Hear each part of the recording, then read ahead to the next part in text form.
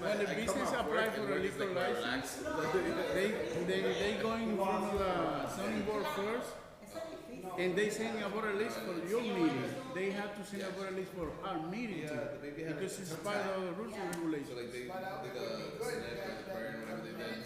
That was yesterday, so he's a little fussy today. So we put a lot of conditions when we allow it. As soon as we got the okay from the So zoning, they were like, oh, I missed the baby stage. Or the smell, the smell. We changed the regulations for used car lots, new car lots. We changed está bien lucky. changed all the liquor laws.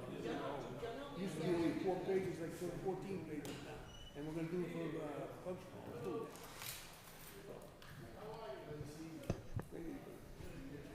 He always looks good. He always looks good. No.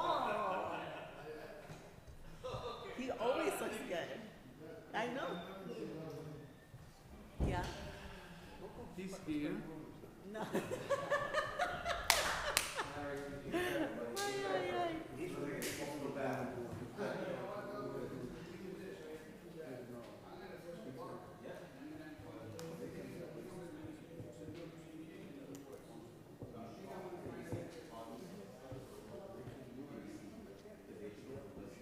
Yeah.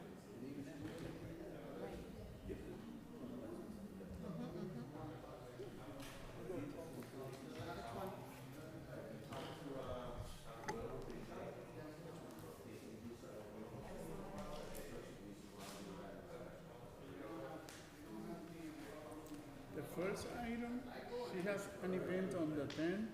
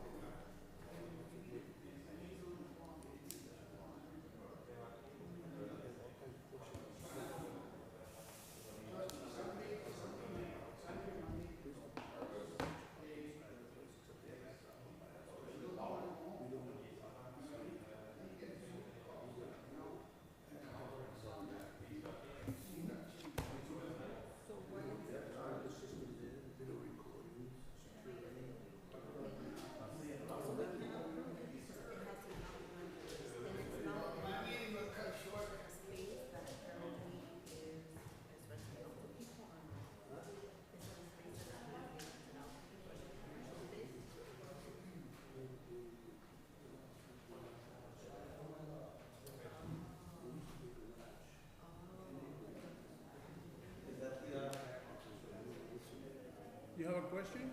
Yeah. You have a question? No. Okay, that's good. Yeah.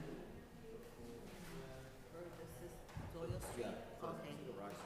Okay, yeah. Yeah. That's fine, but I don't know. Okay. Yeah, thank you, yeah, okay. Okay, no, I think we're on the same page about that. We're on the same page about it. Okay, I think we're ready to start. No. We need 2 more people here. And then the last item is gonna be table, the one that I told you. Yeah, plan to. Which one? The last, Soil Cafe. Okay, The first item, she was here today at the office, and now it's not. I don't know. okay. Bueno, entonces, we'll start, and then, Ateneo's here, so we'll start with them, y vamos en orden hasta que lleguen las personas. You understand? Claro, o sea, nosotros no. Y ellos no tienen, tienen una reunión Give it después de. a few more minutes. Okay. Yeah, a few more minutes. Oh, it's 4 past, we're late. Hmm? We're late. Because the meeting is gonna be quick, so.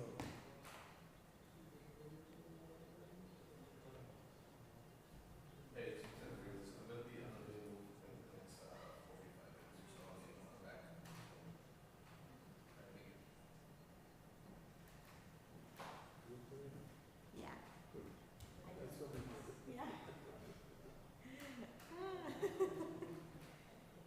How about you? What did you do today?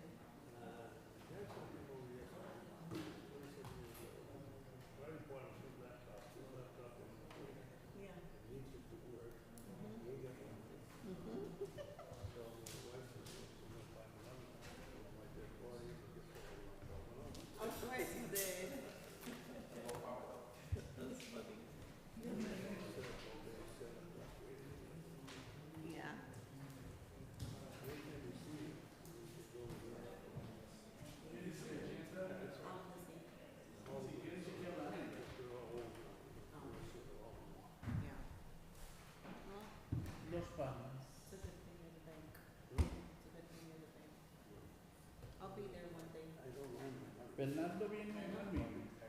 Muy bien. ¿Ya? Sí.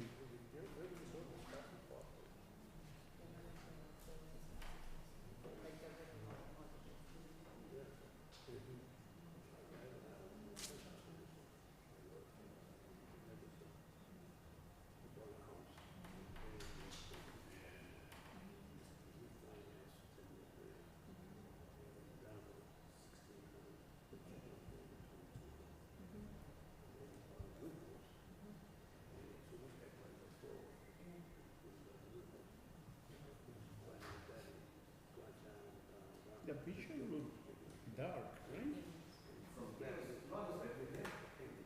Yeah, I've seen it dark. That's weird.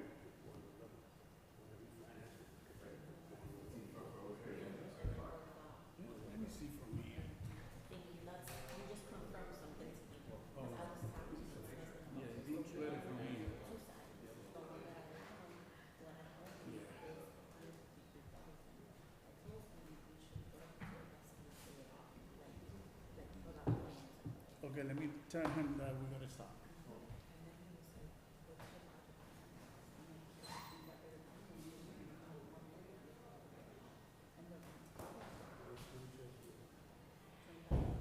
Okay.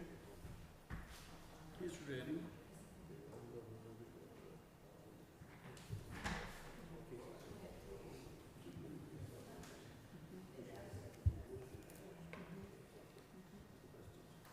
Yeah, yeah, you just, thank you.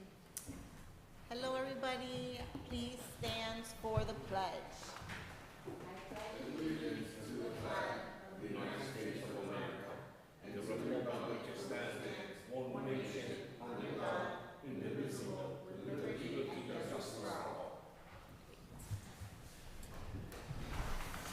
Welcome to the Lawrence Licensing Board.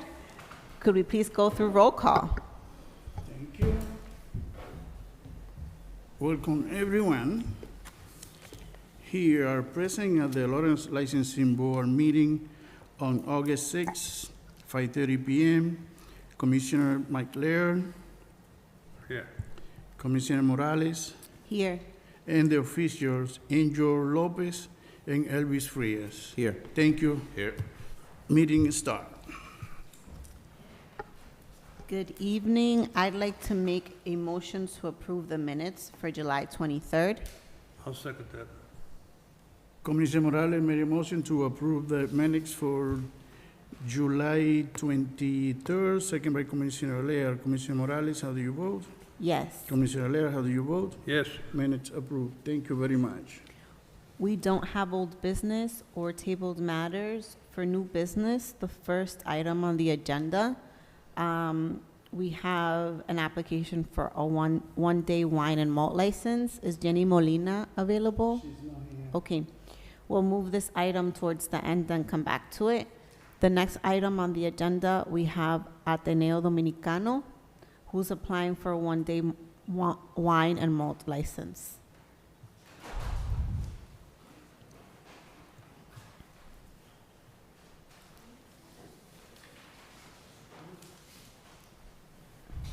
Hello. Hello. State your name for the record, please, and tell us a little bit about this application. What's the event for? Great. My name is Johansson Martinez, and today what Ateneo is looking for is trying to extend the license for selling these products in order to complete the schedule that they have for the Bohemian Sunset. That is something that is an event that is placed annually during the summer. It's supposed to be 12 events with 12 nights during the Thursdays. And because of the weather, because of some festivities that pushed us to postpone the activities. Okay. We're trying to stand to look for the permission, to look the license for those nights, 3 days that we still have to get the license for. Great. Thank you. We are very well familiarized with this event. I don't have questions right now. Commissioner Laird? I have no questions. Thank you. Officer Lopez? So as far as the PD, I know in the past, speak with Lieutenant Oliveri, he's recommended maybe securing the area, given we're at the location, and hiring a police detail too. Okay, great. Thank Good. you. 1 second. Lieutenant Frias? I have no questions. Okay. Go ahead. Okay. Here in these events, on the term talking about the security, we always have people that is coming in the quality of the, I don't know the word capellan. Oh, They come, the yeah. captains, they come to provide security for the event, and the community itself that is participating in the events is always open eye, checking everything that is happening, looking for the rounds, and since this is a place that is looking for to push the cultural event and lifting up our community. Everybody that is assisting to the event is looking up to leave a good image of the city, of the organization, and of course, a good look about how clean the city is, how secure the city is, how good the people of Lawrence actually is, because we have a lot of people that comes from other cities. I myself personally talk to people that came from another states because they heard about this on the radio, or they hear about somebody that invited from Rhode Island, from New Hampshire, of course Boston, city of Boston, and cities, nearby cities. And everybody that is coming there is pretty aware of that and is trying to keep a good eye on the security and on the good standing of the community. Mhm. Thank you. Officer Lopez, you mentioned a police detail. Have they had one there? It was recommended, they do this event annually, my understanding, so speaking with Lieutenant Oliveri, is what he recommended in the past also, and also some fencing in the area, because my understanding where this location is at the corner of Union and Canal Street, literally, and it's in an open area. Okay, okay. Those were the recommendations. Okay. In terms of, but in terms of the police departments, like community liaison folks, they've been familiarized with the event, and it seems like that we wouldn't have an issues extending this summer, and hopefully maybe for next year we have a different type of plan. That is correct. Okay. That's correct. Okay, great. Because I know his concern, because it is becoming more popular, and it's beautiful. But also, I think for next year, and I'm speaking out of term at this point, but I think for next year, making sure we have the dates earlier so that you guys plan for it to be a much bigger thing, because people are coming from other places just for this event, which is a very good thing. Yeah. But maybe even moving it to the back might be better, because it's going into the street. I know exactly what they're talking about. Yeah, all the board and Yeah. and all the volunteers are pretty aware of that of this. And actually, right now we were talking about this issue Good. to prepare in ahead for the next year. Great. Thank you for Of course. extending the recommendation as well. Yeah. Anyway. Commissioner Laird, No question, but I'll make a motion, we can approve it. I'll second the motion. Commissioner Laird made a motion to approve a 4 days alcohol license for Ateneo Dominicano at 15 Union Street, second by Commissioner Morales. Commissioner Laird, how do you vote? Yes, Commissioner Morales, how do you vote? Yes. Motion pass. You can come on Friday between 8:30 and 11 to pick up the permit, the license. Okay? All right. Thank And you good so luck. much for this Thank you. opportunity. Thank you so much. remember, City Hall closes at 1:30, so you better come over here to pick it up. Okay. Okay. Gracias. Thank you so much. Ciao. Have a great night. You too. Yes. Thank you for your service. Yes, thank you. Yes. Thank you. So next year, we definitely should figure out how to. This is obviously the safety concern of being next corner. Yeah. They're gonna do a lot of events. Yeah. Thank you. Okay, and Officer Lopez, right? Sergeant Lopez, I'm sorry. You see, I knew I was messing that up. I know. I'm learning still. I'm going to get to a point where I will get this. Yeah, you guys. You wouldn't know that for work. I go into prisons. Like, yeah, I work with you guys all the time, but I can't seem to get that right. Okay, the next item on the agenda, we have Deli Moore, who's applying for one-day wine. On August 9, 10, 16, 17, 30, okay. Buenas tardes. Buenas tardes, ¿cómo estás? Muy bien, gracias a ustedes. Muy bien. Entonces, nosotros no hemos tenido inconveniencias con este local, pero sí nos estamos dando cuenta que es para todos los fines de semana de este mes. Sí, yo he podido hacer un balance. So I just told her, we haven't had an issue with this location in the past in approving, but we are seeing that it is for every weekend this month. Dile en español ahora, please. Yo lo dije en español primero, y se lo traducí a él, pero se lo dije en español para que ella me entienda primero ella. Okay, go ahead, Mike. I have some questions and why every weekend? Que ¿por qué todos los fines de semana?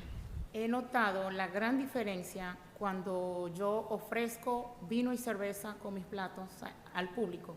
Le gusta, tengo más rentabilidad. Por ejemplo, el fin de semana tuve muy poquitos clientes.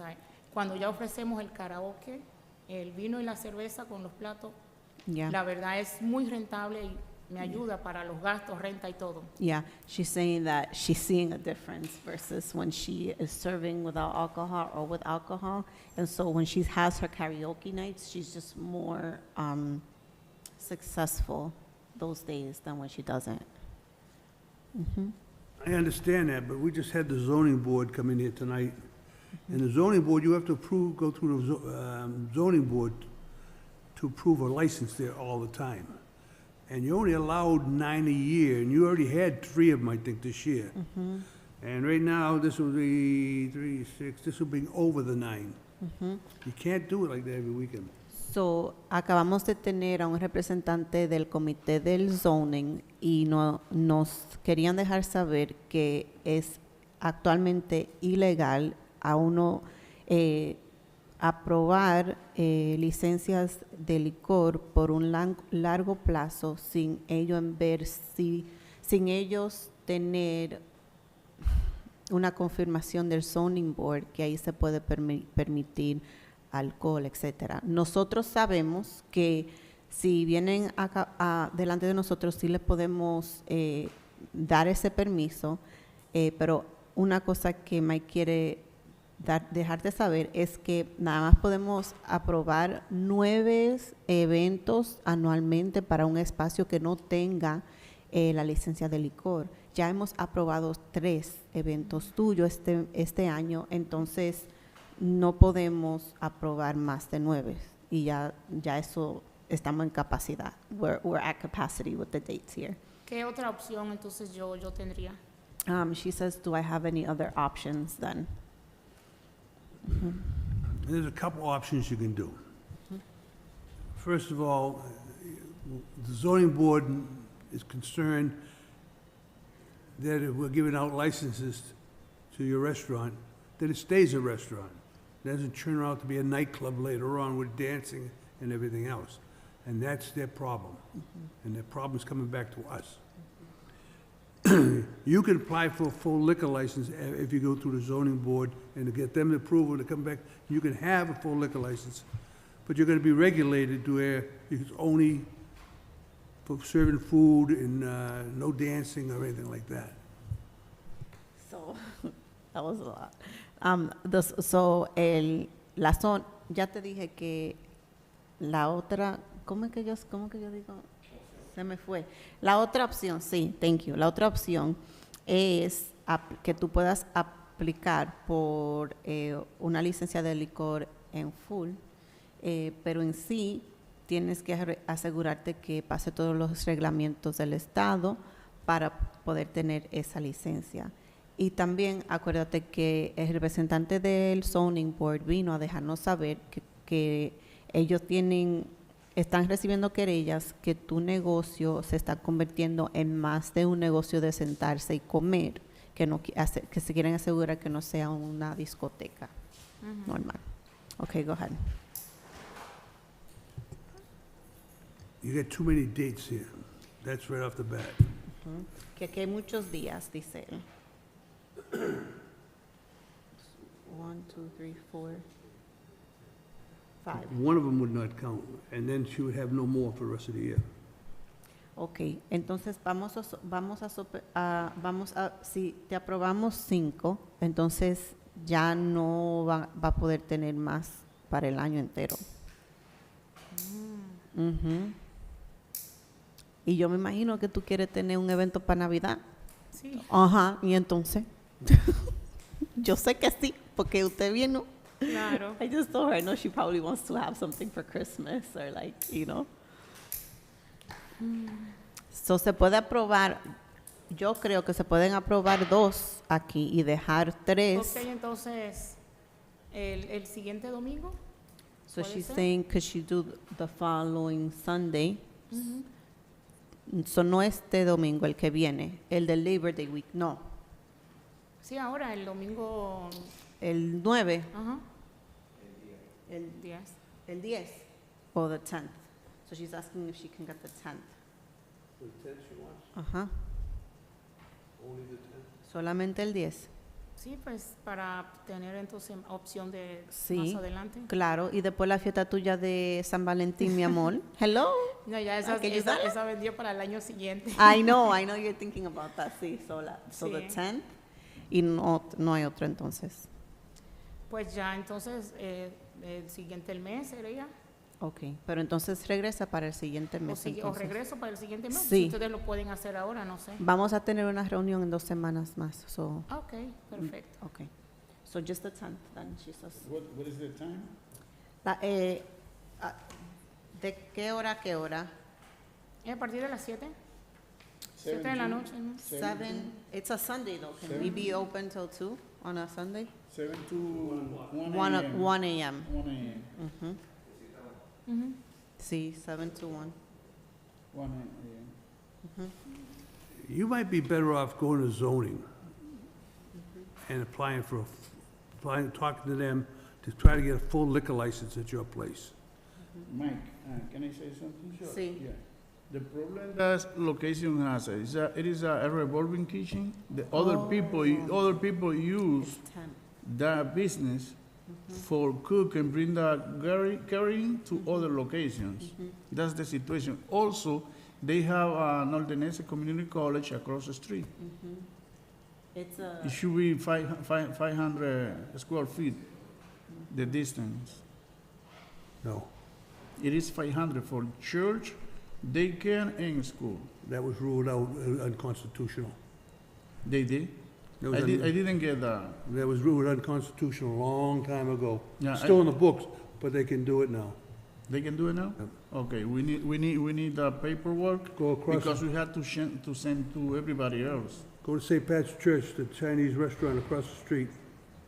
I know. Then Jacqueline, any- Jacqueline and Go to St. Union Patrick. Street, go to Union Street down here, right? there is another church there? There's right after the church is another Spanish restaurant with a liquor license. No, restaurant is fine. It should be daycare, school, or church. No. The restaurant, any, in the, She runs a restaurant. She runs a restaurant. Say that yeah, again. but it's the location, 500 feet. Well, what he From the church and the See. school. Go, Jump in? Yeah. go ahead. So my understanding, I know what this is, this revolving kitchen is like a contract for any businesses that's upbringing to the city. So a lot of these businesses own food trucks and they move to this revolving kitchen. So it's a contract, I don't know if you know the Nessex, so I believe to help them grow and get this business started. From that, they're able to save enough funds to open an actual location. So technically, they don't own even the location whatsoever. Yeah. It's just a contract that they have. Yeah. Yeah. That's different, because she doesn't own the No business. tengo No. tiempo definido, yo tengo un año ahí. Okay, yeah, she doesn't, ella, it's not, It's a contract. it's a contract, yeah. When's your contract expire? ¿Tú sabes cuándo se expira tu contrato? La misma No, pregunta. o sea, No. no tiene fecha. Cuando yo decida irme o conseguir otro local, yo Yeah, she doesn't have a date yet. It's like when she's ready to open up in another space. Yeah. hay miembros que ya hay otras personas que ahí tienen varios años. Yeah, there's people that had been there for a couple years and then they go. Okay. We'll make a motion, I make a motion, we give approval for the 10th. Okay. Did I go down the line, Lieutenant Frias? Okay. Yeah, I don't have any questions, yeah. okay. No further questions. Thank you. I'll second the motion. Commissioner Lear made a motion to approve one-day alcohol license for Deli More LLC, 420 Common Street. Is that gonna be to Sunday the 10th? Second by Commissioner Morales. Commissioner Lear, how do you vote? Yes. Commissioner Morales, how do you vote? Yes. Motion passed.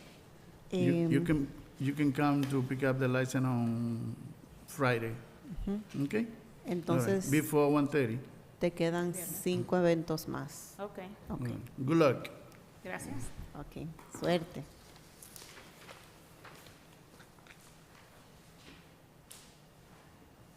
The next item, we have Fearless Auto LLC. Come- Sí.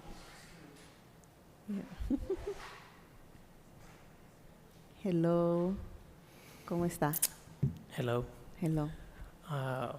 Good afternoon, ladies and gentlemen. My name is Angel Jaime. I recently opened a new business, Fearless Autos. It's a small business, retail used cars. I just got my business certificate, and I'm here to know everything about the rules, the rule city, and the next step of my business. Thank you for the opportunity. Thank you.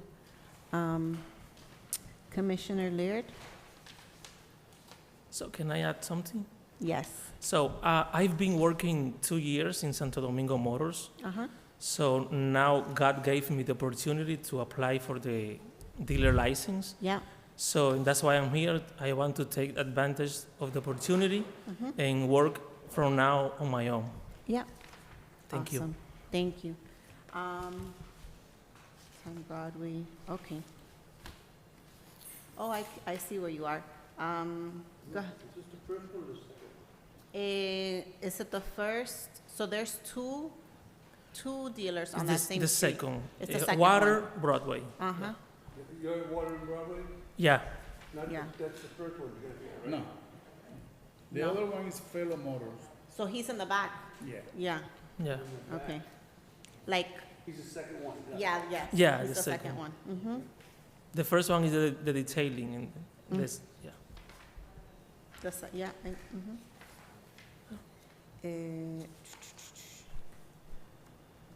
Commissioner Lear, go ahead. You're buying the place, right? I'm buying the business place. Okay. Not the property, the business. No, just the business, I understand that. And it's gonna be kept clean a lot, right? Yeah. Okay, and before even if we approve the license for you, you have to see him, and get a copy of the rules and regulations for used car dealers, okay? Okay. And inspection. And, And then inspection. and it has to be Yeah, inspected. I want to do everything correctly. That's why, thank you for the recommendation. Yeah. Of course. Thank you. Go ahead. Okay. Sergeant Lopez? I have nothing. Okay. Lieutenant Frias? I've actually met with him a couple times. It seems like he's trying to do the right thing. He might need a little bit of guidance on the rules and regs. But as far as the location, it seemed clean. He seemed to be getting everything in order, so Okay, great. I have no problems. Okay, great. Great. We wish you luck, and we'll make a motion to approve this license. I'll second that. Commissioner Morales made a motion to approve Fearless Auto LLC, 10 Broadway, second by Commissioner Lear. Commissioner Morales, how do you vote? Yes. Commissioner Lear, how do you vote? Yes. Motion passed. Congratulations. Thank you. Okay, you can pass by on Friday to pick up the license. The same hour from 8 Yeah, to it's 11? gonna be pending until they finish the inspection, but you can come by to the office on Friday. God Okay? bless you. Thank you. Tomorrow, Good luck. tomorrow they close early, so antes de la 1 de la tarde tiene que venir. No, el viernes. Friday. Ajá. Thank you. Okay, okay. I already think it's Thursday in my head. I know. Okay, the next item, we have, Soil Cafe. Mancibo, yeah, Enterprise. They're not, are they here? Mancibo Enterprise LLC? That's the Okay, one I'll make a motion to table this for our next meeting, which is taking place on August 20th. I'll second that. there. I have something before to approve that. Okay. They going to get a meeting with the owner Mm-hmm. of that location. Used to be Casabe. Mm-hmm.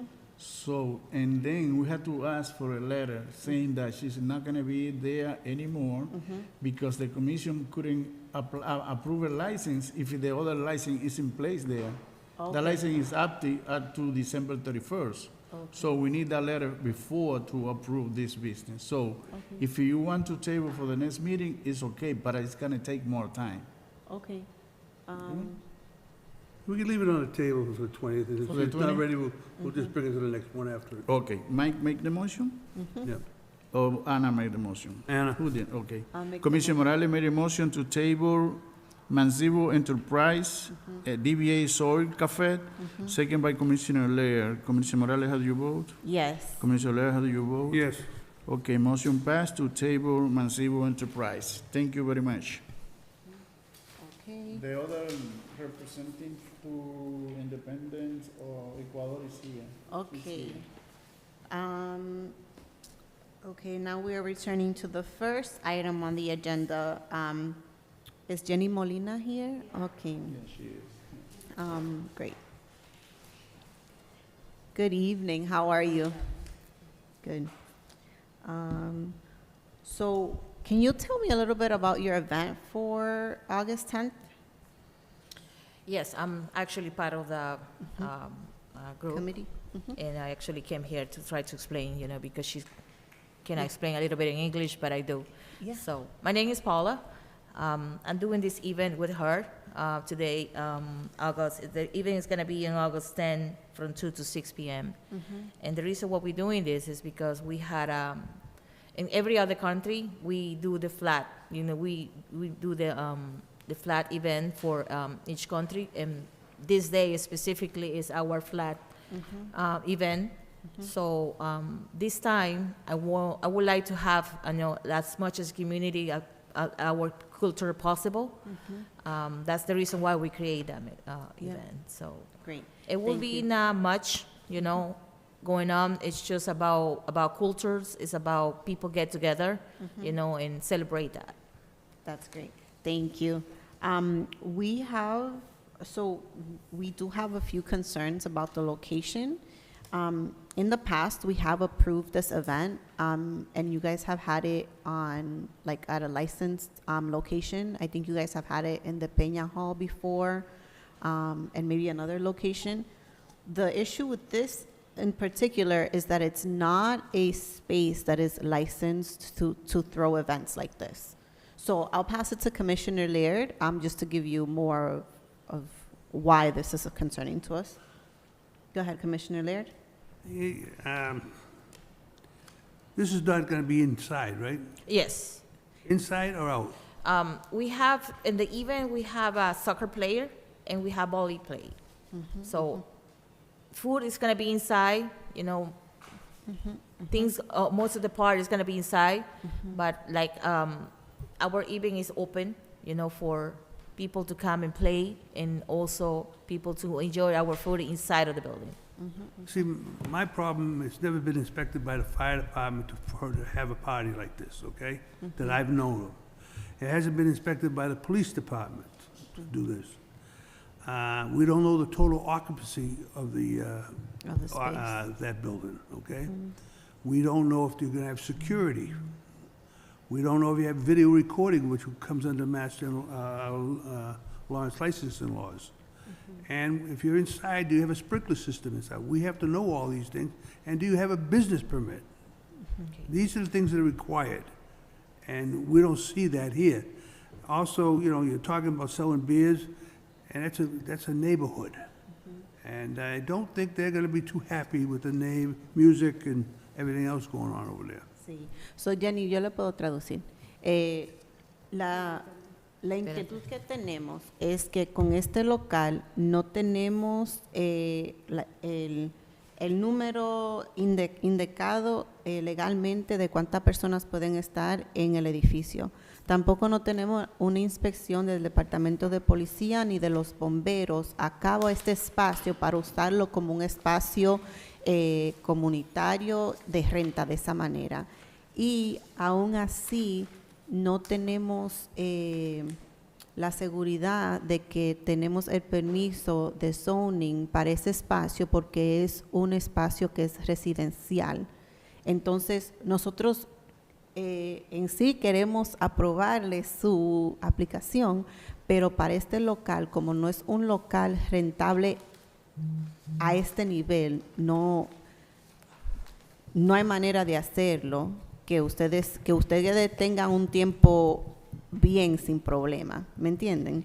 Porque yo sé de este evento y nosotros lo hemos aprobado antes, pero ustedes los han tenido en un espacio que es un espacio comercial para poder rentar. Entonces, así lo podemos hacer, pero en un espacio así, sin tener todos estos reglamentos ya sateados, como dicen, no lo podemos aprobar de esta manera. Porque supuestamente ahí está aprobado para un sitio recreacional. Él tiene los papeles de permiso como un sitio And they recreacional. have liability insurance. Okay, so they say They that have liability insurance. Yes, we do have life insurance for that. We do have Yeah. all the permits that we need. okay. We also have, ¿cómo se llama eso? Tú dijiste que tenemos The la floor persona. plan? La gente que va a estar alrededor coordinando y chequeando de la ciudad. Okay. ¿Capillas? Capellanes. ¿Capellanes? No, Yeah. for security. The security is Y the tenemos community también. security. We do have private securities. We do. We work in this so many times. I mean, so much weeks just to get everything set. Just try not to get, you know, a lot of issues around. And we do coordinate. We do have meetings with the mayor too. So that's why we're here. Yeah, also, you know, I haven't been at the place, but the police department has been there before when you had an after-hours party there or going into 2 or 3 o'clock in the morning. I don't have an answer for that because I've never been there on those parties. So that's the reason why we are doing earlier. You know, it's a family event. It's 12:30 a.m. and it will be done at 6 o'clock, less sooner at 5 o'clock.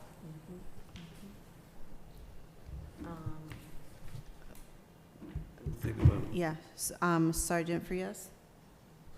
I have no questions. Sergeant Lopez, sorry.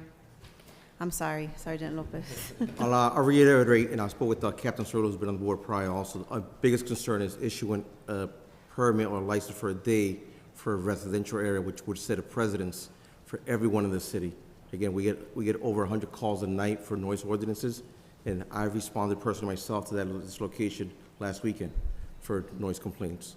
And that's the biggest concern, where it's in a resident area and we set a precedence down the road for anyone having after-hour party, wherever the case may be. Thank you. Para traducirle que el Departamento de Policía, una de las inquietudes es las querellas que han tenido en ese vecindario, de acuerdo a el ruido y, bueno, que ya él comentó que la semana pasada tuvieron una llamada al Departamento de Policía porque tenían algo ahí y es obvio porque es un espacio residencial. Entonces, esa es una de las únicas inquietudes que tienen. ¿Puedo decirle algo? Yeah. Los dueños del local no le explicaron a usted que anteriormente ellos habían aplicado por un día de alcohol ahí y que se le había negado. cuando vienen aquí a Building a solicitar los permisos para 110, se lo han negado siempre en esa localidad. Y no sé si es por los asuntos deportivos con los niños y las cosas, pero se la han negado. Y la razón por la que yo la dejé que usted aplicara es porque nosotros no podemos decirle que no a nadie que quiera aplicar para algo. Nosotros tenemos que aceptar las aplicaciones. Okay. No me dijo él que le habían negado algo de bebida allí. Ellos That habían tratado en el pasado. he's se le habían explaining negado. that in the past, they've tried to do a space there and that it hasn't been approved before. So they're just trying to let them know. Before they come to the meeting. Can I the ask something? building blocked the application and say, no, we're not gonna issue your license there. Yeah, go ahead. Is there any way that we can reinforce the police to be in that area? You know, I mean, I don't see any, you know, reason why we can not have that even going on since it's our, you know, we wanted to get our community and culture in place. Yes. I do understand, you know, all the situations that place has been done. I live in Manchester. I don't live here. So I wanted it to do this because this is my first time doing the event, and it's something that right now it's getting me all attentions about, you know, that situation, that particular place has it. But if we can get involved the police, you know, during routine times, I think it should be okay with me.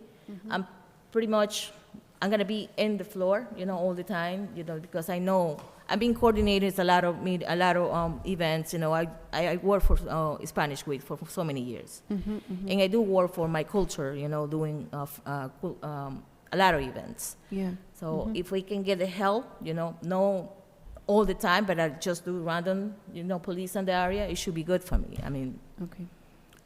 that's what I think I picked that day because it's Sunday, it's earlier, and it's everybody goes to work Monday. So if it's as early as that I can, is as soon as the we can finish it. Commissioner Laird? You know, it's nice that you want the police there, but the police are busy doing other things.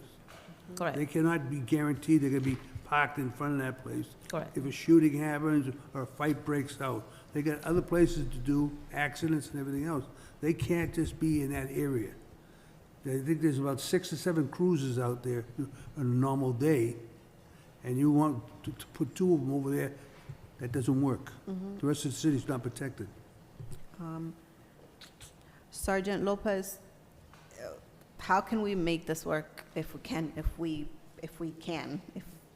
I don't, Well, honestly, I spoke with Captain Cerullo. The biggest concern is it's opening the door for everyone in the city where it's a residential zone. It's a residential place, so anyone who wants to host a party can come here then, and with the intention, say it's gonna be for a Sweet 15 or whatever the case may be, and it can turn out to be an after-hour party. okay. So it seems like the application, it's on a Sunday, we're trying to make sure you guys, until what time are we asking for this? 2 to 7. 2 2 to 6. 2 2 to p.m. to 7 p.m. 2 to 6 p.m. 7. 6 p.m. The doors will be closed, even if Okay. it's Saturday now. It's my deadline. Okay.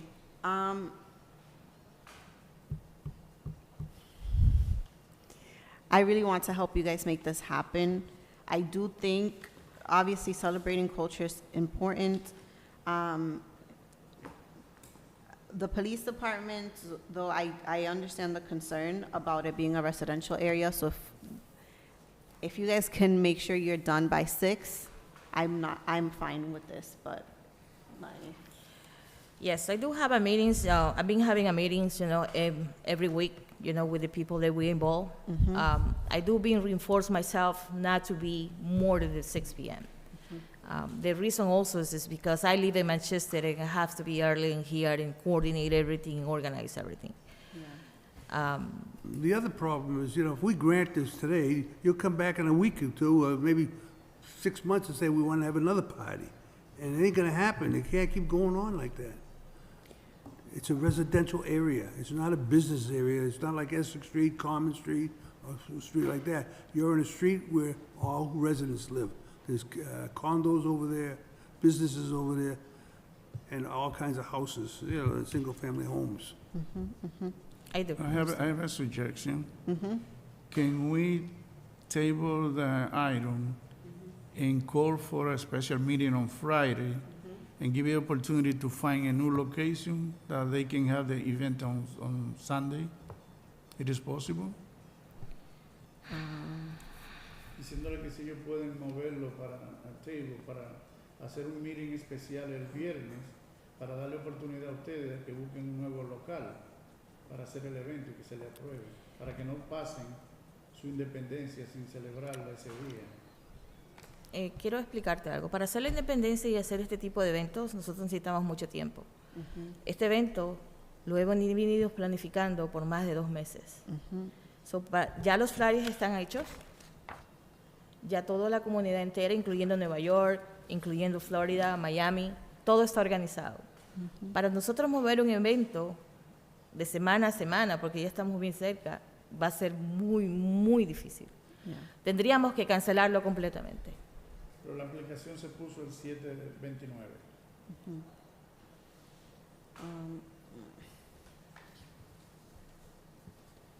How we can help?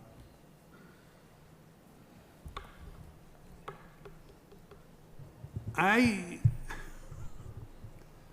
don't want to say no to you, but I'm on the verge of saying no, unless I can come up with a condition that you'll never come in front of us again for this address. Yeah, this is, the problem is not, it's, the issue is that we will get backlash for the fact that it's a residential area, and we have to make sure that we are listening to the recommendation of the police department. That's our biggest thing. Yeah. ¿Puedo preguntar algo? Sí, claro. Si ustedes nos dan permiso, ¿qué es lo que nos permitirían hacer entonces? Para no cancelar todo, ¿qué es lo que Sí. podemos hacer? Solo porque queremos hacer es como deporte de fútbol, de boli, Sí. comida. Bueno, en sí, no queremos, she's asking what can we actually do because we don't want to cancel it. We don't want to cancel the event. And lo importante para nosotros es que las personas que vayan entiendan que es un espacio residencial. Entonces, si llaman porque hay mucho ruido o lo que sea, saben que eso seguro va a suceder. Entonces la música no muy alta, o No. no música. I think Porque si music is queremos fine. que- Es de 2 a 7 de la noche. Nosotros queremos hasta las 6 ya, como pusimos hasta las 7 por si se entiende, pero nosotros a las 6 ya queremos borrar todo. Son grupos folclóricos que van a ver en evento. Sí. So, hay They're 2, 3 having- grupos folclóricos. ¿No? Yeah, they Vienen de have- Nueva York, de Queens. Yeah, they have like a folkloric group that's coming to do like a performance, and they should be done by 6. Yeah.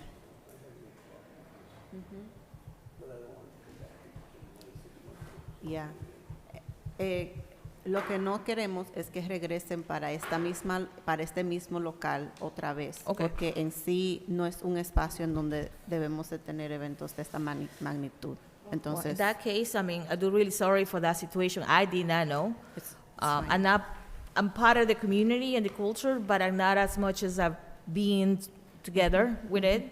Like I said, I work in Manchester, you know, as of right now, I'm supposed to be working, but I came here because I wanted to support I wanted to support my country for this. Going forward, you know, thank you for letting me know that because I did not know anything about it. But I want to go forward with this because this has been done already, and you know, I'm been dedicating a lot of my time of this, working with ambassadors and consuls and people that are gonna be there. So that's why we try to get everything legal. You know, we don't want to go, you know, just do this without no legal, you know, advice and stuff like that. So. Thank you. If we approve this, it has to be done at 6 o'clock on the nose. It will be Stop. done at 5:30. Wait a minute, it has to be stopped. And calmly and peacefully, okay? Okay. The next thing is, don't come back in 6 months or a year from now and apply for that application, do it again, because we're not gonna approve it. Okay. I understand you're caught right now because of all the money you spent for this band and all the other things you've done. And I don't wanna see you lose any money, and the community needs it, okay? So, if you go by our ruling that you won't come back here again for that, then maybe I might approve it. You got my words. Okay, thank you. I'd like to make a motion to approve this wine and beer license, wine and beer, for the 10th. I'll second that on the conditions we just talked about. Commissioner Morales made a motion to approve one-day license for Comité Independence de Ecuador, second by Commissioner Lear with the condition to finish by 6 p.m. Commissioner Morales, how do you vote? Yes. Commissioner Lear, how do you vote? Yes. Motion passed. Sí. You can pass on Friday to pick up the license. Thank you so much. Okay. I appreciate it. All right. Thank you. Yeah, before 1, antes de la 1, el viernes. Okay. Remember, Thank you. remember, you're not here by 1:30, the place is closed. You don't operate. No, 1:30. Before. Yeah, Monte. before 1. Thank you. Okay, that's it. Before to adjourn the meeting, I seen Adonis here. I don't know if he comes for. No, viene para. Yeah, he's going, the other meeting, no? Everything is okay. Okay, you're good. You're good. I don't know. No, with us. Okay. He's an Artica owner. Yeah. Okay, Artica owner, but I saw Juan also here. He was here. yeah, it's from City Hall. Okay, there is another We're meeting. for another meeting. If Okay. you can come to support. Oh, I'm coming. The chief, please. Bueno, our next meeting for the licensing board is taking place on the 20th at 5:30. I'd like to make a motion to adjourn this meeting. Second. Commissioner Morales made a motion to adjourn the meeting, second by Commissioner Lair. Commissioner Morales, how do you vote? Yes. Commissioner Lair, how do you vote? Yes. Meeting adjourned. Thank you very much all for coming. Thank you. Thank you. Me-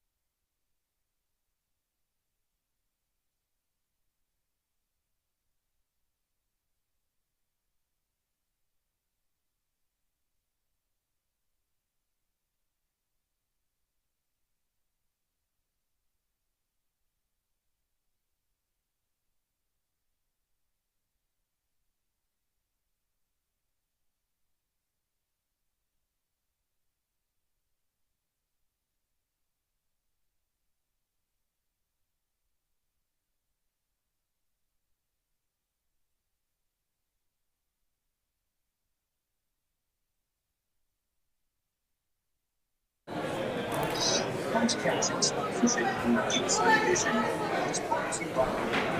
If you're 50 or older, you could be taking advantage of everything AARP has to offer right now during AARP.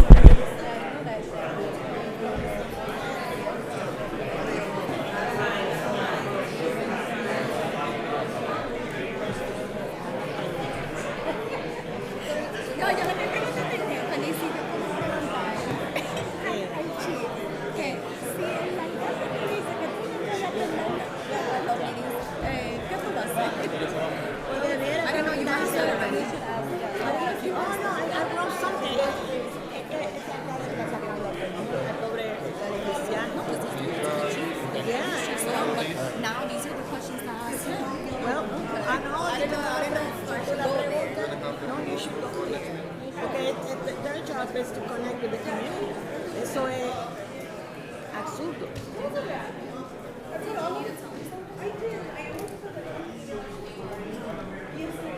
How was your trip? It's good. I saw pictures. I enjoyed it. You guys look like you're from there. In the picture, that you belong to that side of the world. You think so? Yeah. We don't feel that way. We're totally. No, your kids are so tall. Oh. Very elegant. So yeah, we sort of did not fit in. We're not Arabic. We don't speak French. We're not Muslim. You know, I have that in my mind, like little kids. Oh, my kids? Oh, yeah. Really? Yeah. It's old. They're still our babies no matter how old they are.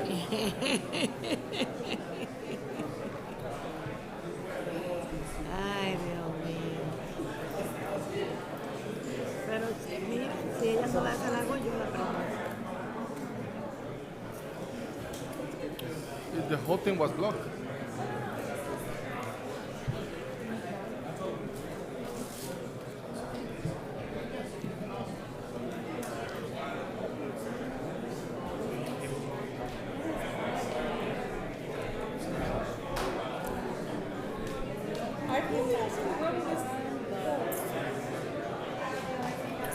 Okay, let's go.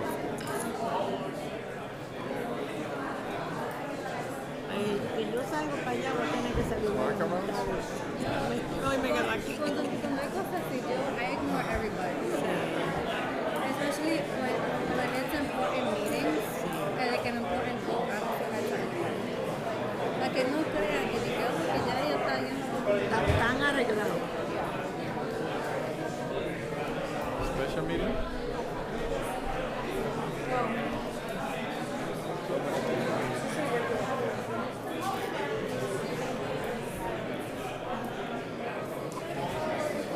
We good? Good to see you.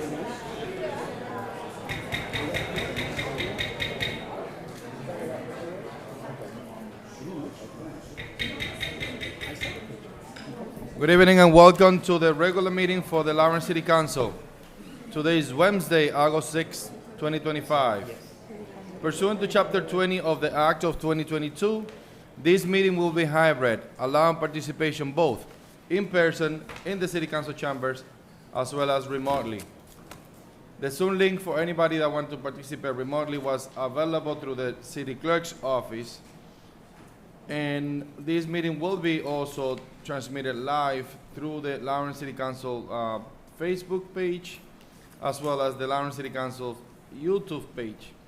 Madam Claire, a roll call. Councilor Levy. Present. Councilor LaPlante. Present. Councilor Luzon. Present. Councilor Del Rosario. Present. Councilor Santiago. Present. Councilor Marmol. Present. Councilor Reyes. Present. Council Vice President Infante. Present. Council President Rodriguez. Present. Please join me for a moment of silence in honor of the police and the fire.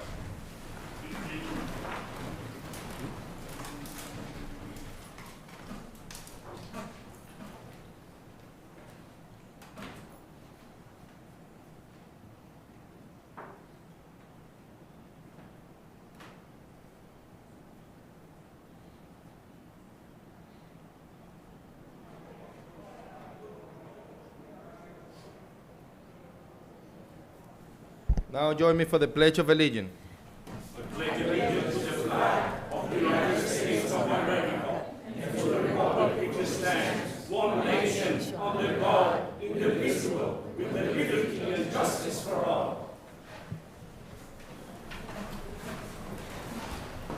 Councilors, we got a few minutes that we need to approve, and those are from June 6, 2025, and prior year, February 6, 2024, February 20, 2024, March 19, 2024, April 2nd, 2024, and April 16, 2024. Can I get a motion to approve those minutes? Motion to approve? Second. There's a motion to approve, properly second discussion. I hear none. All those in favor, please say aye. Aye. Any nays? No. Madam Clerk, please call the roll. Councilor Reyes. Yes. Councilor Mamo. Yes. Councilor Santiago. Yes. Councilor Del Rosario. Yes. Councilor Luzon. Yes. Councilor LaPlante. No. Councilor Levy. Yes. Council Vice President Infante. This is for the minutes? Yep. Yes. Council President I Rodriguez. vote yes. Now we're going to go to public participation. We have a huge amount of participants today would like to speak. And the rules of the public participation are as follow. You're going to have 2.5 minutes to speak. At the 2-minute mark, you're going to hear a beep. Please refer to this council as a whole. And we're going to proceed with the list that it was provided at the podium. Anybody that signed up going to have an opportunity to speak. The first person that we have is Ana Morales.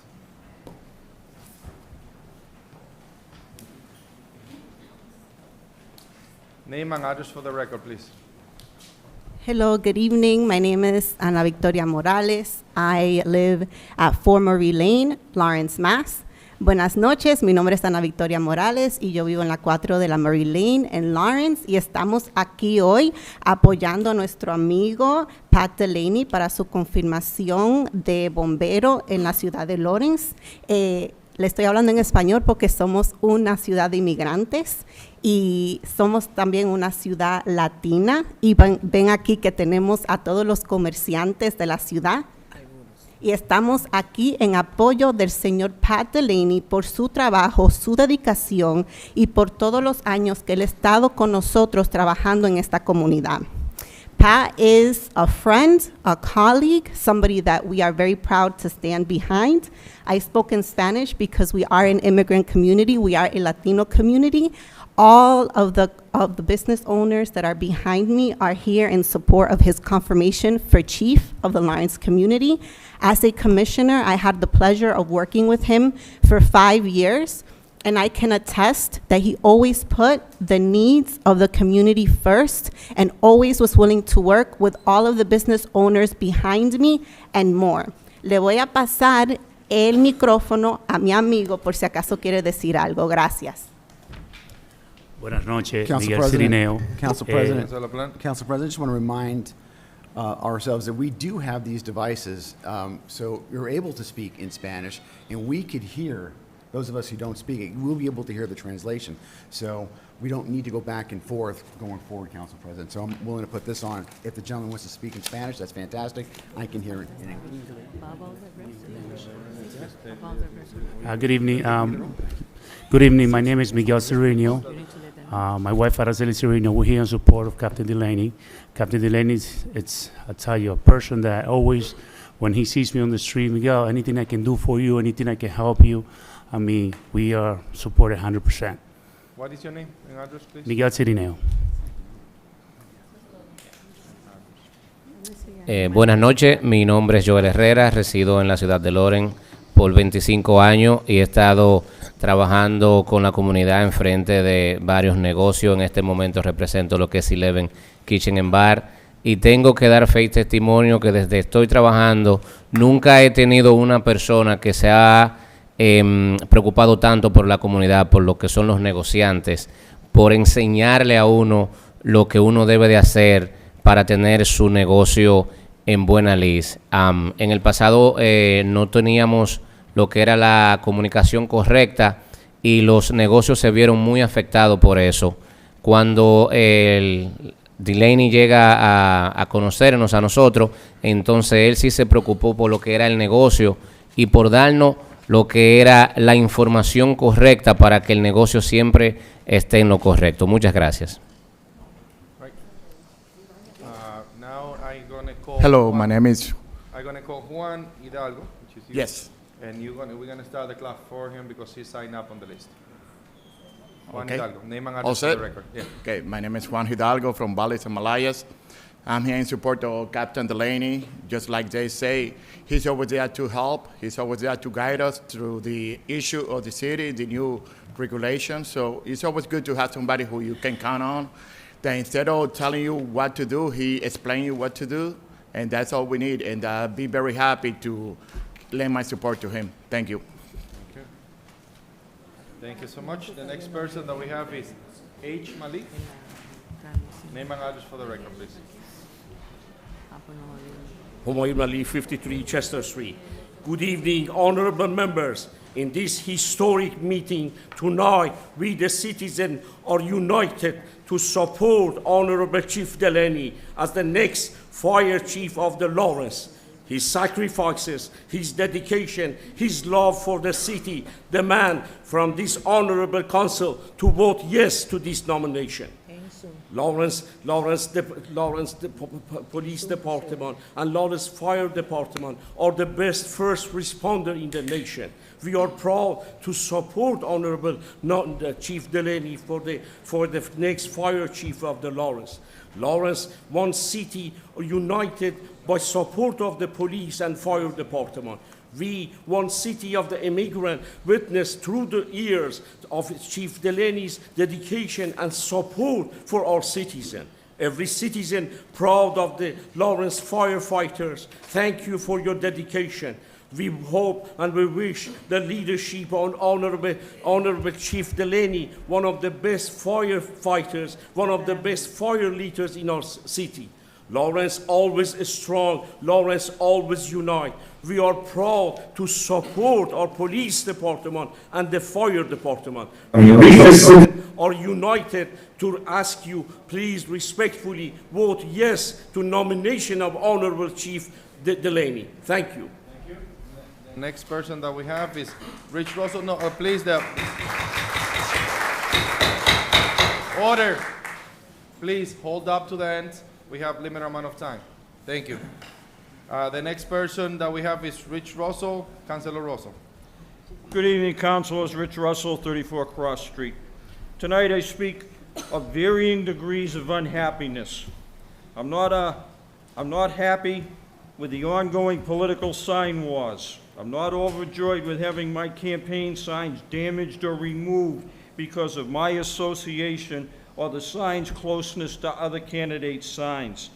I am frustrated by candidates putting up their signs without getting permission from property owners, while I do seek permission and willingly accept their refusal with dignity. A quick bit of info to all that are running for office. I am well versed in the Mass OCPF website. Can you imagine my shock when I found the following? Tomas Lightbody, Saugus, miscellaneous contractor. Eric Manning, Roslindale, trash manager. Michael Marullo, Linfield, and Joseph Recupero of Winthrop, both listed as disposal managers. And Joseph Recupero Jr. of East Boston, listed as self-employed, all donated $1,000 to Mayor Brian DePina's campaign, and all listed an association with Capital Waste, our city's trash hauler.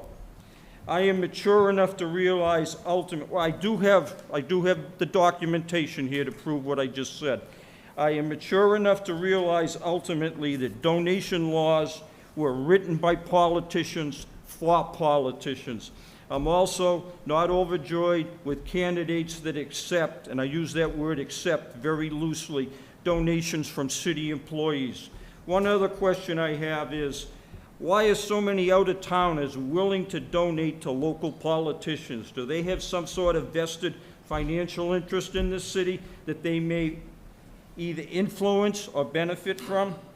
Also, not overjoyed with a rash of newly paved streets just prior to the municipal elections. One more question, why are traffic signals at some intersections turned towards the sky? Is the city getting a subsidy from the FAA to direct traffic to Lawrence Airport? Last comment, I do support the elevation of Captain Patrick Delaney to the position of Lawrence Fire Chief. Thank you for the time. The next person that we have is Thomas Brown. Name and address for the record, please. Hello, I represent the Everett Mills. We have 75 residents in our building, and Captain Delaney and his team keeps our building safe. I recommend he's to make a good chief. Thank you. Thank you. The next person that we have is Michael Blanchard. Good evening, councilors. Michael Blanchard. I'm a captain at Engine 8. Been a firefighter in Lawrence for 34 years. Been a firefighter for 37 years total.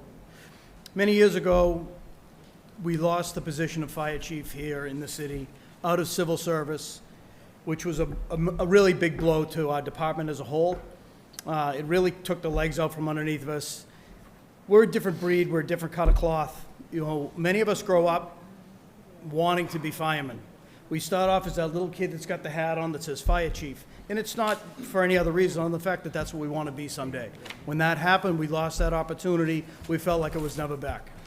The opportunity is in front of us to have a Lawrence firefighter again be the chief of this department. I can sing Pat's praises all night long of what he's done for the city, what he's done in the time that I've known him. You're going to hear it all night long from everybody else. I'm speaking from a different angle tonight. Sorry about that, Chief. I'm coming more from our department as a whole. Our department as a whole will be in a better position. The morale will be better. You see there's a little bit of a spring in guys' step again. It's a huge step for us as a department. So I firmly, firmly support his elevation to the position of fire chief. And you really want to listen to what everybody else has to say about all the positive things about him, because they're all true. Thank you very much. The next person that we have is Al Serrano. Name and address for the record, please.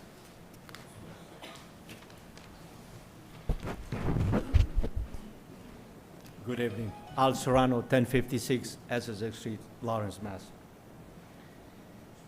Members of the City Council and guests, it is a pleasure to speak with you today about not only distinguished fire captain, but also a very respectable member of the community.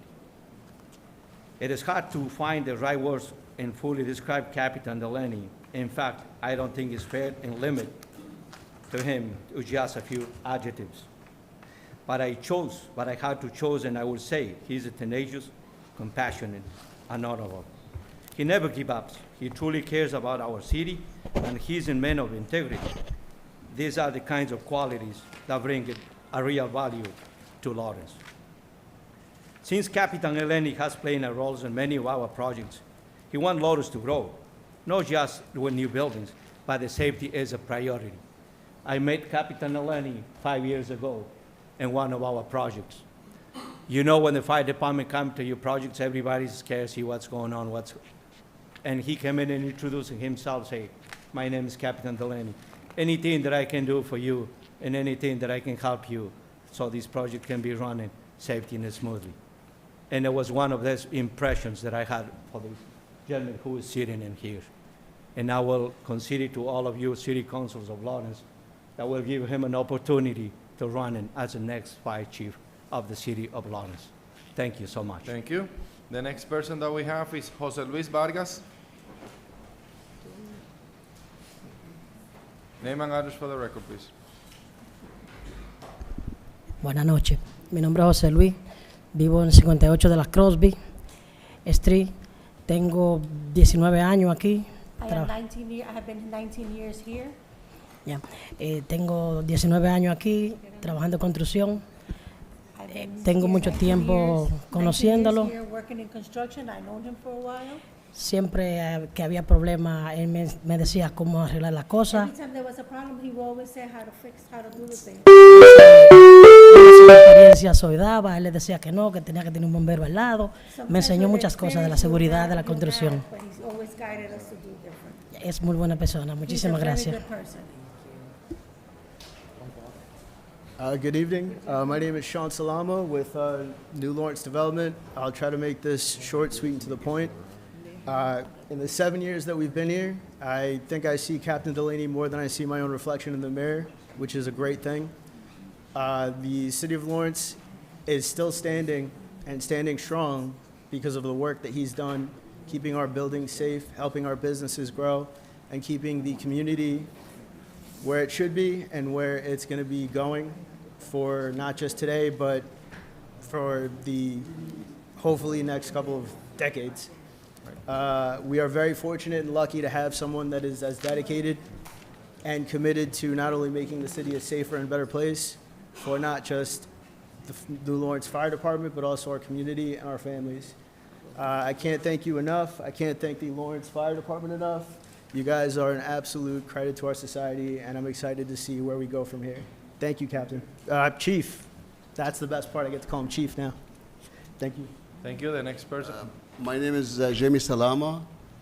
I've been working with Captain Delaney, which hopefully very soon by your decision will be the chief for us. But actually he was the chief for me all the time because he's helping me all the time through the building I've been building, fixing the problem, teach us how to do it, what the safety way to do it.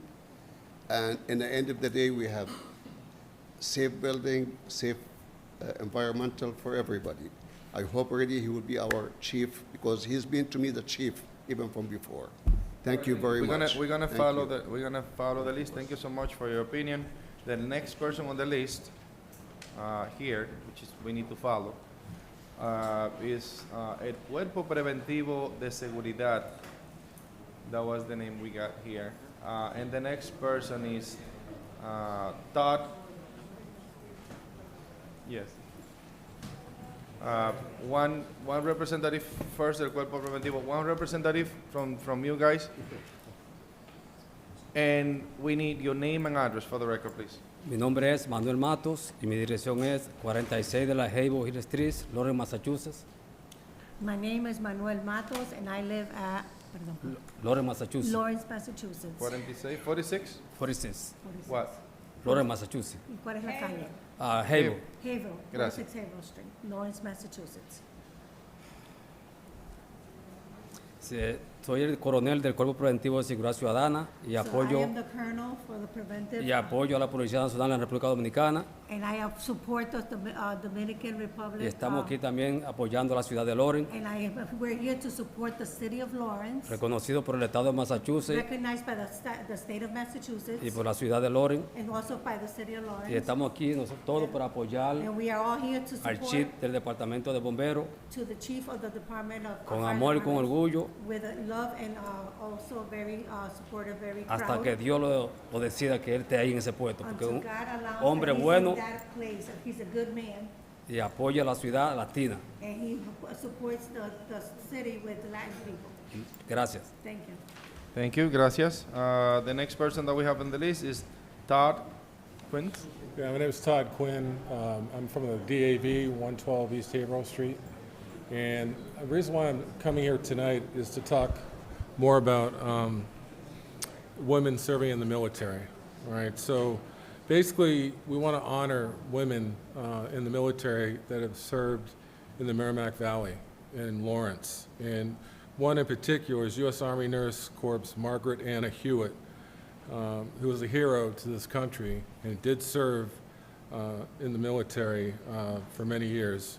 And we want to honor her, her service, and make sure she be the first woman honored, first nurse woman honored here in Lawrence.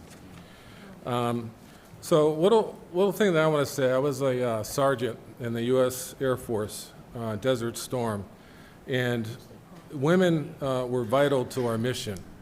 They helped us to achieve mission readiness. They were just like instrumental in making things go so smoothly. And they helped me greatly as a sergeant and helped me to achieve my commanding role in leading 12 people. Without women in the military serving, we don't have a nation. So I just wanted to say that and wanted to thank you so much for allowing me to share. Thank you. The next person that we have? The next person that we have is Dan Tron.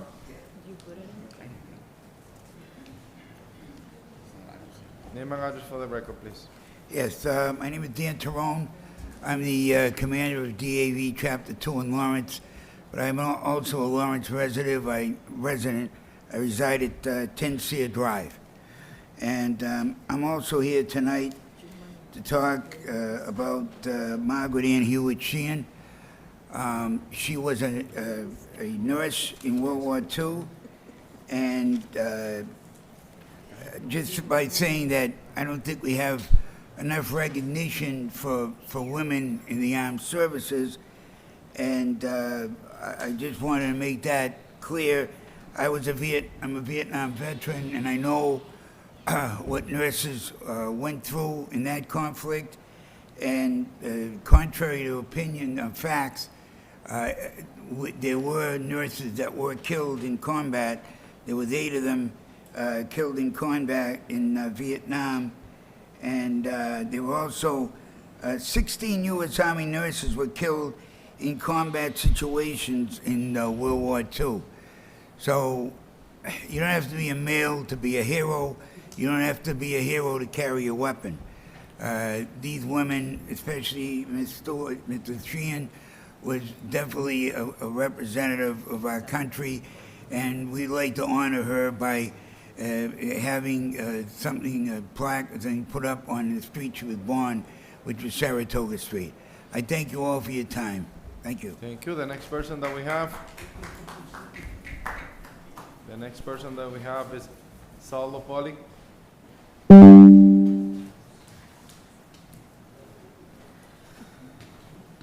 Salopoli at 360 Merrimack Street, Riverwalk Properties.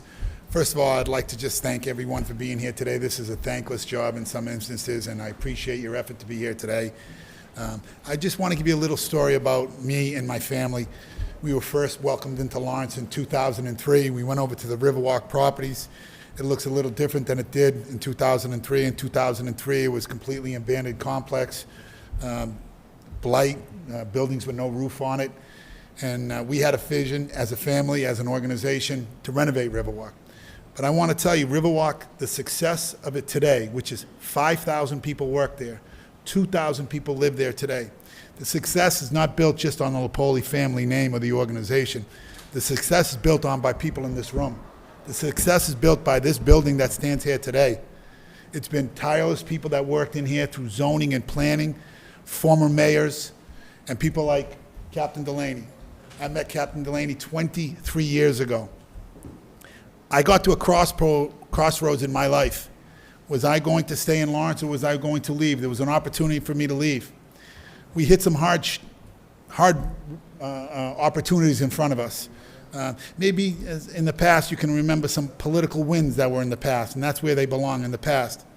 But it was people like Captain Delaney that encouraged me to stay here at Riverwalk. As a result of him encouraging me to stay at Riverwalk, thousands of people have jobs today. 15% of all the people that work at Riverwalk are from Lawrence, Massachusetts. That's over 1,000 people have jobs.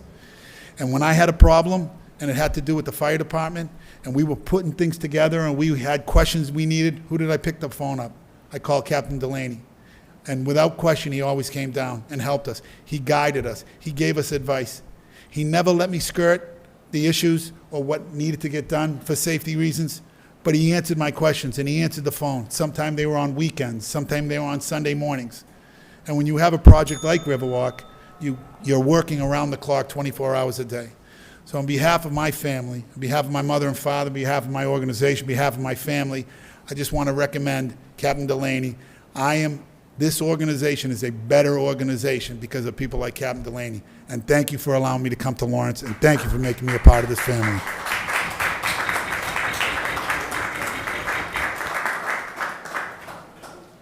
The next person that we have on the list is Sari Perdomo.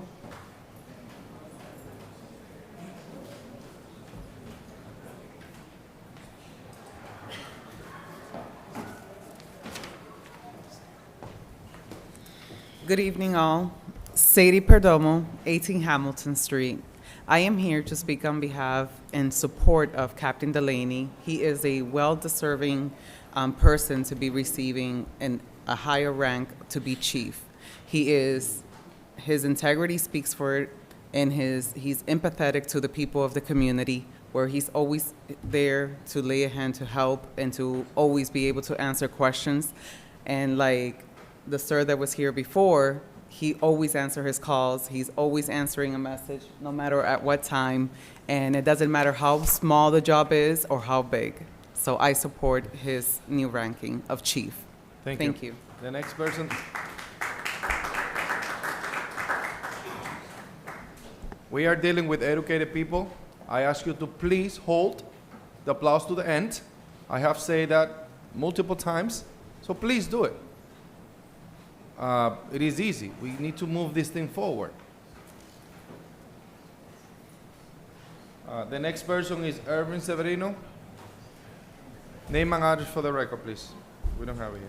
Yeah, my name is Erwin Severino. I live at 16 Washington Street. I also own a business here in this 139 Jackson Street, independent import specialist. But we are not here tonight for that. Tonight I'm here for Mr. Ann Sheehan's Margaret. 10,000 female veterans was deployed for Vietnam.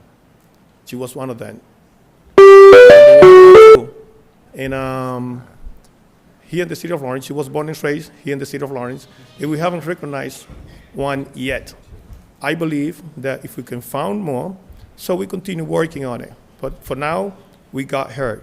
I take in consideration for the next time to please, let's get her name at least in one corner and get a hero, because she saved a lot of life, but also a lot of died on her hand.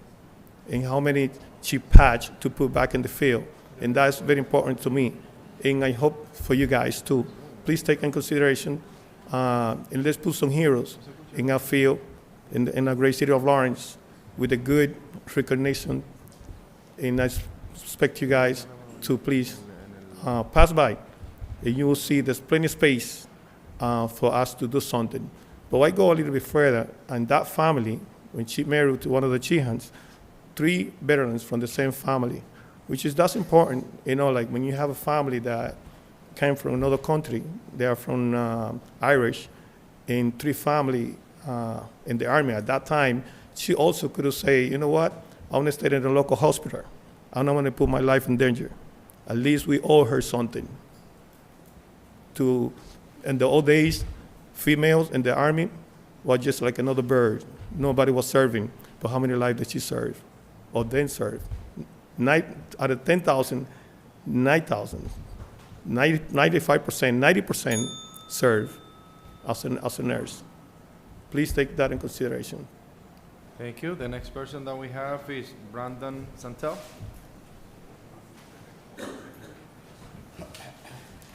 Brandon.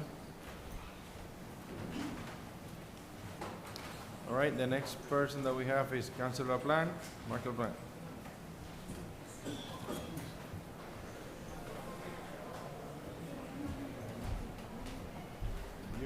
You're the last one.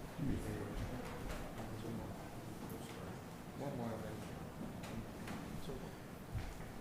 Thank you very much, Council President. As many of you know, well, you do know because you're a part of this, I went down to Tunisia to bring a resolution to the 5 servicemen who were killed during World War II, and I'm here to thank you all. I'm here to thank you all for being a part of that resolution.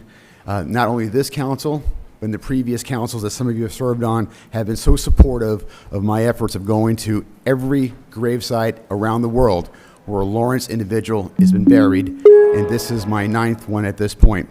What I want to do is thank you, and I also want to thank the mayor for the proclamation that he sent with me as well, as I gave the proclamation and our citation, remembering those soldiers. I did receive an email or a letter afterwards, and I wanted to read that from you. This is from the superintendent.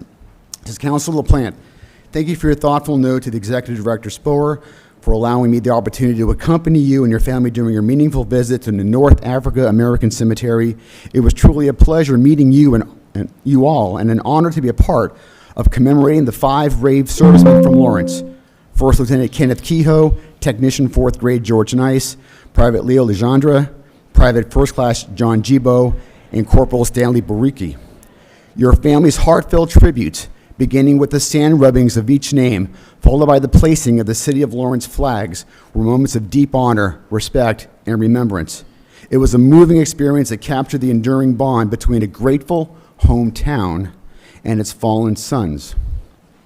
Both the city proclamation and the City Council resolution you presented will be framed and proudly displayed in the superintendent's office, visible to our staff and visitors alike, as a lasting reminder of your city's commitment to remembrance and sacrifice.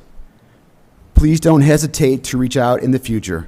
You, your family, and the people of the City of Lawrence are always welcome here at the North Africa American Cemetery. Respectfully, Superintendent and Director Adrian Adams. Thank you, councilors. All right, thank you.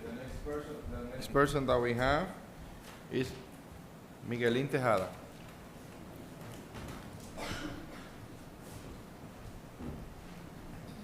Buenas noches, mi nombre es Miguelín Tejeda, residente en Lawrence por más de 20 años I have been a resident of Lawrence for more than 20 years.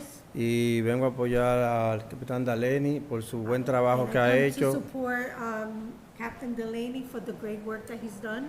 Creo que es un profesional muy bueno, He's ayuda a great mucho, professional that has helped. y da muy buenas He recomendaciones gives good y recommendations. sé que él está preparado and I know para that los he's nuevos prepared retos. for his new job. Mi respeto para usted, My capitán. respect for you. Thank you. Thank you. The next person that we have is Councilor Stephanie Infante, Councilor Vice President Infante.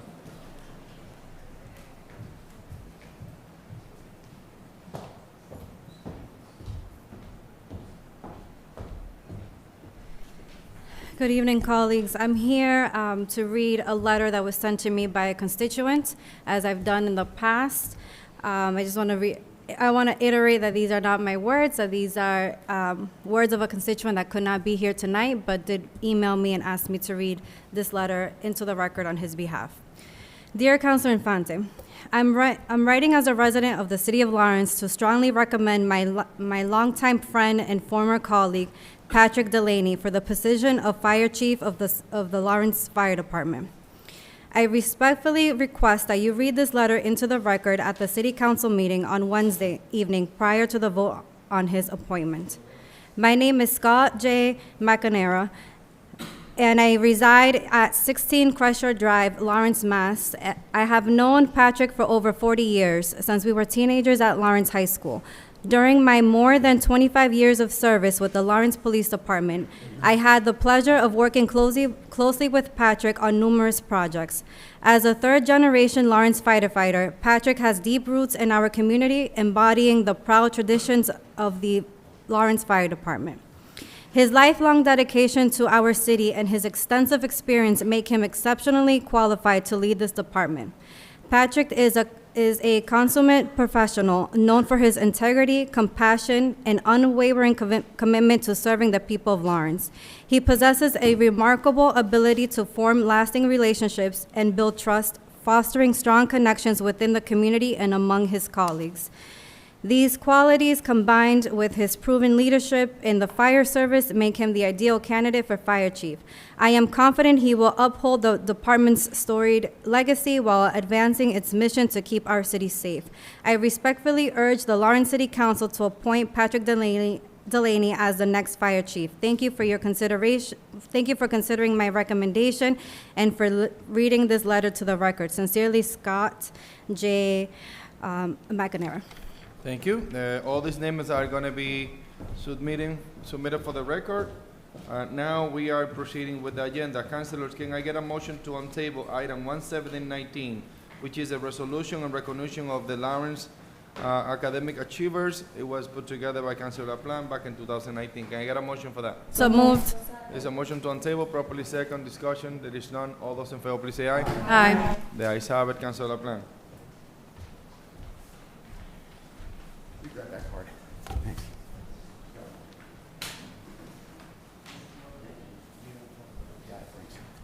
Thank you very much, councilors and council president.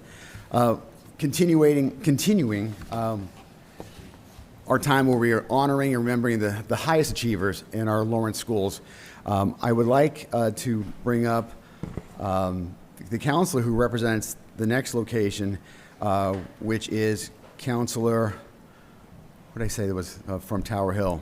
Is it Del Rosario? Counselor Del Rosario, thank you, because you guys split up. Could you come up for a second? And while he's coming up, will Brianna Ventura Marino please come forward?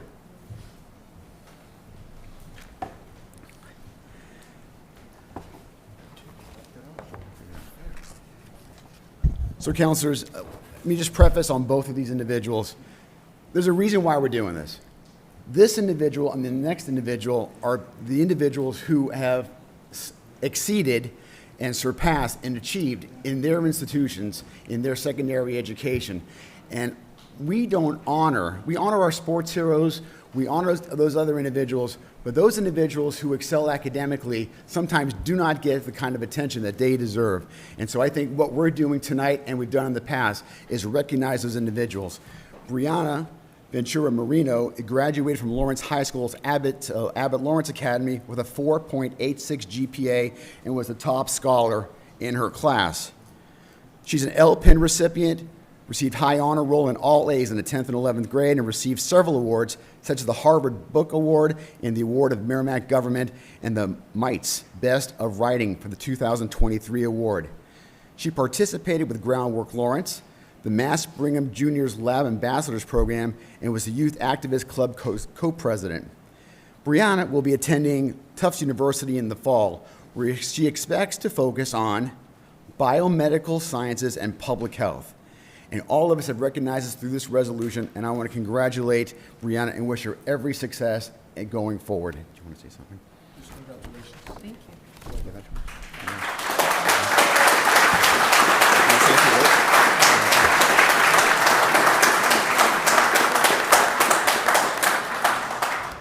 Hello, on behalf of, I guess, Tower Hill, I just want to say thank you for recognizing me as a transfer student from Abbott Lawrence Academy. Transfer students from outside schools like Unidos can't be awarded valedictorian, and although I was told late that I wouldn't be given that award, I'm extremely grateful that you guys were able to recognize me as the top scholar at Abbott. So thank you. Congratulations. Thank you.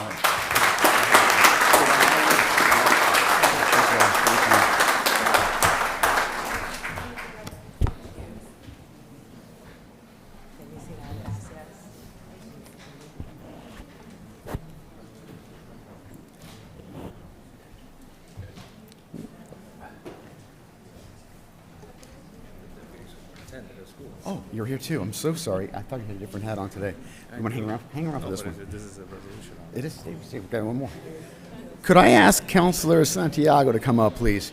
And I want to apologize. I knew he was here, but I didn't think of it when I came up here. We had the Assistant Superintendent of Schools, Carlos Matos, here, and it makes a lot of sense that the individual whom these individuals graduated from were under his jurisdiction. So thank you, Superintendent Matos. We appreciate that. Which brings us to John Antoni Pena Polanco. John, come up, please.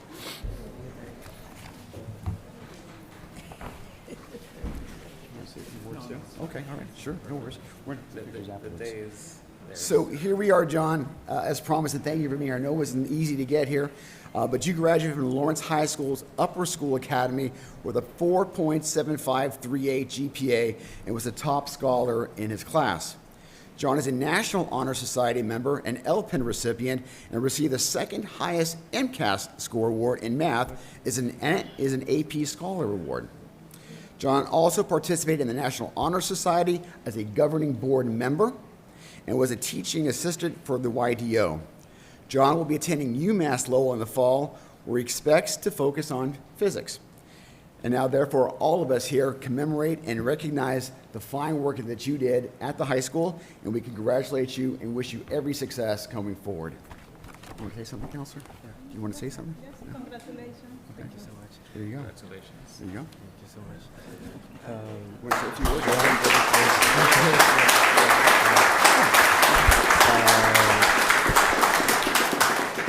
And I just want to say thank you for recognizing me for being the high scholar at LHS.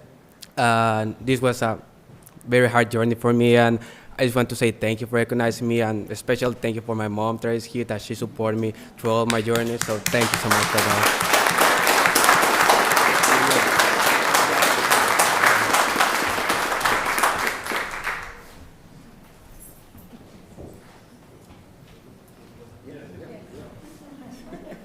Felicidades.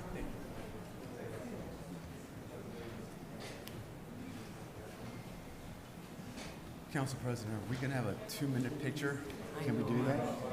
We can do it? Like herding cats. All right. Go ahead. Motion to recess. Second. Let's do it right here. Right here, right here.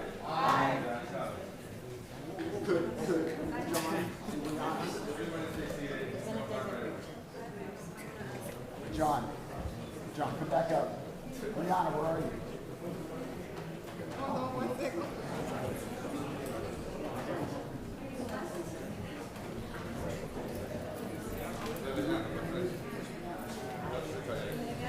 Yes.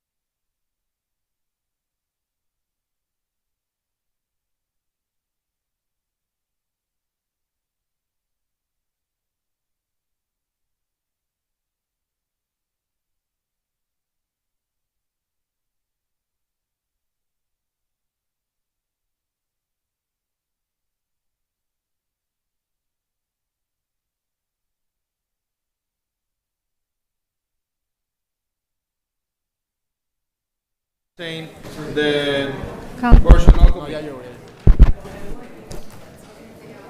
Yeah.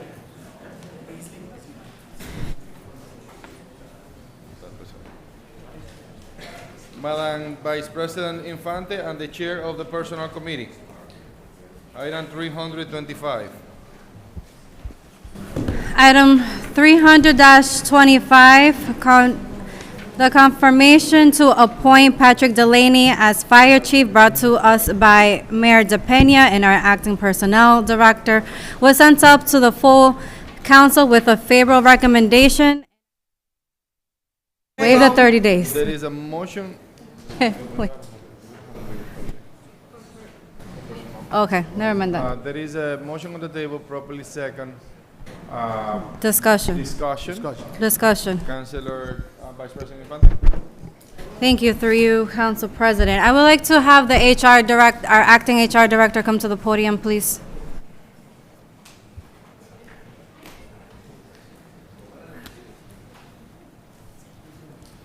Good evening, everyone. Director. Before I start with my questions, I first want to say shout out to Mrs. Delaney because she helped out with some of this, and we discussed it at the Personnel Committee. And you know, women are the backbone of their husbands. You know, HR Director. We made some recommendations, requirements that we asked you to bring up to the administration. I did see we have a revised contract here. I reviewed the contract and I see under Section 3, the last paragraph is still the exact same wording.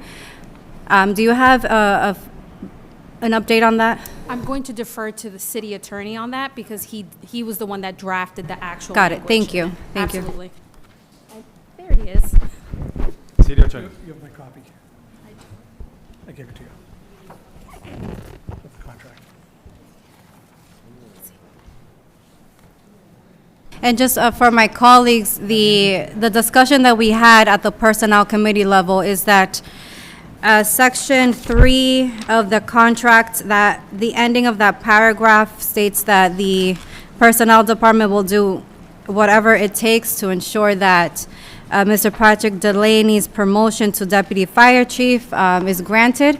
Upon further conversation, we were talking about his civil service status and positions to that. And we asked for that to be updated to more generic wording so that it You have could. the following words. This is what I had on. Okay. The city agrees to take whatever further steps are required of it to secure from Personnel Department any approval of the Patrick Delaney's promotion to Deputy Fire Chief and subsequent leave of absence. That's the language that I had changed it to. Okay, okay. So that reflects the whole civil service situation Correct. that we, okay. All right. My second question is, I guess for you, City Attorney, I don't know who to ask now. There was another suggestion that was asked to be brought up to the administration concerning community relations as part of the duties. Was that added? Because I don't see it here. I believe that's part of the ordinance, so it didn't need to be added. Okay. And the reason why that was brought up to my colleagues is that there's been some concerns about department heads being asked or requested not to go to certain activities or meetings. Councilor Luzon, who's part of the Personnel Committee, brought this concern to the HR Director, and that's the reason why we requested this to be added to the contract. Yeah.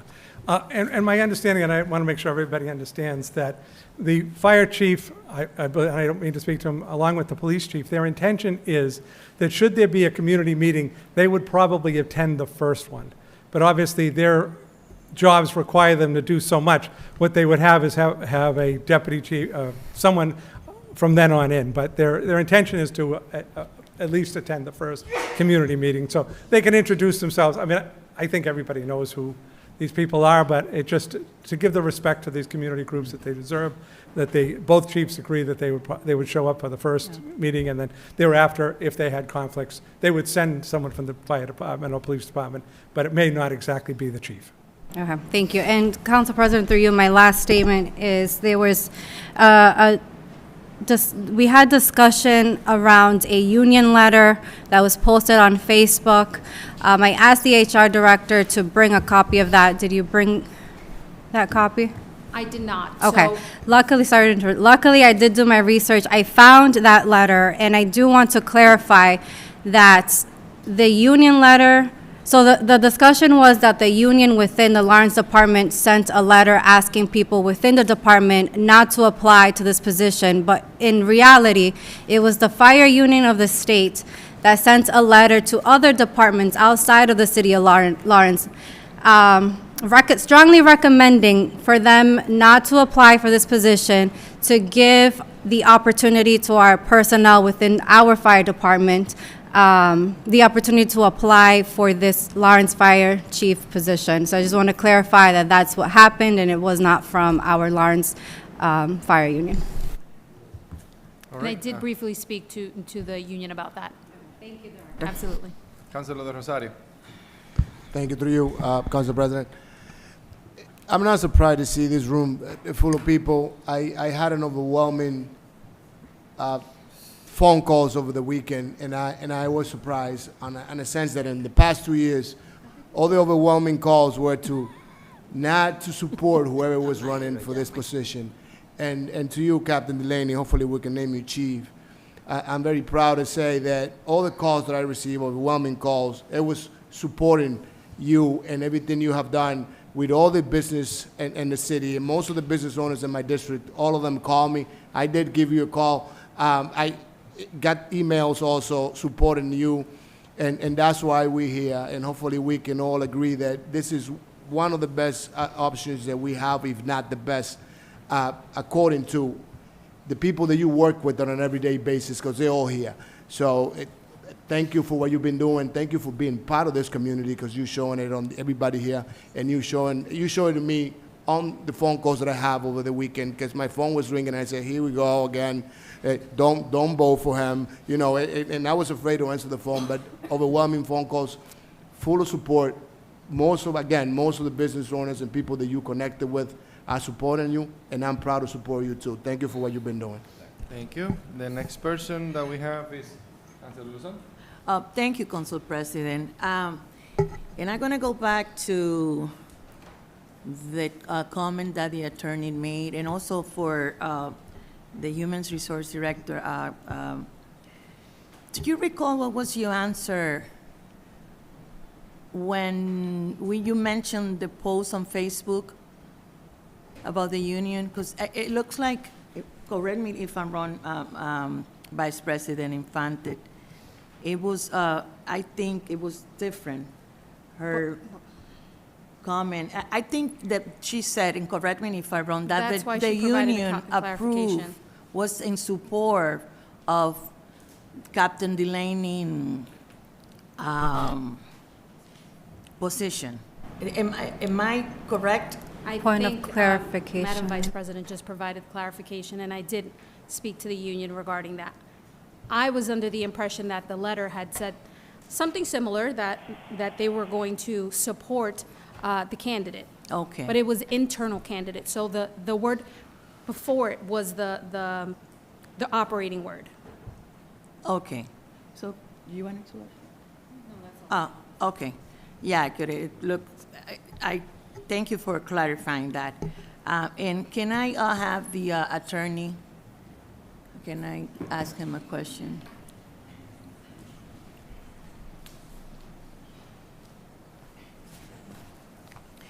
And based on the Vice President's comment on why it's necessary to have clarification on the contract about community meetings, community relationship, and my concern is community meetings. What you just said here is not completely accurate. They are not, and I'm going to refer to some of the directors, the departments, some of the directors, they are not allowed to attend all the meetings.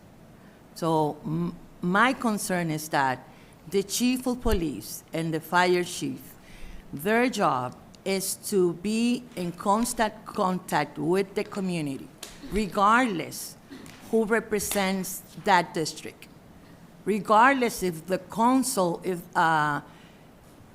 if the council that represents that district is an ally to the mayor.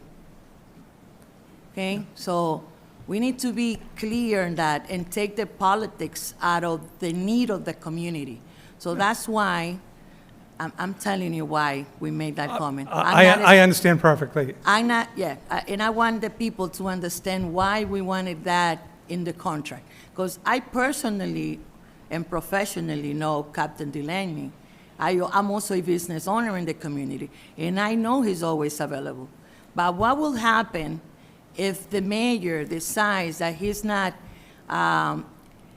decides not to approve a community meeting? So are we going to be, is the community is not going to be allowed to listen from the chief because a particular mayor, it doesn't have to be necessarily this mayor, it could be any other mayor, doesn't want that communication to happen? So that's why we wanted that in his contract. I We wanted that. I understand what you're saying, and again, I don't get into the political of it. Oh, no, but- you but- do, attorney, you do. But, You do. well, if you want me to go in the political of it, everybody in your district is a voter. I'm not talking about my district. I'm just saying, anybody that shows up at that meeting is a voter. Somebody might vote for the mayor, some of them might vote against the mayor. Some of them might vote for you, some of them might vote against you. Politically, it would be unwise for any elected official to say, don't show up to that group, because containing that group might be people of your supporters that you might want to be there. So I hope that the mayor is watching, because you just said something very important. So it's not wise for a mayor not to allow his directors or the chief of police or the fire chiefs not to attend a community meeting. So I just hope that Mayor Ryan De Peña is watching this meeting, because we, the people that represent every district, we have the same, we want the community to benefit from the chief of police suggestions or the fire chief suggestions. We want to see open communication. So thank you for saying that. And I hope that this administration is paying attention to what you just said. And that's why it was important for us as a personal community to mention that. It looks like that some councilors here have privilege and others don't. And at the end of the day, that doesn't benefit the community. So we would like to have any director, and if they are able to attend the community meetings, regardless of the politics. That's what I wanted to make clear. no problem. Thank you. The next councilor is Councilor Laplan. Thank you, Council President. 3 points. Point number one. I wanted to, just like Chief Aguilar, I wanted to know what was in the personnel files of Patrick Delaney. And so, in consultation with the personnel director, it's unfortunate I have to say this, there was not much information was inside that. And I know that someone with the background, credentials, and history that current Acting Chief Delaney has should have at least some stuff in there. And it disappoints me tremendously that, as it stands today, right now, is that we do not have the kind of files that we should have when we're looking to review performance of our employees and make a determination as to whether or not, if they're up for a promotion, potentially, what kind of record do they bring that we can evaluate. The good news here is that I have talking to Director Garcia. She is implementing changes to that, and that is promising, and I applaud her for making those changes. I'm surprised it hasn't happened until she has been on the job, but I thank her for, she understands how important it is, so that's a good thing. That's a side note. So I just want to thank Director Garcia for taking the initiative and trying to fulfill that part of the responsibility for decision makers like us. That's number one. Number two, I was asked by Bob Sheehan, who is the owner of Sheehan's Towing, to read this very brief letter, and I will. Good evening, City Councilors. I'm writing to you tonight in support of Patrick Delaney becoming the new fire chief for the Lawrence Fire Department. Growing up in South Lawrence, I knew the Delaney family well, as they were well known and well liked in the South Common neighborhood. Fast forward some years, Patrick became a Lawrence firefighter, and I would see him at various auto accidents we responded to while towing for the city. He would always be helpful to us at the scene with other Lawrence firefighters. Watching Patrick rise through the ranks has been a source of pride for our community. His dedication, experience, and deep ties to the city make him an outstanding choice for fire chief. I have no doubt that he will serve Lawrence with honor and distinction, just as he has throughout his career. Thank you for your time and consideration. Sincerely, Robert Sheehan, owner of Sheehan's Towing. That's 2.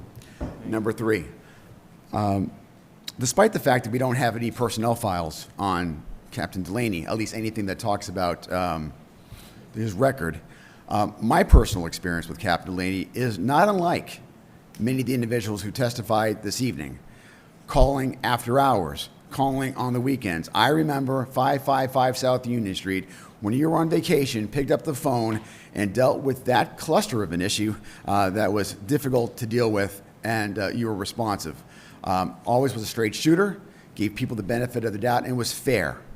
And that's how I know Patrick Delaney.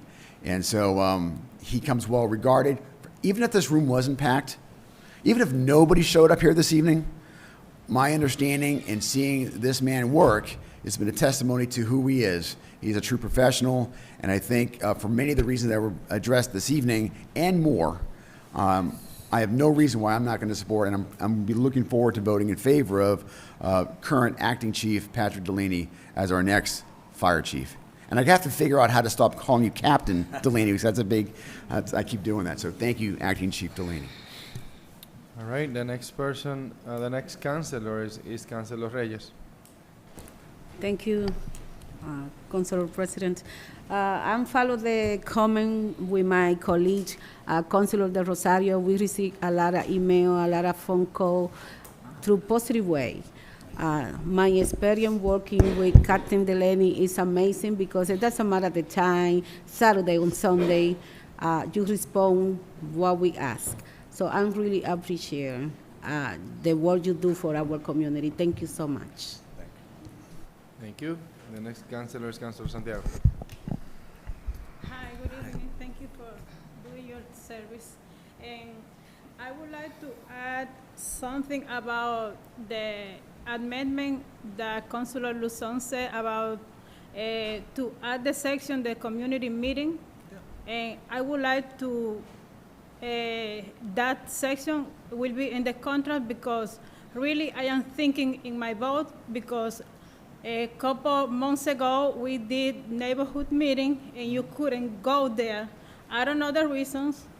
And it's not a secret, I am not the favorite consular for the mayor. Everybody knows that. And another things that I wanna know, I wanna ask you, how is your relationship with the currently candidate for mayor, because he is a firefighter, you have a lot of support here, but he's not here. Yes, so. But I mean, Councilor Santiago, that's his opinion about, his support for the mayor race. So he doesn't have to respond to that question. If you want to, yes. I don't mind answering it, Councilor. Good evening, Mr. Councilor, councilors, Chair. I don't mind answering that. The current gentleman, Juan Gonzalez, that is running for mayor, I think I mentioned at the personnel meeting, he's putting himself out there, and as a department, we respect that. He's trying to do something to better the community. I have worked with firefighter Gonzalez for over 30 years. He's a fabulous firefighter. He's a great family guy. And he's a colleague and he's a friend, and I respect him very much, to answer your question. Thank you. Council President. All right, Councilor. The next councilor will be Councilor Levy. Good evening. Well, you have to be a leader in some way because, like as my fellow council say, we had a lot of phone calls. just to support you anyway. I know that I met you not too long ago, let me say, maybe a couple of years ago, but from the time that I've been working with you, I'm very glad, you know, with the way that you work and the way that you treat everybody and every single person. Thank you. Okay, that is very, very important. Okay, and I know that sometimes, I know that my fellow colleagues are asking for some change or work regarding community meeting. I know that you are representing our city very well, and anytime, you know, that you are able to, you go to the meetings. I agree. And due to your job, sometimes I know there is no, maybe you won't be able to go. That's part of the thing that I see. And to do something that I say, you know, is practically to die, not just only you as a fire chief, but also the fire police. They need to be free of doing what they have to do at the moment that they have to be done. Yes. Okay, so thank you so much for your work. And since the beginning, my vote is yes for you, and so that to be the next fire chief. Thank you. Thank you, Councilor Levy.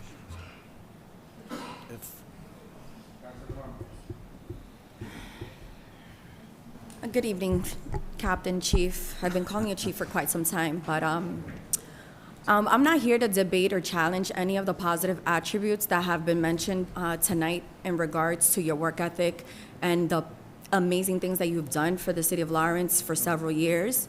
I've had the privilege and honor of working with you and getting to know you on a professional and a personal level.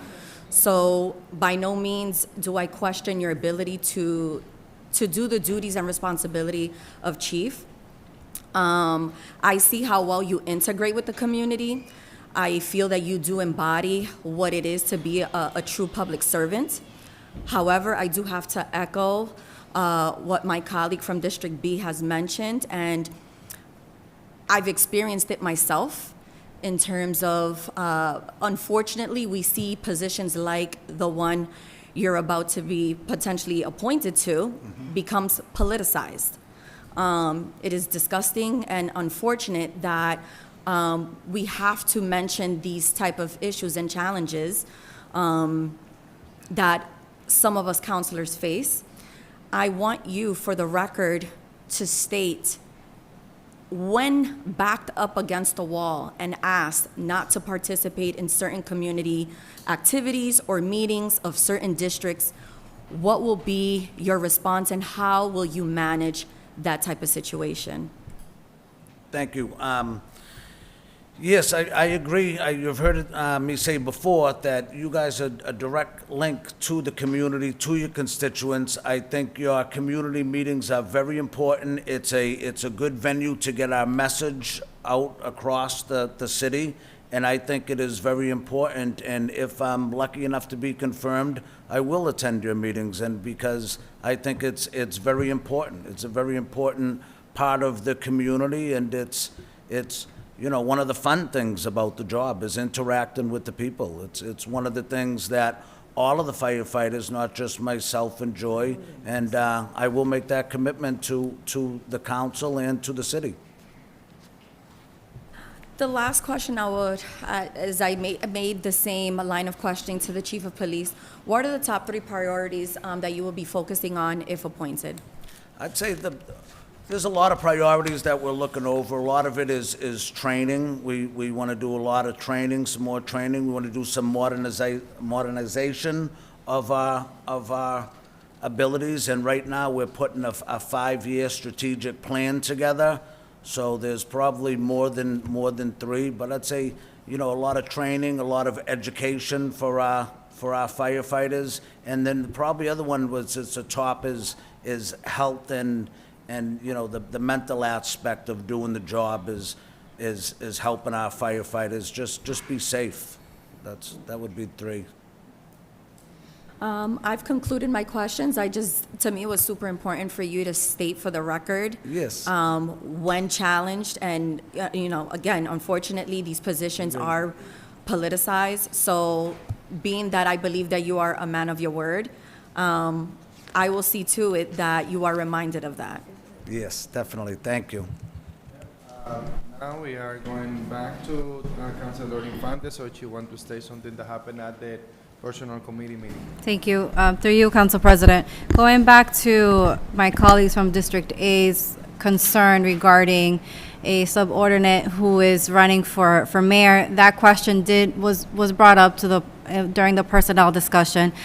We engaged in a discussion as to how would the chief, if confirmed, handle if the administration were to treat this individual unfairly, and also on the flip side, how would the chief, if confirmed, handle a situation if this individual were to be campaigning during work hours? So we did cover that from both ends, and you answered it very greatly, and I appreciate, well, I know the committee appreciated the answer that you provided us. Thank you. Now we would like to open up the floor to you and provide you with an opportunity to introduce Thank you, yourself to the Councilor, community and to the followers. Mr. Chairman and councilors, and through the chair, I would like to really show my appreciation to everybody who showed up and all the kind words. I'd like to thank my family, my wife Jennifer, my son Ryan, my son Tyler, and my daughter Sophie, who was looking to say a couple words, but she didn't get a chance. A lot of very nice things were said about me, but I think it's because I'm the person standing up here. Everything that was said about me could be said to any firefighter in this room or on the job. We have an extraordinary fire department, and it's their life. They go above and beyond in everything they do. So all those kind words that, you know, are really overwhelming to hear from myself, they could be said about any of the members of the Lawrence Fire Department. And us as a city is very lucky.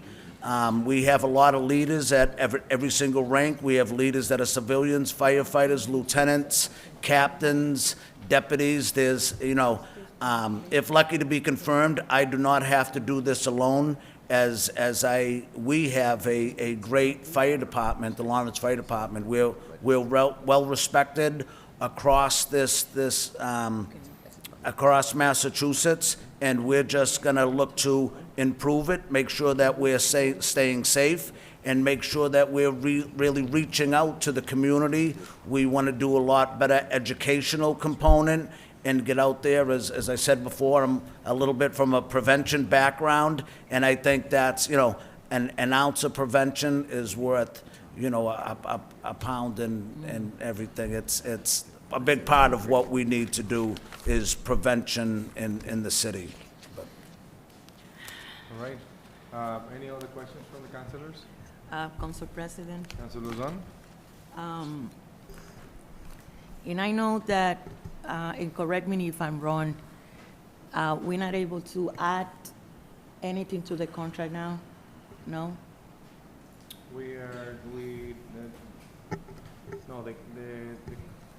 Let's ask the city attorney. I would like, yes. Thank you. Another Yeah, that's what I attorney. said. Let's ask the city attorney. Could you add anything you could? I mean, we negotiated it back and forth, so it puts him at a disadvantage at this point, because you can say, I would like to add this. He's now here for confirmation. He pretty well couldn't tell you to go jump in a lake, that he didn't like it, because he has no power right now. So I would suggest, I think the contract is complete. I would not want to amend it at this point. You do have the right to, but I'm just saying, from his standpoint, you could ask for anything at this point, and it really doesn't give him a chance to respond. Attorney, and thank you for that, for clarifying that, but my concern is actually Captain Delaney, and making sure that when there's community meetings and other community meetings to attend, he's not going to get a hard time, not only from this mayor, from any other mayor that may come this way. I think we put them in a hard and a difficult position, because sometimes the mayor orders them. or any mayor, because I'm not going to use, it happened before, and it's happening now, and it may continue happening. But how can we help the chief? Because I know Captain Delaney, he calls people, and he likes to be present. I know that. I have worked with him. I'm a business owner, and he has responded my calls and my friends' calls. I know the type of work and that he does. But I also know that we have we don't want him in a difficult position. And he understands what I'm trying to say. This has nothing to do with him, for the people that are here and are watching. We just want to prevent that situation from happening. The community has the right to listen from the fire chief and from the police chief. It's their right. They're paying their salary. No mayor has the right to deny the community of that. So I'm asking here, and I don't want to postpone. There's a lot of people and his supporting him. The community agrees with this nomination. But how can we help the chief, the future chief of the fire department? Well, I think you could sign his contract. Without that. Without that.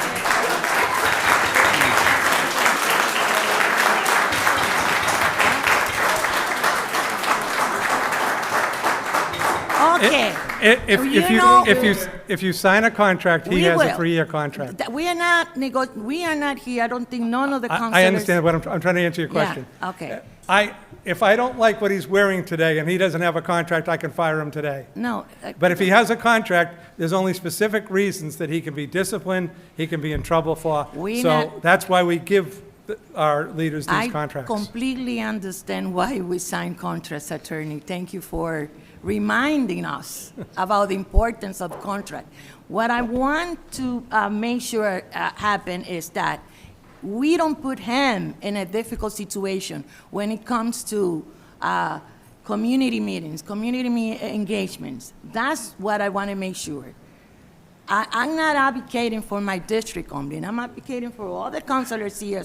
They are not in the mayor's list. And who is paying the price? The voters, the community members. You don't need to answer that. Don't make excuses. I just put out there my opinion. Can we, and maybe correct me if I'm wrong, can we vote in favor of this contract and add and request one clause? No? Point, we are in the process of the confirmation. Okay. Do you, Mr. And President, an that we amendment both- to the contract will need the mayor's signature. Okay.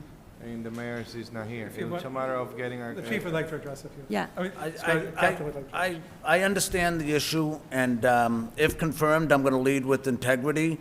And as I've stated before, being at your community meetings is very important, and that's what I'll do. That's what I intend to do.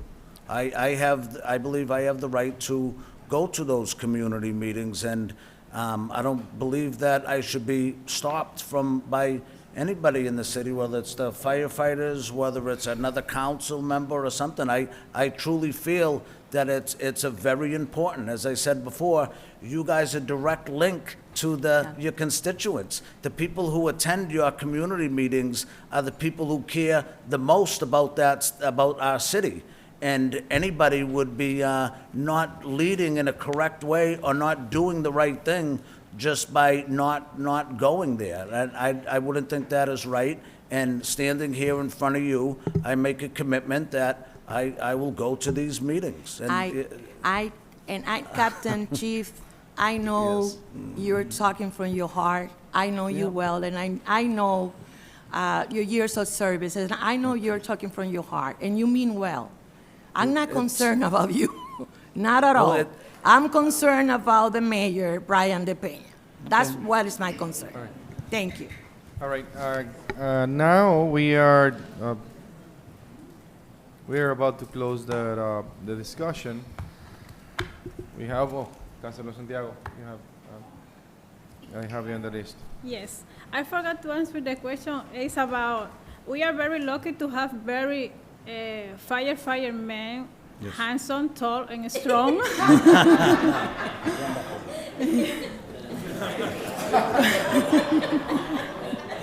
pensaba que se lo decía Vivian. But I am wondering about women. Thank Yes. you. We Thank wanna you, Councilor. recruit, we wanna do something to recruit women on the agree. fire department. Thank you, Councilor. I agree. That also came up at the personnel meeting, and I think some people watched us on TV as we got a couple of people coming in, some female candidates coming in, and I did meet with them on the second day. Nice. And we're going to help them take the test. And I think I said one of the problems is the females are really not applying to take the test. The newest batch that we've been hiring, we've had about 20, 25 applicants, and in the top 25, there really hasn't been any females to go after, and we have to recruit them. We were just talking that Northern Essex is doing something in the fall, recruitment for jobs and stuff like that, and we attend it every year, and we've been talking this year about tailoring it a little bit, maybe take some of our female firefighters. We do have a few females on the fire department. One is one of our leaders. One is a captain, Captain Tara Reardon. So we do have some females, and we'd be more than happy to get some more. But as I said before, we have to go recruit them. We have to go make it so they want to do this job, and I'm willing to do that. Thank you, I will happy to see that. Thank you. Are we ready in the city of Lawrence to receive a good amount of women? Because that's a question that. Yeah, we've been ready probably, Captain Reardon's probably been on about 22 years, 23 years, so we made that adjustment a long time ago. We did have another female, Doris Anziani, and she actually ended up going to Massport, and she's a deputy chief doing very well over there. She still comes back to a lot of our engagements, a lot of our parties. So right now we have two, but again, we're willing to go out there, but we have to recruit them. And that's where, again, I'd probably ask for the council's help in reaching out. And we have a firefighter entry exam coming up August 28th. And right now, we have, thanks to our discussion at the Personnel Committee, we've had a couple people come by, and we're going to assist them. I introduced one of them to Councilor Infante, and we're going to, assist that member, which is an ex-military female. And we also have another female, Diana, who works at Fire Alarm, and she's hopefully about to become a firefighter too. So I'd engage you all in assisting the Lawrence Fire Department to go recruit some more females, because we'd be happy to have them. Right. Now, I would like to say a few things. It is the discussion of today around your confirmation has been everywhere, but your credentials, and it is unfortunately because we missing this opportunity. Yep. Because of an issue that happened throughout. Thank you. We're missing this opportunity of engaging with you when it comes to this important position, and when it comes to what you can do to lead the department. Instead, we are talking about the issues that we're facing because of many particular situations, but more importantly, the situation related to you being engaging with the public and specific meetings, not all, but specific meetings that are related to specific councilors. And it is unfortunately that this is happening because we have a great opportunity here to engage the community and engage the firefighter with the community and allow the community to understand how the firefighter works and and how we can help as a community to be able to prevent fire or to be able to do anything. Few months ago, we have a fire, and there was a person that went over to the fire to a tent to help, bring water, bring everything to help out you guys, because of the service that you guys provide. The fire department is essential to any community, but to Lawrence, it is a key component to ensure that this public safety is up there. When we're going around to ask for a vote, we always talk about public safety. And it is funny because some politicians, they don't even relate to it after they get elected. And it is something that is happening throughout the city of Lawrence. At this situation, at this point, we should be taking an opportunity to engage. You are, now there was a question, very important question when it comes to female. And we need to engage into that a lot more. This was an opportunity for people to look at this meeting and understand how the firefighter works, the schedule, the payments, the age limitation, if it is any. In Lawrence, there is not. There is some communities that there is some limitation when it comes to aging. We don't have that. So people can apply for the firefighter without having that age limits that a lot of communities within Massachusetts have.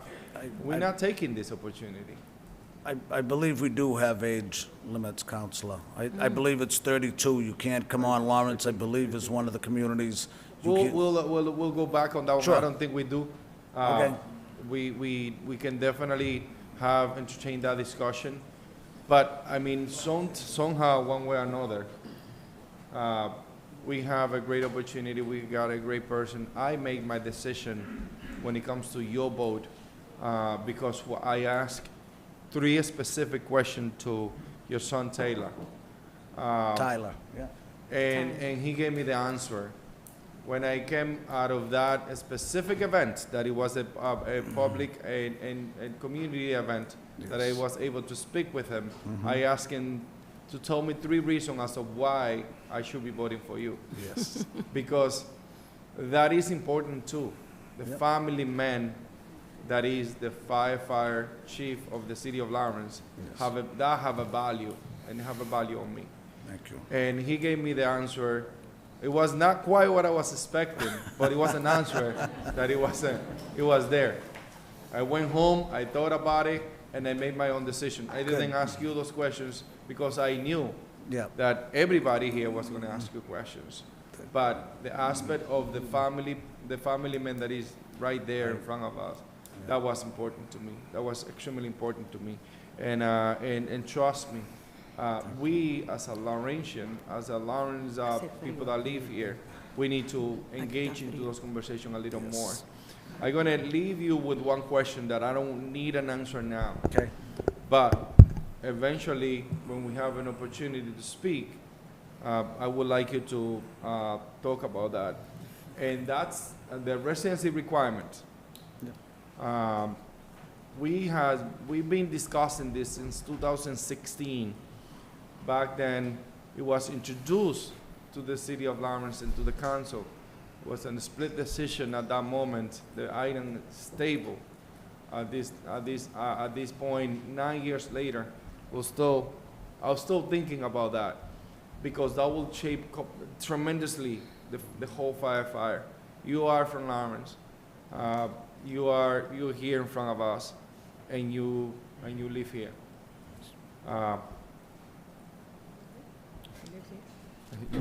Are you also Council President? Essentially, it is an importance to it. I don't need an answer now. It is a controversial topic to a lot of people. It is clear to me. I still have that in my mind, and I would like you to think it through. I would like you to analyze the situation. Okay. Last, I would like to recognize the firefighter union president that is here, and the former president that is also here. At least 2 of them I know. Thank you for that. firefighter union. Two formers at least. Yeah, some of them are here. Two formers. So thank you all for support, and definitely appreciate you, Captain, and potential chief in the future. Thank you. Thank you. Thank you, Council President. At this point, from the council side, I'm going to close the discussion, but Acting Chief Delaney, I will give you, if you have any closing remarks that you want to say, I'll give you the opportunity. If not, we will call the question. In closing, I'd just like to reiterate that it's not just about me, it's about the Lawrence Fire Department. We have hard-working men and women that do this job every day. It's taxing, it's dangerous at times. I mentioned before, they make great sacrifices, to their families, to times, to their bodies. Firefighters right now are, one in 4, 1 in 3 are getting cancer, when opposed to civilians, 1 in 7, and it's a lot of PFAS or gear. Where they're sacrificing a lot. They see a lot on a daily basis. They really give a lot to this community. Again, everything that was said about me could be said about every single, one of our members of the Lawrence Fire Department. That's 100%. Thank you. At this point, Madam Clerk, I'm actually going to ask you to call the roll. Councilor Levy. Yes. Councilor LaPlante. Yes. Councilor Luzon. Yes. Councilor Del Rosario. Yes. Councilor Santiago. Yes. Councilor Marmol. Yes. Councilor Reyes. Yes. Council President Rodriguez. Yes. Council Vice President Infante. Yes. Motion carries.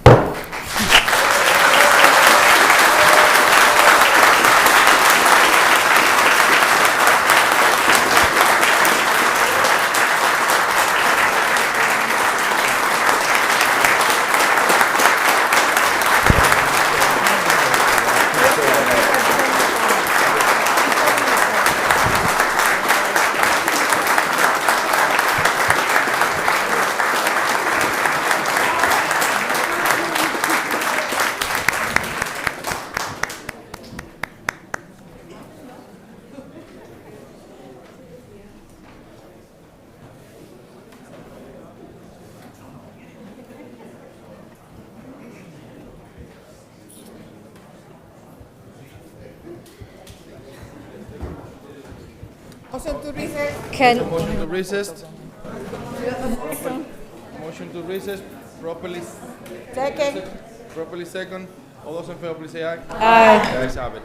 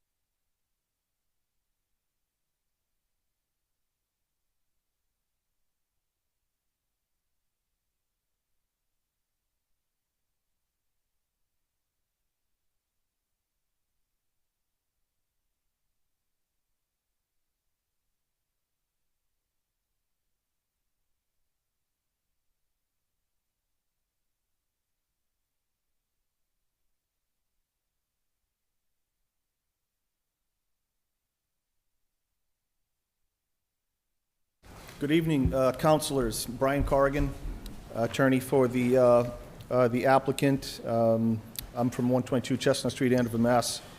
I represent Sueños Basketball Incorporated. With me tonight are the principals of Sueños, Jose and Jackie DeLone, who are here with, as you can see, many of their patrons and the kids that are part of the organization.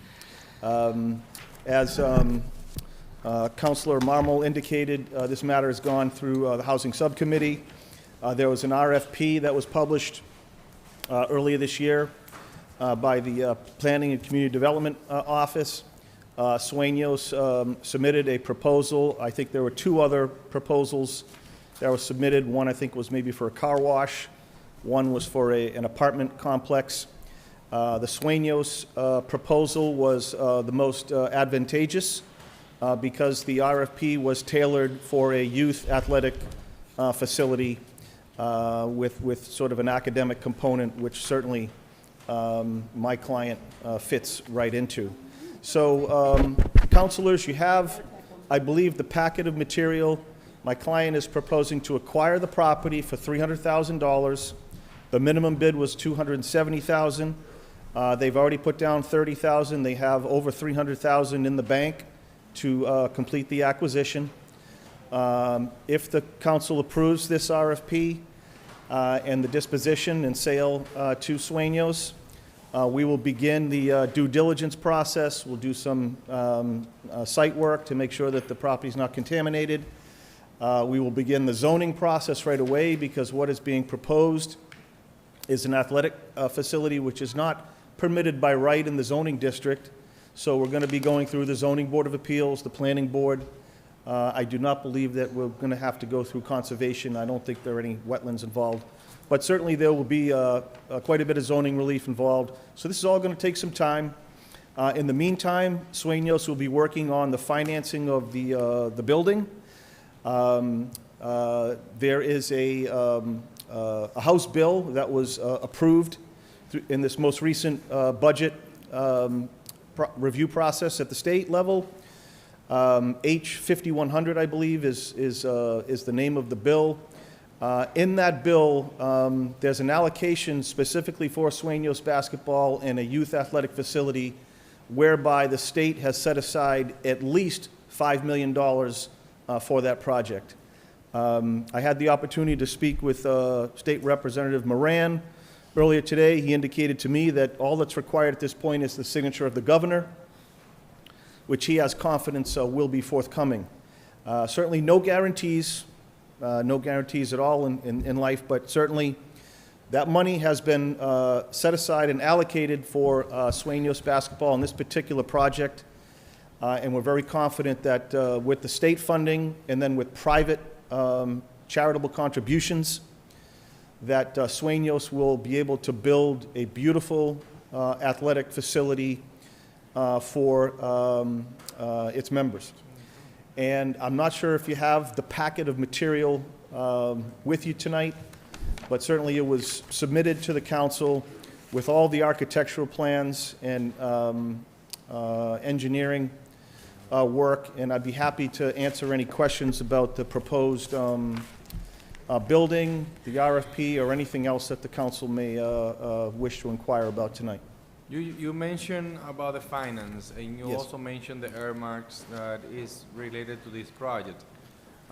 For the purpose of the purchasing the property, you also mentioned that the finance is available in the bank for this specific disposition and subsequently paying the city Correct. $300,000. Is Correct. that what you say? That is correct, and at the Personnel Subcommittee, I did submit copies of my client's bank statement at the time. I do have some copies of that same statement. There's over $300,000 in the account. The balance owed to the city is $270 because $30,000 is already being held. So the funds are there to acquire the property. That could be done very quickly. Again, once we do a little bit of due diligence, I'll be doing some title work to make sure that the title to be delivered by the city is going to be clear. The closing stuff, right? Typical typical set of closing requirements. I anticipate we could probably close in 60 or 90 days, and we'll be working with the city attorney's office on that if all goes well tonight. And then from there, again, zoning, at least on my end, and then my clients will be working diligently on the financing component for the building.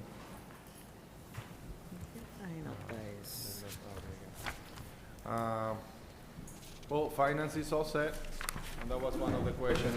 Councilors, any questions? Council President. Councilor Vice President Infante. Thank you. My question is to you, Council President. So the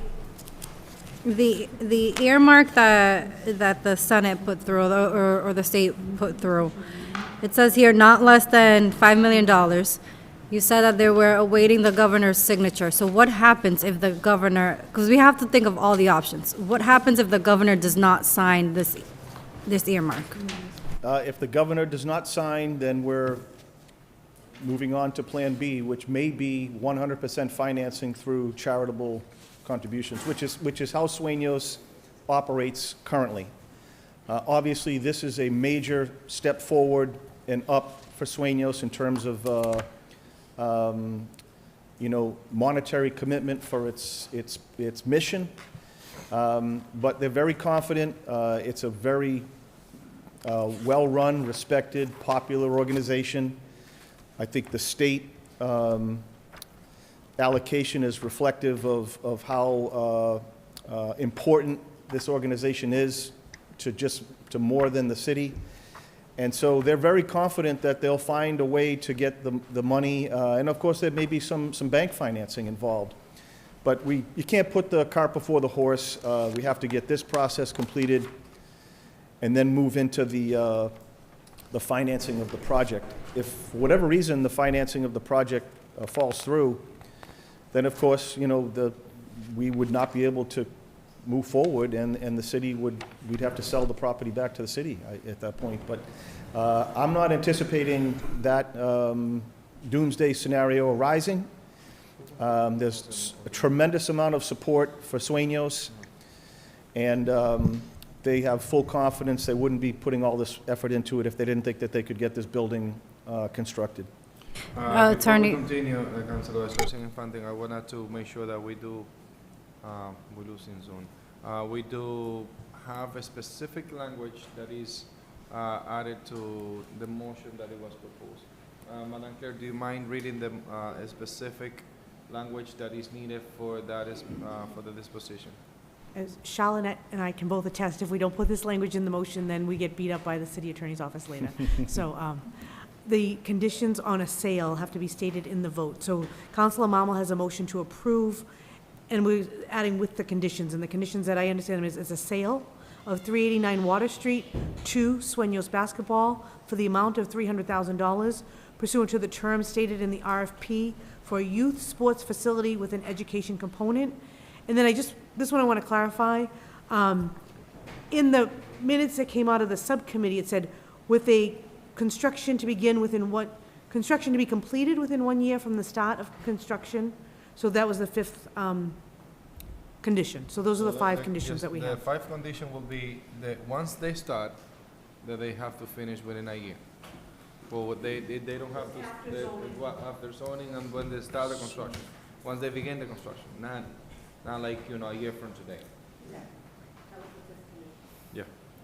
Councilor Vice President Infante. Is the language, the work has to be completed or has to be started within a year? No, it's completed once you start it. It says Completed within a year after you start. development must be completed within 1 year of the day the construction starts. That's what. That's easy. Thank you.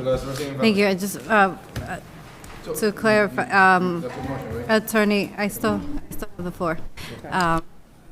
Attorney Corrigan, I understand that this is the first process and that financing is the second, but questions like this is part of my job to ask. This is part of the process. Understood. And I also, on the flip side, in my district, St. Patrick's built a beautiful school, and most of the funds, if not all, were all due to contributions that, efforts that they made with that. So I know it's possible. It's a lot of work. I know it's possible, but I wouldn't be doing my job if I didn't ask about the governor's portion. Understood. And it is important to recognize, Councilor Asperson, that for the purchase of the land, they're not just accounting on that earmarks, that they have finance to do the closing separate. Councilor LaPlante? Councilor Levy? So, it's just a clarification. You said that construction need to finish 1 year after they started. But how long they have to start the construction? We don't establish that. Okay. So it could be in 6 months, and then after 6 months, they have a year to finish. But it could be longer. It could be a couple of years from that. Yeah. That based on the condition that you guys put on. Yeah. It's difficult to say, Councilor Levy, because we only know so much about the land.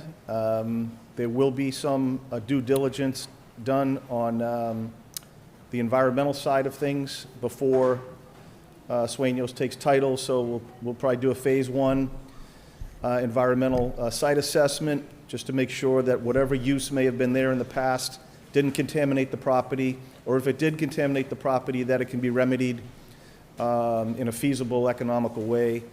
And then, of course, we go into the zoning process, which can take time. It takes time to prepare the application, to get on the agenda. Sometimes the meetings get canceled. Sometimes matters get tabled. Sometimes people come in and the abutters complain. That process could take several months.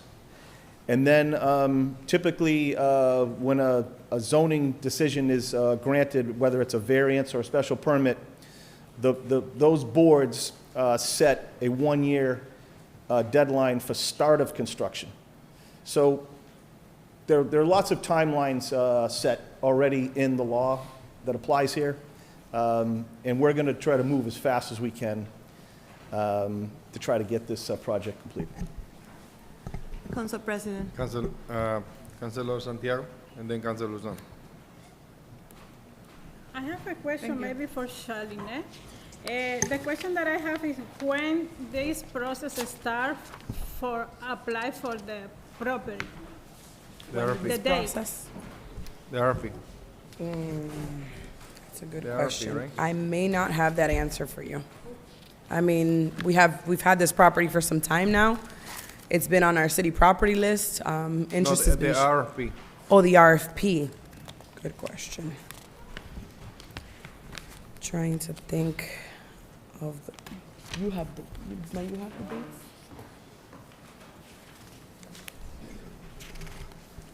We have an opening and close date of the RFP. It's usually 30 days.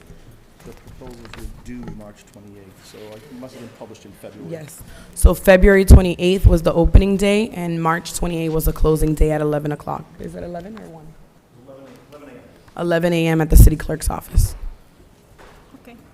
The question that I made is because I received phone call from my constituent, and they request, and usually, even in the subcommittee, one of the constituents speak in public participation, Bill Collins. He was wondering as well about the property was open for the property for sale on February, but in December, on Christmas, the mayor, Brian De Peña, offered the property to Sueño Basketball. And that's why I answered the day how he can offer the property before they made the process. That's my constituent asked me. I mean, I can't speak on behalf of the mayor on his comments. I can answer your question directly with the opening and closing of that date. I'm not too sure. I wasn't present. I don't know when the banquet was held. I hear about it. I don't know the answer to that question. I do know that there was 3 applications, and from the 3 applications, the only application that fit the criteria that was set by this council was Sueños Basketball. Okay. And I have to do the question because my Absolutely. constituent requested Absolutely. me. But on behalf of the Sueños Basketball, I feel so proud of the organization because I am among of the players, and it is frustrated how they have practice one day in one place, in one school, and right away they have to change the place because the school is not able to do the practice, and it is frustrating for the kids as well. And I am in favor of that, but I have to make the question that a constituent made it. Valid. Thank you for the question. Councilor Luzon? Thank you, Council President. And unfortunately, we had to address our constituents' concern. Absolutely. And my question is for the attorney. Is the attorney here? He is. Oh, he left? Not you, Brian. The city attorney. My favorite attorney, the only one.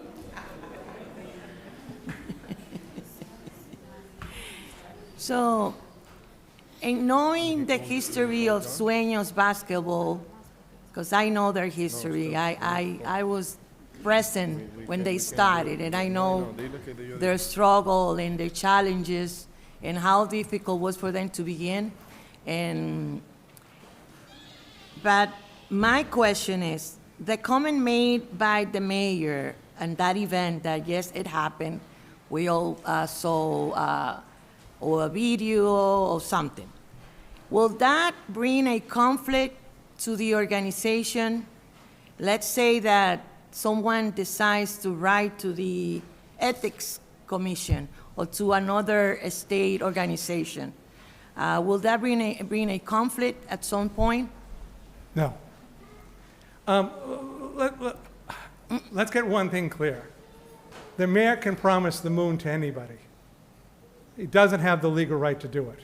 This property does not get transferred to Sueños unless you vote. Not the mayor, you vote. You are in charge. So I can promise them anything. It's what it is. It's a in-the-air promise. I can make statements. I can express my belief. It has no legal ramifications. What has legal ramifications is, what's the process? And the process is that this city council has the power and says who gets that property. And I was part of the advisory committee that reviewed the 3 proposals. Clearly, this was the best proposal. The other 2 didn't even come close. So it wasn't the mayor in that meeting. It was us in the committee that looked at all 3 proposals. So again, the mayor can state his opinion. You can state your opinion. You can say, Sueños is a wonderful organization. I hope they get this. But it has no legal effect. The city council vote right now is the only legal process. But in reality, he didn't say that. He was very specific, just for the record. My other question is, Hey. yes, Council President? You have the floor. Thank you. Now, I forgot my question.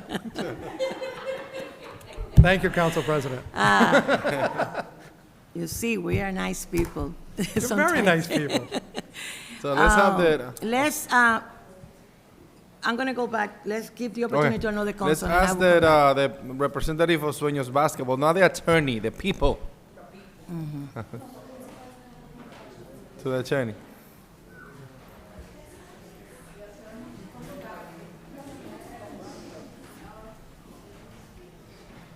Well, just talk to us. You guys don't want to talk to us. I don't know why you guys send an attorney here when you guys are familiar faces with us. I don't think they want to talk. That's fine. No? Not talking? What do you want us to talk about? I mean, you guys are running an organization for so many years. Sell yourself. Tell us, why do you believe we should vote in favor of the disposition of this property? That's the bare minimum. Not an attorney. Every time we talk to an attorney, it's a legal thin. It's like doesn't feel the same. Yes. Well, the reason that I believe that you should allow us to buy that property is not because of us, but because all Exactly. the youth in That's what we want to hear. Lawrence. Because they deserve to have a place. Because this is not about us. It's This is about, about them. we got you. You know? Yeah. Because they deserve to have a place instead of us going to different places and never have a home. And we can do a lot more, and they can be the one running the property, the organization. That's our goal, that, we old, we're gonna retire, but we want them to continue. So we don't want them to have the struggle that we have. Councilor De Rosario. Thank you, through you. I remember a few years ago when you guys did the dinner. It was winter time, and it was right by the church on Jackson Street. If it was 10 of us in there, it was a lot of people. And nobody offered you a building. And Delonere was asking that his dream was to actually build this complex and have that for the kids. And that was about what? How many years ago? And there was a big snowstorm, I remember. Nobody showed up. It was just 10 of us eating a simple dinner with the kids while you were telling us what were you dreaming of. That And was today, yes, go ahead. 8 years ago. That was like 8 years ago. 8 years that was ago. the second Christmas dinner. that Yeah, we- and it was a big snowstorm while you were telling us what your dream was for those kids. And now we have the opportunity to maybe give you the opportunity to get that dream that you had for those kids, regarding of what happened, because nobody go back 8 years ago when nobody offered you anything. You just had a dream for those kids. And now you have the opportunity to maybe start to fulfill those dreams. And that's why, from the get-go, I was in support of this, regardless of where the money come from, because I was there when you guys were dreaming of this. Again, big snowstorm, you were asking for $10 donation for dinner, and like 20 people the most showed up because it was a big snowstorm, and that was the beginning, to me, that was the beginning of this dream. And I always ask, I was praying for you guys too, and I have the opportunity to maybe vote in favor of this and be part of this dream that you guys were dreaming back 8 years, 10 years, whatever you started ago. So I'm in full support of this, full support of the kids, and you guys are almost there. And I know my colleagues, regardless of the questions they have, they all support Sueño basketball. So hopefully we can get this done tonight. Council President.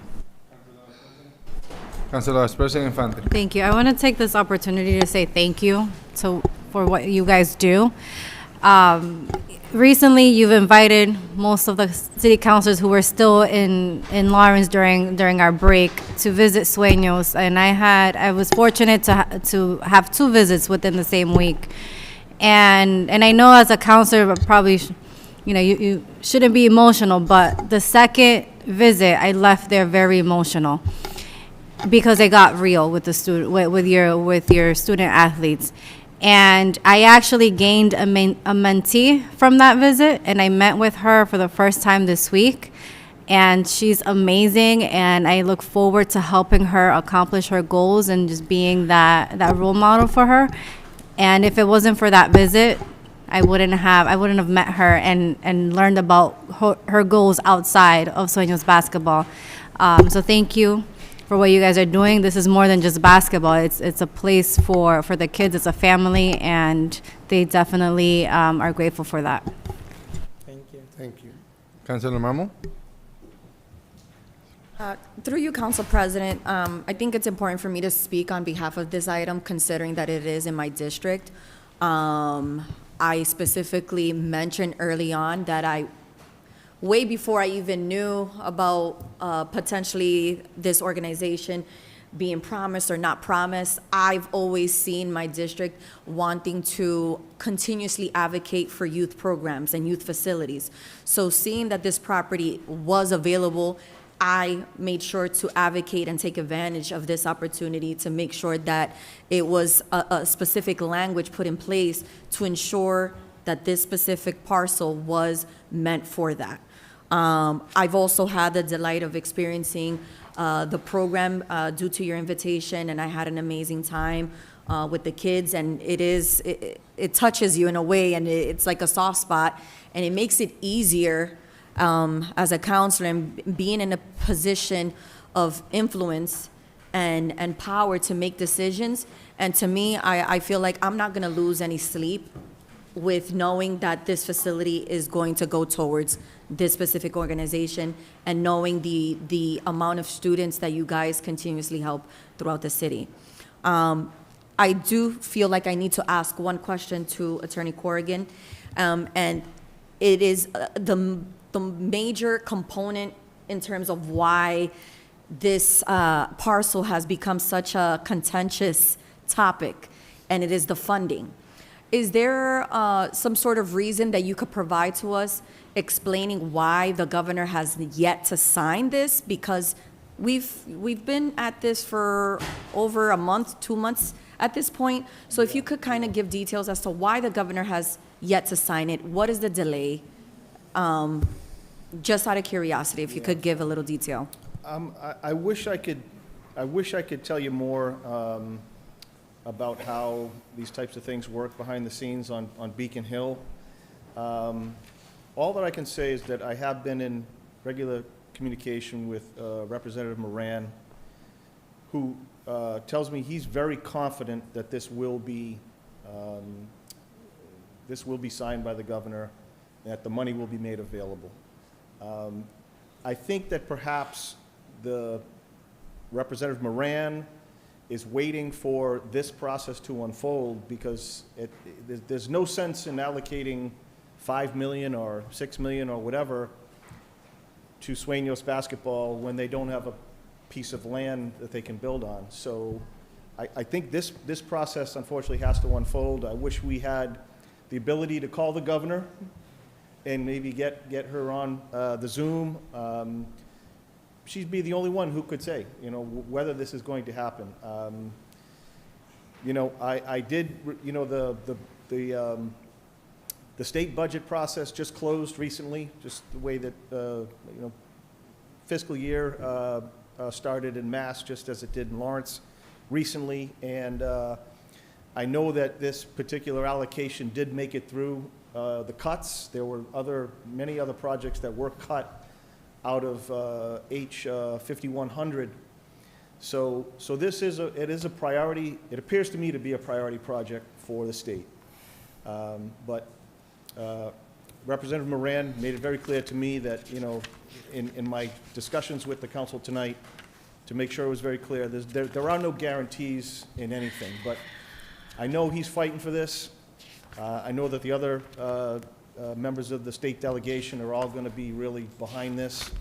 I hope everybody here also expresses to the governor the importance of this project. So I think based on that, I think this is it's going to get done. But unfortunately, we do not have like a commitment letter from a bank, and nor would you get a commitment letter from a bank until you have a purchase and sale agreement. So we got to sort of follow the process here. Approve the disposition, start moving forward, get the purchase and sale agreement prepared and executed. And then from there, I think it's up to our local representatives to push this over the finish line, get the governor to make this commitment. So I wish I could give you more of like a process, but I'm not that familiar with that process. Council President. Councilor Reyes, and then Councilor Mamo. And then Councilor Luzon, sorry. Thank you, Council President. Not for Ryan, just a comment for Sueño Basketball, because I know you guys working very hard to be in this moment today. Yeah, I'm so happy to see what we can moving forward this kind of project for our youth, because it's not a dreaming starting yesterday. It's a lot of commitment, it's a lot of dedication. It's working very hard to find our place to our youth. I'm so happy to be today in this position. I love to voting, to support to moving forward, because what Brian mentioned, when we don't have the parcel, we don't have another commitment. That's the first step. Así que I'm so happy to see this project moving forward. Thank you. Councilor Luzon? Thank you. I have a few questions, not for Jacqueline and Dilone. It's for the attorney. Thank you, Jackie. I know you wanted to go back and sit. And, for Celine, I don't know which one. So we don't know what we have in that land. Is that land contaminated? Are we aware of any contamination? No, there is not, Eleni? no such thing. Celine, Charlene. Shaline. Sorry, Shaline. It's Are not we recorded. aware of any contamination on this land? I'm not aware of any contamination on the land. The properties that we sell through these processes are as is, and so those are some of the risks that purchaser may have when they purchase these properties. So who will be responsible to clean it if there's any contamination in that land? Like I said, it's as is, so anything past the sale is the responsibility of the purchaser. That is concerning. There's no such thing as contamination in that land. But we don't know, Council President, because we are not experts. No, but the previous use of that land. What was the previous use of the land, if I may ask? We don't know for certain. Oh. You guys don't It's know? been vacant, it's been vacant for decades. The DPW use it what? to have all the leads being transported from the city, and they keep it as a transfer station for the leads when they pick it up every week. And then also when they cut a tree, they bring it up to that location. If anything, the use of that parcel previously will help when it comes to no contamination, because they have just leads and trees. I think I have the floor. Thank you, Council Yeah, President. no, but I mean, I'm talking. You do have the floor once we finish up the Thank you. clarification of what we're discussing. So, Councilor Luzon, I just want to make something clear that if there's any contamination found, well, it depends on the degree to which it's found. If it's going to make this project not economically feasible for Sueños, they're not going to buy it. The purchase and sale will be terminated, and this will just be done. The city's going to have to deal with that issue before the property could be sold. I just want them to be aware of that, because and I'm assuming you guys are listening to what they just said. They don't even know what is in that land that the city is selling to you. So keep that. I think it should be part of. It should be in the contract or something, because making them responsible for cleaning something, it's going to cost a lot of money, and I don't think they are in a financially in that position. From my perspective, that's one question, a concern that I have. Selling a piece of land to a nonprofit that doesn't have a lot, financially speaking, it's concerning. Knowing how much it costs to clean a contaminated piece of land. My other question is, you mentioned, attorney, thank you, Charlene, thank you so much. You mentioned that they're getting funds from the state, and with that, they're planning to build this project. So that's what you mentioned, attorney. The state funding is hopefully one component of the financing. There will be private financing as well through charitable contributions, in similar fashion to the St. Patrick's Catholic school that Councilor Infante was talking about.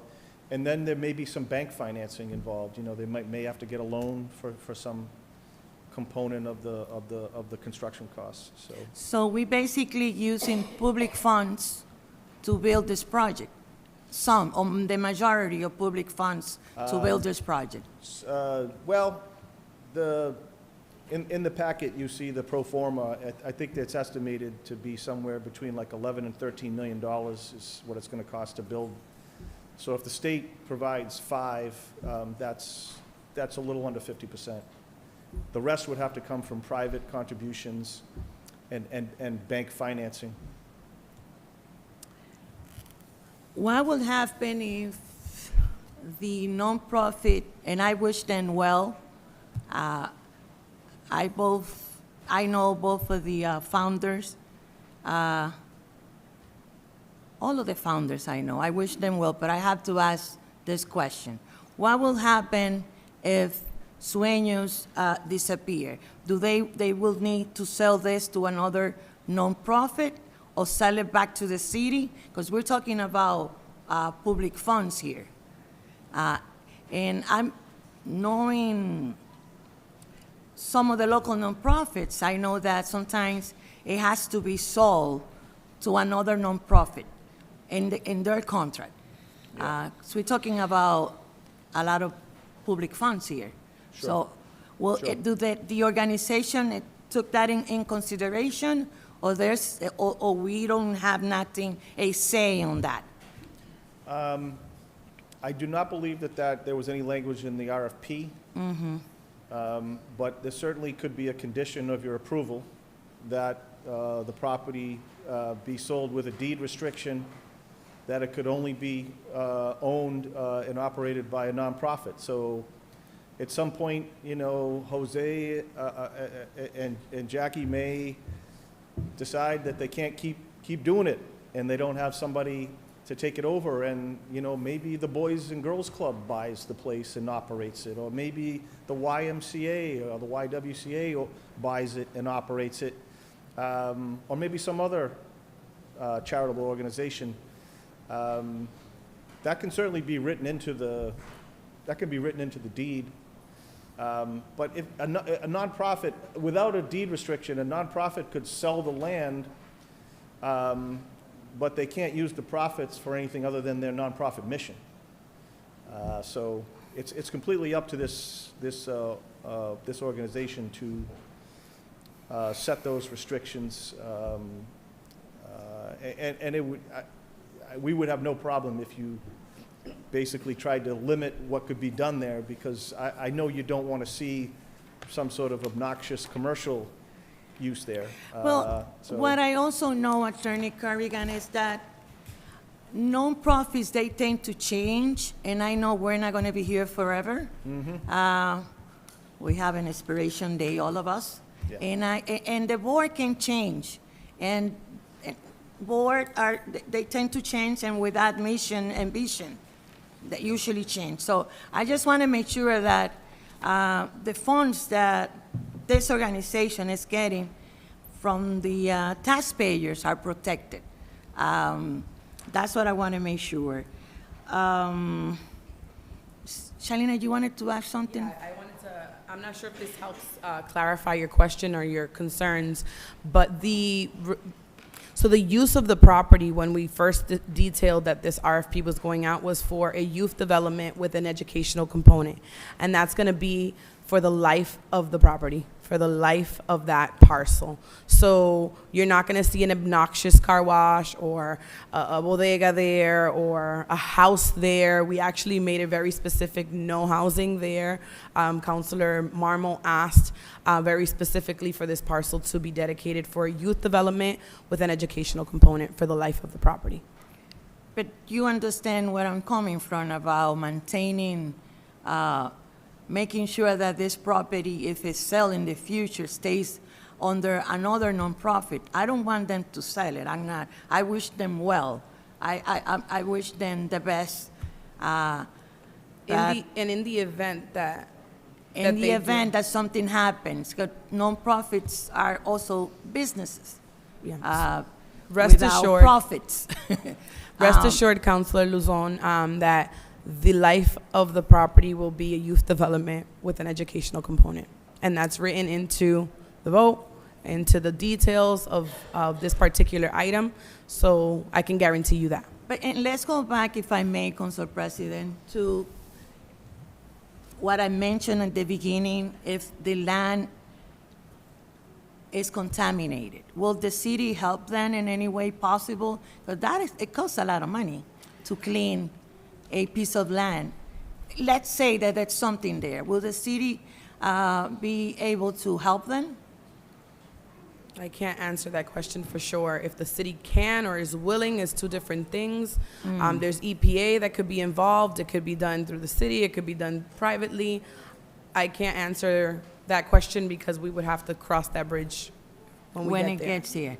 Well, we should have crossed the bridge before selling the property. It's not something that 30B requires of us. It's I mean, as is. From my council president, I know you made a comment. I think knowing how much it costs to clean a piece of land, we're not sure. I'm just making an assumption here. I think the city should be selling or knowing what we have there. But it could cost a lot of money for anyone, to a nonprofit, to a private buyer to clean. This is just my point of view. Also, my last question is, if we getting public funds, will this complex be available to other organizations? Is that a possibility?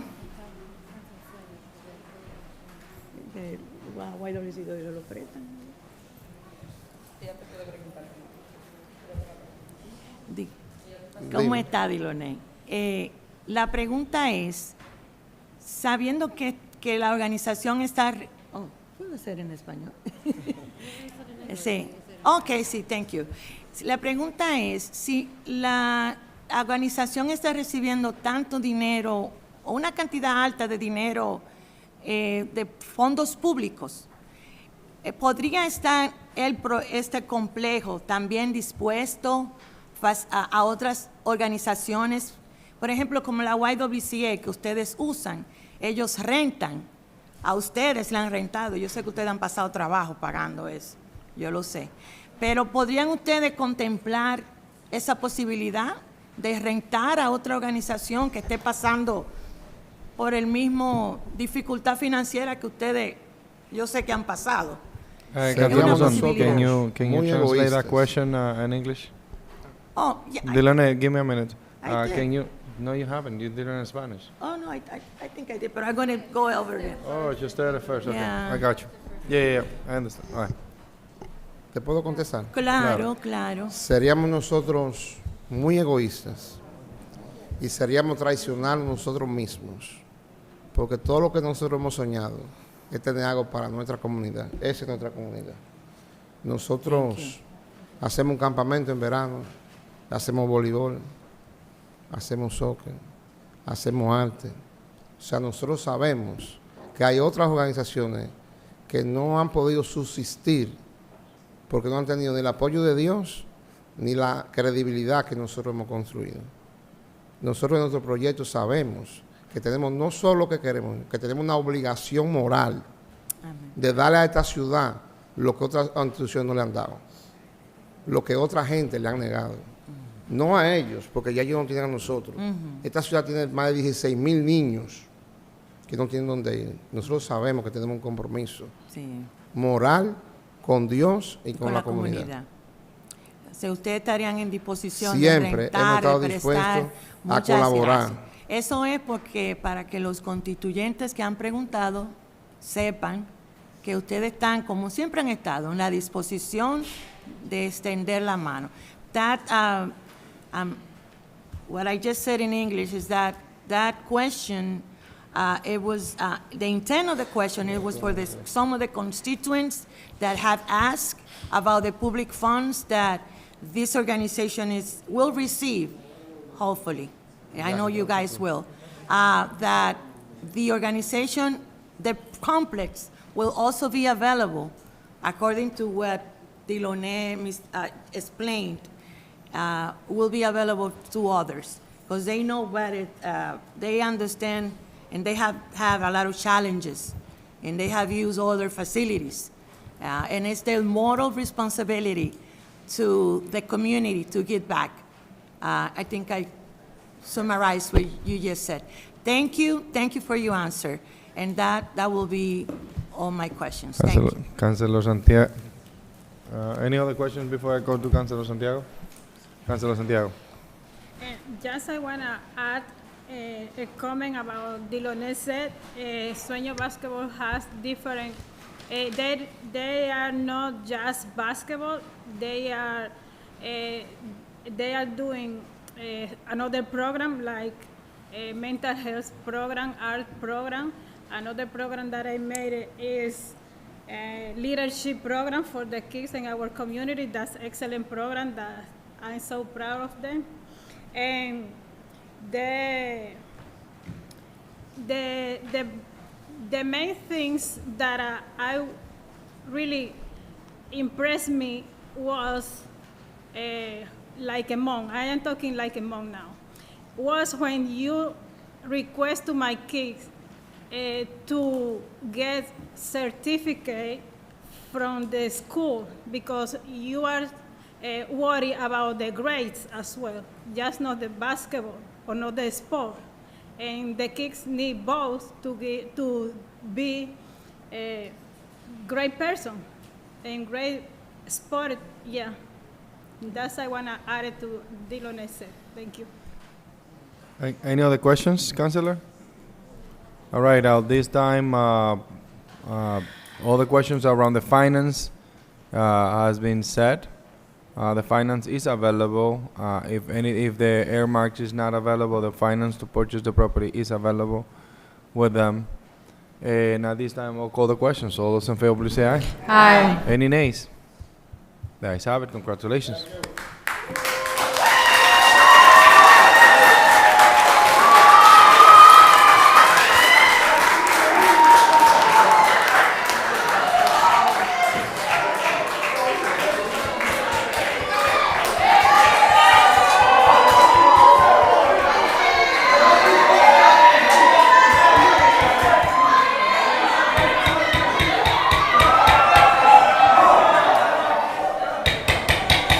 Thank you.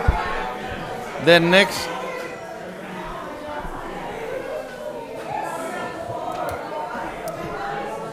I have anything? Anything else? Oh yeah, the next one.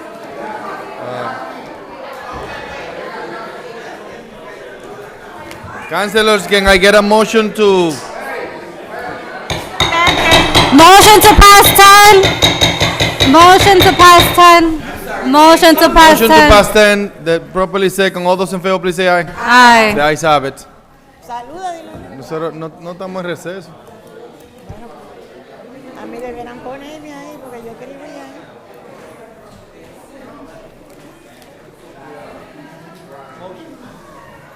No lo vamos a coger una foto.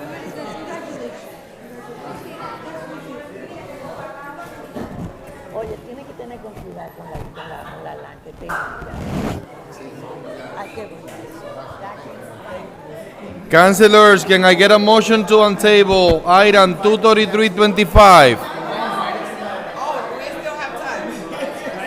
Receso. No, a motion past 10. No es receso. No, but you were during the day. All right, councilors. All right, item 23325. Can I get a motion to untable? There's a motion to untable item 23325. The review and approval of the annual application to the hub for the community development block grants, CDBGs, and for the home grants. There's a motion to untable, properly second. Discussion. There is none. All those in favor, please say aye. The ayes have it. We have Susan Finn here with us. Susan, welcome back. Good evening, councilors. Very exciting moment, right? It's been a very exciting night. 233, the last table matter. Any questions? There is information that was sent. Thank you, Sue. You're welcome. Thank you, the departments, for sending that information.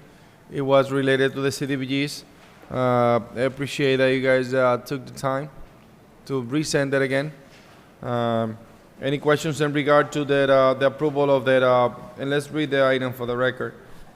This is the review and approval of the annual application to the hub for the community development block grants CDBGs and the amount of $1,638,713, and home grants in the amount of $835,894.17. These CDBGs will be used for the amount of 10% for the community grants, right? So admin So is. 10% of the CDBGs will be used for grant fund for the community organizations. Oh, 15%. 15%. Yes, thank you for clarifying that. Last year we didn't do that. This year we're coming back to do that again. Yes. And also this grant fund from homes will be used also to promote different programs, including the first-time home buyer, which is for the amount of $100,000. Correct. Correct. Anything else that we wanted to add? Discussion. To this item. Discussion, Councilor Plant. So to you, Council President, I just want to thank you, Ms. Fink, for being here tonight. And it's important that we know this, because we do have a lot of city employees that are dedicated, that go above and beyond. Ms. Fink right now is on her vacation, and she has been here tonight since before 7 o'clock. That's not because fair. that's how important this is to get this thing passed. And I can't speak for anybody else, but I want to thank you for your dedication. I want to thank you for being here. It wasn't going to be said. No one was going to know about it. It was just going to pass. You were going to go back to your vacation. But I think it needs to be said. And so thank you for making a sacrifice tonight for the city to make this happen. So thank you very much. Thank you for your kind words, Counselor. Susa, thank you so much for taking the time that is needed, especially in the vacation time. Thank you, Counselor. Any questions, councilors? At this point, I'll call the questions. All those in favor, please say aye. Aye. Any nays? The ayes have it. Thank you, Sue. Thank you, Counselors. Councilor De Rosario have to leave the meeting due to personal matters. Well, we go back to the top of the agenda, and we have a couple of items from ordinance that we have people visiting. Yeah, but I mean, we have people here. Any questions for the city attorney or any specific item? I'll be here for the housing, but I'm also here on 26625 longevity pay. Yes.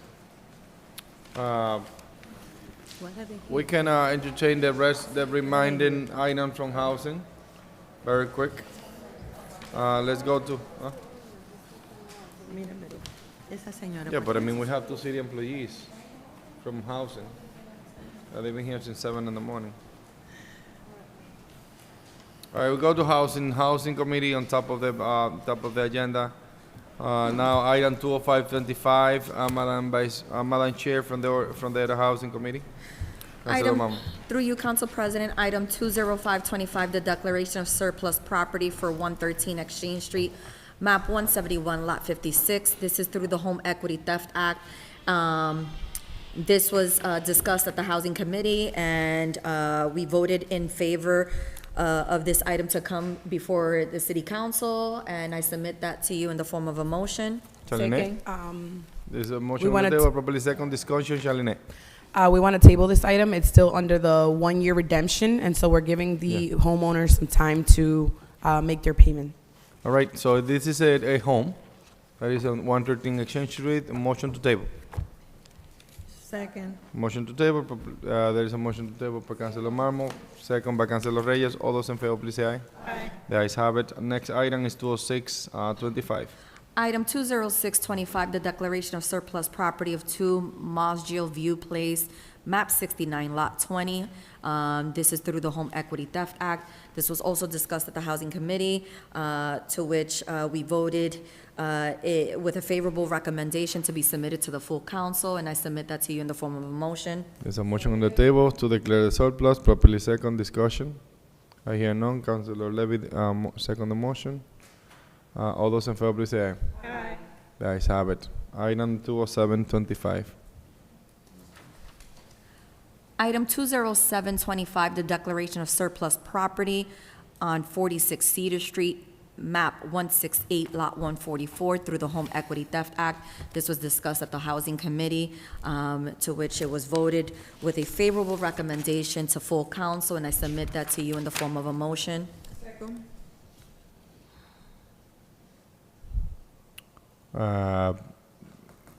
There's a motion on the table, properly second discussion. I hear none. Charlene, a quick question. Yeah, you have the floor. Sure. The items 209, 210, 211, 212, 213, and 214 are the same property. It's a condo, so they have to be done separate. But if we can block them and maybe save some time. Oh. Yeah, we're not there yet. 207. This is 46 Cedar I Street. apologize. This is a vacant lot. This item came out as a committee report, out of the committee, right? 207.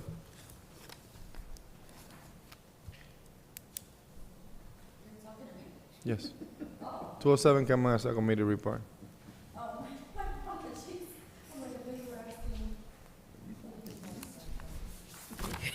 Robert De Niro. It was Robert De Niro. For the record, let me rectify my statements. The So, motion. item 20725, the declaration of surplus property of 46 Cedar Street, map 168, lot 144, through the Home Equity Theft Act. This was discussed at the Housing Committee and voted to be submitted to full council as a committee report, and I submit that to you in the form of a motion. There's a motion, it's a committee report. There's a motion to set that as a committee report, properly second. Discussion, there is none. The vote is to set that as a committee report. All those in favor, please say aye. Aye. The ayes have it. Now, councilors, what's the motion? Motion to approve? There is a motion to approve, properly second, to approve the declaration of the surplus. Any questions on this matter? Charlene, what's the intent for this use? Sure. So these properties under the Home Equity Theft Act have to be done through a realtor and an appraiser. So it's going to be fair market value is what is the regulations under the Home Equity Theft Act.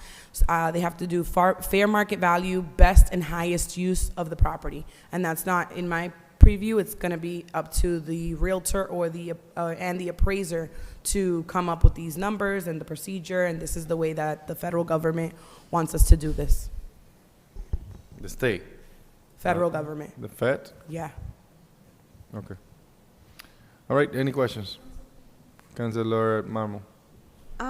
Correct me if I'm wrong and jog my memory a bit. The reason why this was approved to be submitted as a committee report, was it due to the fact that we had questions in regards to specifically the process of how the administration or whoever is tasked with the RFP process for the realtor or broker, or what is the process in terms of how this is going to be conducted? So we're gonna put that wasn't the reason why it came up as a committee report. It was because it's a rush, because we have timelines and dates to meet and adhere to, and I think we didn't have enough time to discuss it at the Housing Committee, and that's why we sent it up or you guys sent it up as a committee report.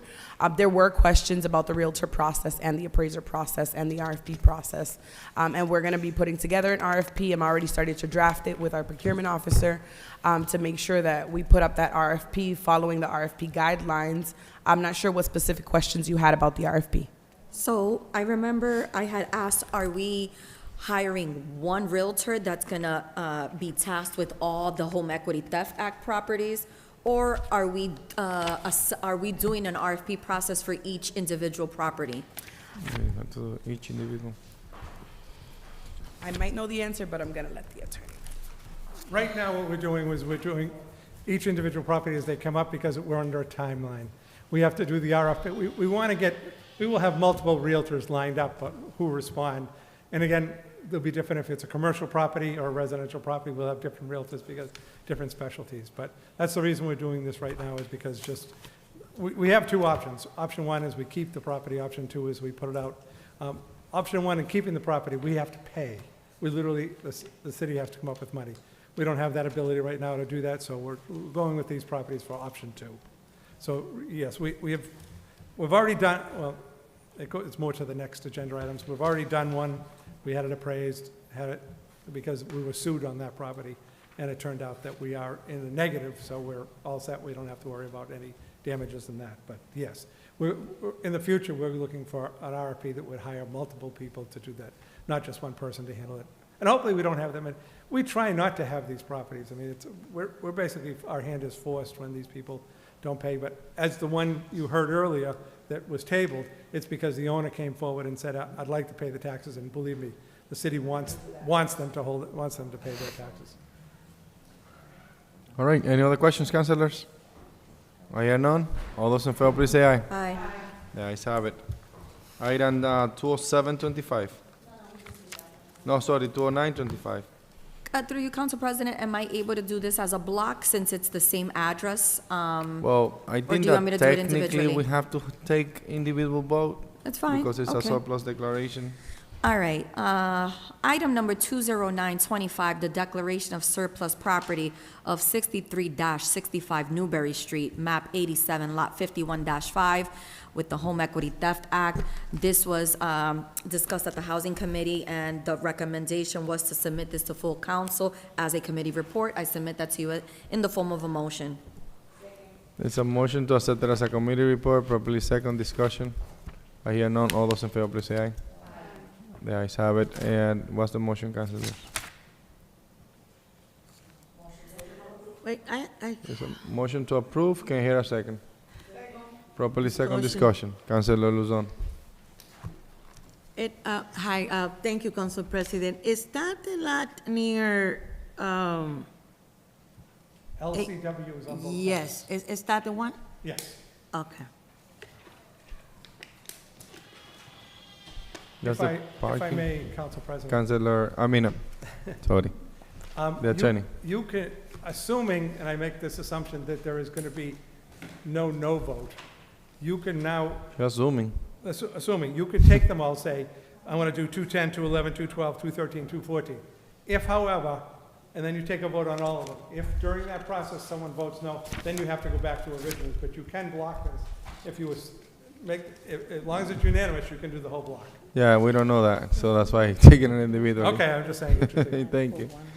All right. Councilors, the motion is to approve. Properly second discussion.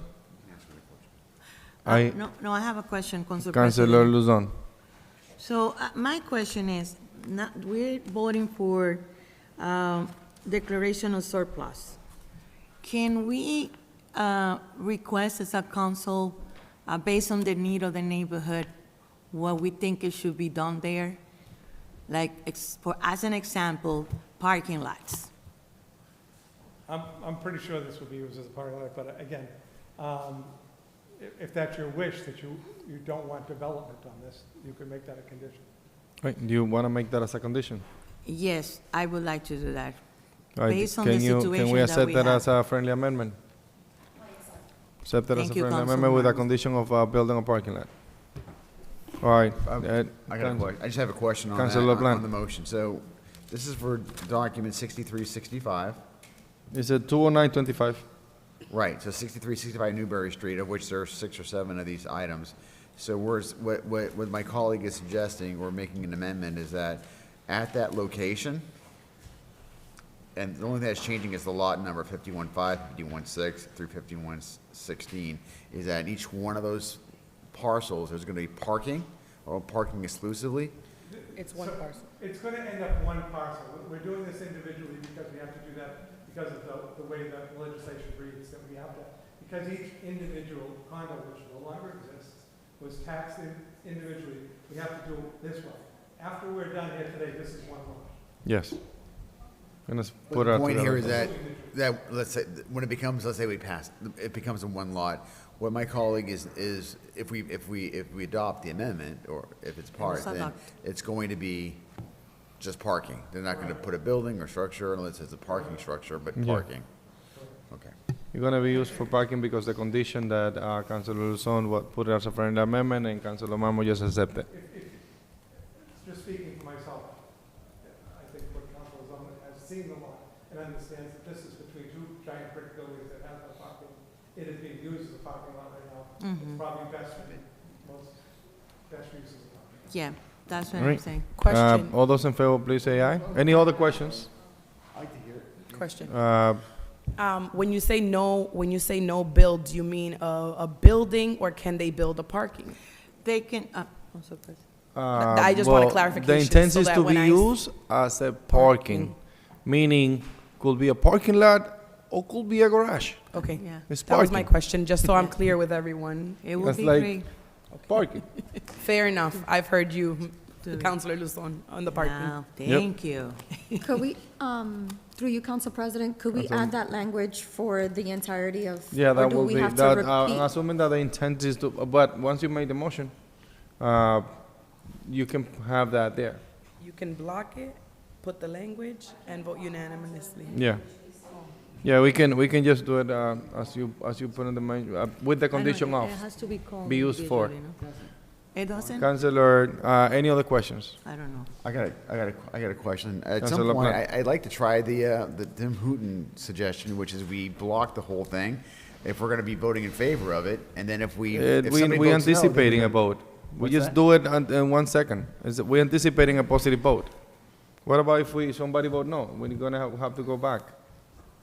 Let's see who votes no on this one. If no one votes no on this one, I I'm could be pretty vote on confident. and 21025. It's like let's not anticipate things. Let's stop counting. Let's move on. All right, item 20925. All those in favor, please say aye. Aye. The ayes have it. Item 21025. Item 21025, the declaration of surplus property of 63-65 Newberry Street, map 87, lot 51-6, through the Home Equity Theft Act. Discussed at the Housing Committee. It was voted to refer this to the full council as a committee report, and I would like to add the friendly amendment that No. it is... First the committee report, Oh, and then we put the motion to the for the surplus declaration. And There I is a- submit that to you in the form of a motion. There's a motion on the table, properly second discussion. I hear none. All those in favor, please say aye for the committee report. The ayes have it. Madam Chair. Friendly amendment? I would like to She will add do the it right friendly away. amendment that... No. Just put the declaration of surplus with the condition of, Okay, so I have to repeat the whole thing again? no, just the motion for the declaration of the Motion surplus. to, okay. You got it. Motion to approve the declaration of surplus property 63-65, map 87, lot 51-6, under the condition that this parcel is used as a parking lot or facility. Any questions, councilors? I hear none. All those in favor, please say aye. Aye. Any nays? The ayes have it. Item 21125. Item 21125, declaration of surplus property 63-65 Newberry Street, map 87, lot 51-7, home equity, through the Home Equity Theft Act. This was also discussed at the Housing Committee, and it was voted to refer this matter to the full council as a committee report. I submit that to you in the form of a motion. There's a motion on the table, properly second by Councilor Reyes. All those in favor, please say aye. Aye. The ayes have it. Madam Chair, Motion to approve the declaration of surplus property 63-65 Newberry Street, map 87, lot 51-7, under the condition that this parcel is used as a parking lot or facility. there is a motion on the table, properly second, discussion. I hear none. All those in favor, please say aye. The ayes have it. Item 21225. Item 21225, declaration of surplus property 63-65 Newberry Street, map 87, lot 51-9, through the Home Equity Theft Act. This item was discussed at the Housing Committee, voted to refer this matter to the full council as a committee report. I submit that to you in the form of a motion. There's a motion on the table, properly second by Councilor Santiago. All those in favor, please say aye. Aye. Any nays? The ayes have it. No, 212. Now the declaration of surplus. Motion to approve the declaration of surplus property of 63-65 Newberry Street, map 87, lot 51-9, under the condition that this property is used as a parking lot and/or facility. I submit that to you in the form of a motion. There's a motion on the table, Second. properly second by Councilor Santiago. Discussion. There is none. All those in favor, please say aye. Aye. Aye. Any nays? The ayes have it. Item 213. Item 21325, the declaration of surplus property 63-65 Newberry Street, map 87, lot 51-13, through the Home Equity Theft Act. This item was discussed in the Housing Committee, was voted to refer this matter to the full council as a committee and submit it as a committee report. I submit that to you in the form of a motion. There's a motion on the table to accept it as a committee report, properly second discussion. I hear none. All those in favor, please say aye. Aye. The ayes have it. Any nays? The ayes have it. So motion to approve the declaration of surplus property 63-65 Newberry Street, map 87, lot 51-13, under the condition that this property will be used as a parking lot and/or facility. Any, can I hear a second? Councilor Santiago has seconded. All those in favor, please say aye. Any nays?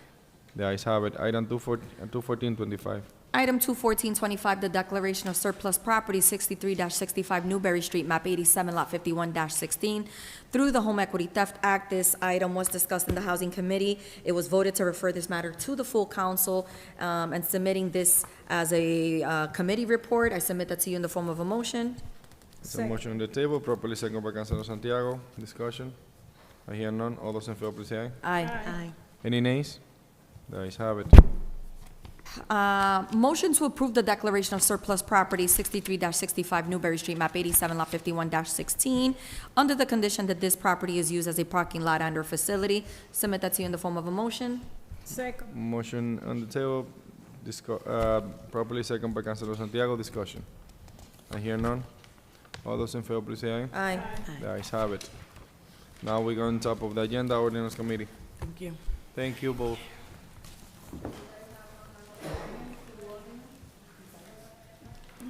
Do you have any specific item, Councilor Plan, for? I'm not sure. 26625? Right here for 266. I'm here for 26625? Why don't we deal with the city of? Okay, yes, 26625, can I get a motion? Councilor Plan? Yeah, sure.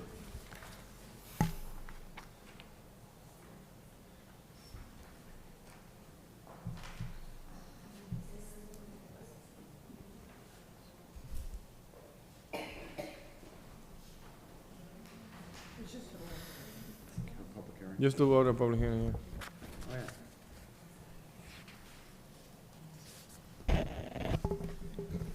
The ordinance committee met on 26625. This is for longevity pay for certain employees. So send it to the full council with a favorable recommendation to order a public hearing and make that in the form of a motion. To order a public hearing. To order a public hearing. Yes, there is a motion on the table, properly seconded by Councilor Marmo. Discussion. I hear none. Councilor Reyes? All right, all those in favor, please say aye. Any nays? The ayes have it. Thank you, Attorney. Thank you. Now, we got 292, and then we have people here. Then They're here for item 293. 293? Sure, I'll take that up Church right services, yeah. 292 is online, 293, but you can do 293 first. 290. I'm sorry, I speak Spanish. Let me Yeah, start off- give let me, me start- give me a minute. One second. 293, so We- the ordinance we- committee we met will on do it in a second. 29325, church services in the park, Camping Union Common, August 17th. August 17th, from 8 a.m. to 3 p.m. was sent up to the full council with a favorable recommendation and make that in the form of a motion. There is a motion on the table, properly seconded by Councilor Discussion. Santiago. Discussion, Councilor Luzon. And I'm gonna mention this, but it's not, it doesn't mean that it's your church that is doing this. There was a service on the what was last Saturday that we went to all the tournaments? It was, yeah, 2 Saturdays ago. We have to be very careful with the sound system that some of the churches are using. It was out a of the club. place. It was a lot. I mean, I have never seen any sound system that big. So we need to be careful with that. We need to regulate. We love the church services. We were there for a little bit, Oh, my trying God, to what- enjoy, trying to join the service. We couldn't. It was so loud that we left. So, and the neighbors were calling the police. It was loud, loud, loud. It was a system that I have never seen in the city. So we need to be very careful. And we know that we are pro-services, pro-church, but we also need to be very careful with the sound system that some of the churches are using. Yeah. Just for the record. And, Council President, would you mind adding to that? Of course, I will. Please. That specific event that was approved by council, the council approved the event for the church, but they used a different location. They used the basketball court when the intent was not to use the basketball court at the South Common. And it was something that they did it, and they also talked to the recreation department, and they spoke to them that it was going to be a little speaker, but it was a huge speaker. And the recreation department spoke to the people in charge of that event, and we understand, we love God, but there is other people that they prefer to go to church instead of listening to it outside, and that's their choice. So it was a challenging event on that day for the neighborhood. And I know, thank you, Council President, I know it's not Not your this church. No, not at all. But please take that in consideration, because we want, it's also noise and it's pollution. And I know you're not going to do that, but just keep that in mind. Yeah. Please, thank you, Council President. Councilor Reyes? To you, Council President, I want to mention, because we are very specific through our ordinance committee, we request maintain the speaker low, because we need to take in consideration the neighbor on the area. So we want to mention, because Councilor Del Rosario is very specific through every committee to request every show maintain a low speaker, because we don't want to, and also he mentioned, when you be in this area, don't put the speaker close to different way, because we want to maintain our neighbor happy, because sometimes when we making a lot of noise, it's not comfortable for our neighbors. So I want to mention, because through our committee, we are very specific, and we mention through every church. And to every event. When I was part of that ordinance committee, we keep on telling everybody, keep the speaker to yourself, because I mean, you will. There is other events. Perhaps on that specific day, when what Councilor Luzon is referring to, there was an event at the tennis, not at the tennis court, at the volleyball court, and they were not able to perform what they were supposed to because of the music from the church. They were not able to hear them out for their events. So multiple events throughout, and we don't want your church to take this as personal, because what we're trying to say is for every event that we have other events throughout the city, and we appreciate that you guys are here for sure after 10 p.m. Thank. Any other questions, councilors? Councilor Mamo? It's through you, Council President. I'm hoping you could provide me with an answer, or the chairperson of the ordinance committee. When we approve these type of events, right, they obviously have to fill out like a permit, right? So once these permits are approved, does anyone from ISD go around to verify that everything that they filled out on the permit is going according exactly to plan as to what they requested? Because there's a lot of different types of requests, whether they're selling food or not, whether they're, you know what I mean? I understand. I'm just Yeah, wondering, usually we don't have that how do capability. we keep track that Yeah. they're actually following through with the permit that's being requested? Good question. Yeah. Sean? Sometimes the councilors goes around and we bring complaints and we bring good feedback. But I mean, we understand definitely that there's a challenge for the city. Any other questions, councilor? ¿Tienen alguna pregunta o tienen? Just to the mic. No, come to the mic. Okay, I understand. Okay, gotcha. Nosotros Pero ven y podemos tradúcele. poner a la, ¿cómo se dice? La carpa para Canopy. poner ese Sí. día. Y es la primera vez que vamos a hacer el evento, que no lo hemos hecho, pero sabemos que como ustedes nos están dando las recomendaciones, vamos a tratar de hacer las cosas ordenadas, ¿verdad? Nosotros, pues para no tener conveniencias, ¿verdad? Porque eso es lo que queremos. Gracias. She understands why you guys trying to tell her, and because it's the first time she's doing this again, they're going to follow all the rules and all the recommendations that you have given to her. Thank you. We appreciate it. Gracias. Thank you so Gracias. much. Any councilors, any other questions? I hear none. At this time, I'll call the questions. All those in favor, please say aye. Aye. The ayes have it. Thank you. Gracias. You've been approved. The other item is 294? Huh? Yeah, the following, 294-25. This is the evangelism in the park at Camp Noon Commons, September 20th. From 3 to 7 p.m. was sent up to the full council with a favorable recommendation and make that in the form of a motion. All right, councilors, any other questions? Can you hear a second?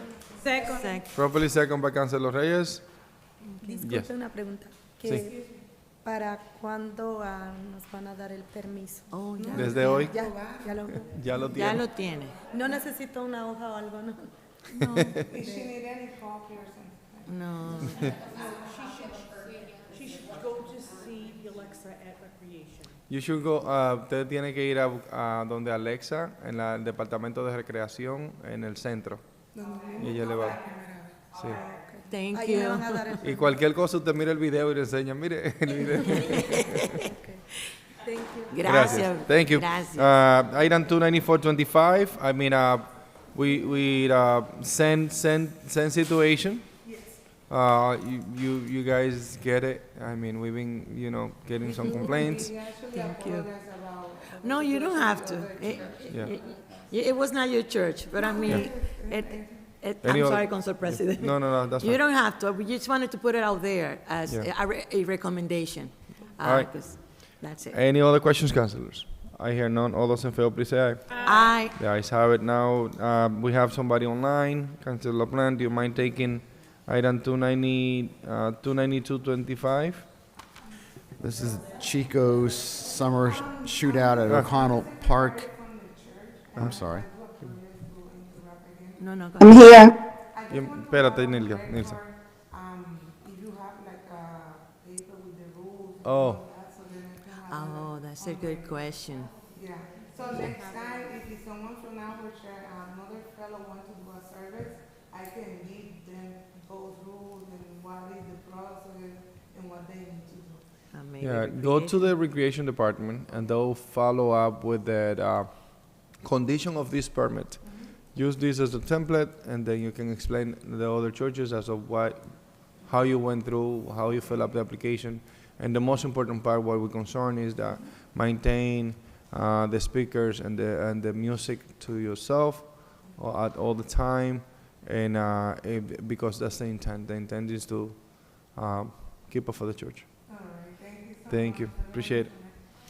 All right, item Gracias. 292-25. Buenas noches, gracias. There was a motion for that? Amén, igual.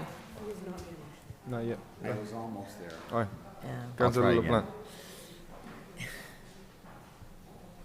Chico's summer workout, O'Connell Park, August 17th, 2025, from 11 a.m. to 6 p.m.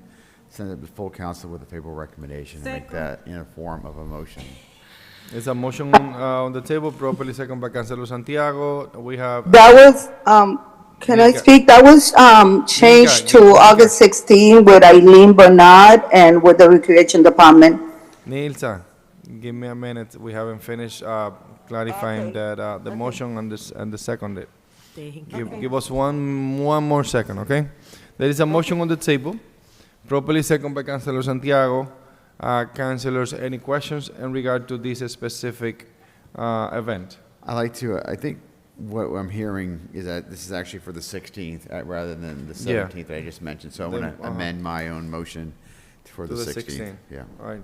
same time. Point well taken. Actually, the time is actually different. They have 1 PM to 5 PM on this application that I have. So, 9/11. August 16th, 1 PM to 5 PM at the Southcom. O'Connell Park. Is that including cleanup time? I'm just reading what I have on the, on this. Ask the petitioner. On High Through you, Street. Council President. Nilsa, Ms. Caraballo, what's the hours that you want the park? Remember when I went the first time, when I did the permit, I think I put a corner instead of Stoller Park on High Street. And the time is 1 to 6. Well, it's 1 to 5, but then I have to clean. So I'll be there until maybe 7, until I clean up the park. Yes, Toro Park. Council President. All right. So the whole thing have changed. So the location, date, and time have changed. But do we know if that park is available? Available. Yeah, it is available, because what happened was I put, Teresa. when I did the permit, I Teresa. put the wrong park. Teresa, But dile que lo- Recreation, que no, lo it's suba un Toro chin más. Park. Que no se Nilsa, oye. no te oímos, no te escuchamos. No me It's on the escuchan. back. When I did the, when I did Nilsa, the. give us 1 second, please. Okay. So the form is from Recreation, they're asking that Sorrel Park is available. So this paper is from recreation. Yeah. I didn't know it was a park change, but we put a big yellow thing, note the date change, approved by Recreation. And this is from them. Okay. So everyone has a copy of this. Okay.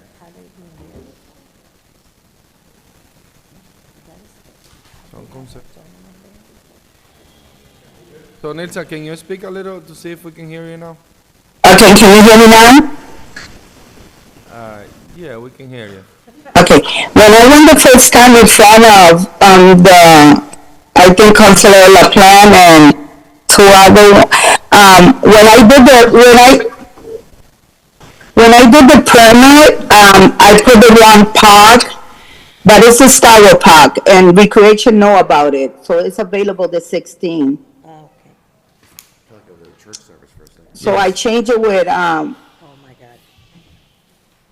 I changed it with Recreation Department. It's almost the same time, 1 to 5. The thing is, I'm gonna be there maybe until 6:30 or 7, because I know I need to clean the park and leave it the way they gave it to me. So location is the Storo Park. Yeah, on The High Street. time is from 1 to 5. Mm-hmm. And the date is on August 16, correct? Yeah, that is correct. Okay. So Nilsson, the question will be around the if you build up cleanup time after the event and prepping time before the event. Yeah. So I'll be there like at 11 o'clock in the morning to put up, to set up everything up. But the event doesn't start until 1. So and once you guys finish, you do have a team that is gonna help out with the cleanup? Yes, we have a team. Yeah. Nilsa, I need to relay some information that I got from DPW the same day that we went around for different events, sport event, and that was that that on your event on Friday on that location, it was a little bit of challenge for the DPW to help out with the cleanup. So that's why I'm asking that question. Okay, but this is not a basketball thing. This is a back-to-school event. Oh, it's the back is good, the mochilas thing. Like, I wasn't on the court for Friday. I haven't been going to the game because haven't been feeling good, my health. But the event that I have in Sorrel Park, has nothing to do with basketball. It's a back-to-school event Gotcha. where we're going to give school supplies. Understand. Thank you, Nilsson. You're welcome. Councilors, any questions to Nilsson? Councilor Santiago.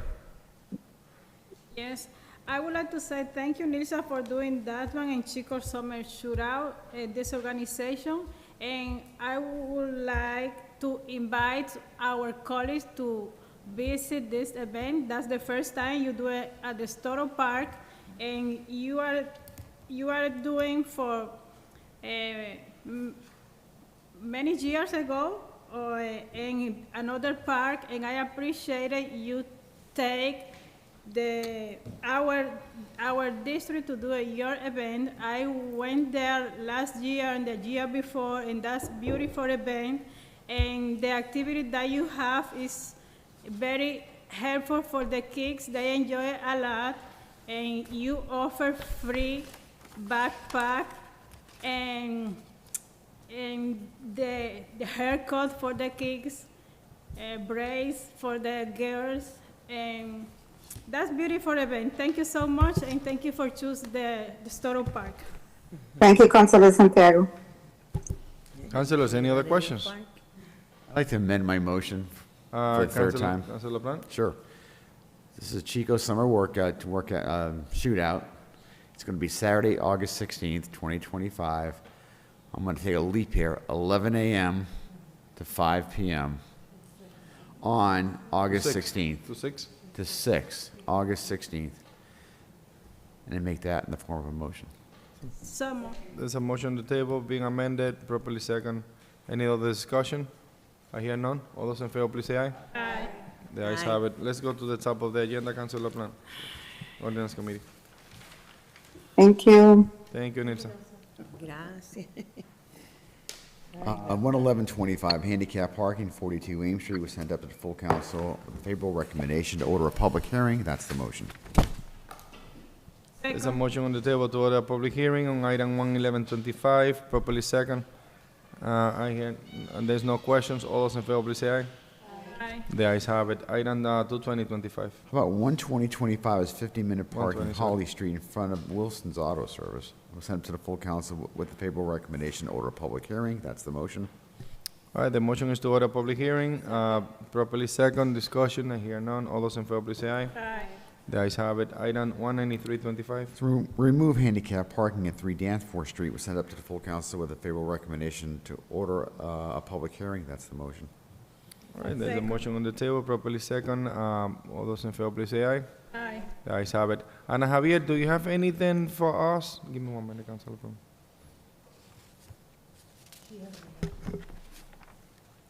Let's- Let's continue. I'm sorry.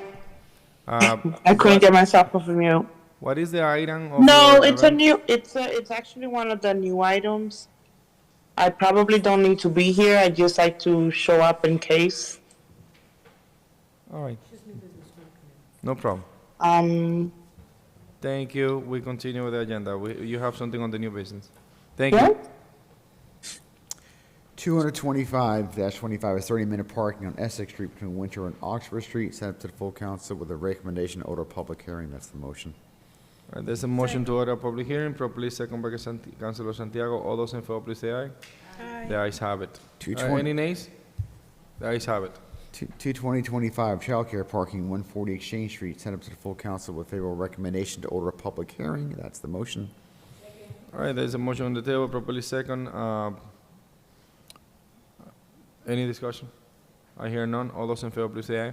Aye. The ayes have it. Item 24725. Stop sign on Bennett Street and Medford Street. Sent up to the full council with a favorable recommendation to order a public hearing. That's the motion. Second.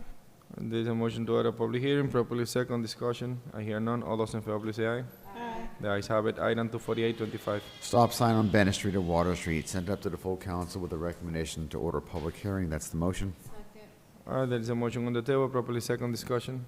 I hear none. All those in favor, please say aye. Aye. The ayes have it. Item 24925. Handicap parking, 11 Shore Street. Sent up to the full council with a favorable recommendation to order a public hearing. That's the motion. All right, there's a motion to order a public hearing, properly second, discussion.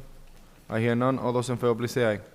The ayes have it. The ayes have it. Item 25025. Handicap parking, 676 Lowell Street. Sent to the full council with a favorable recommendation to order a public hearing. That's the motion.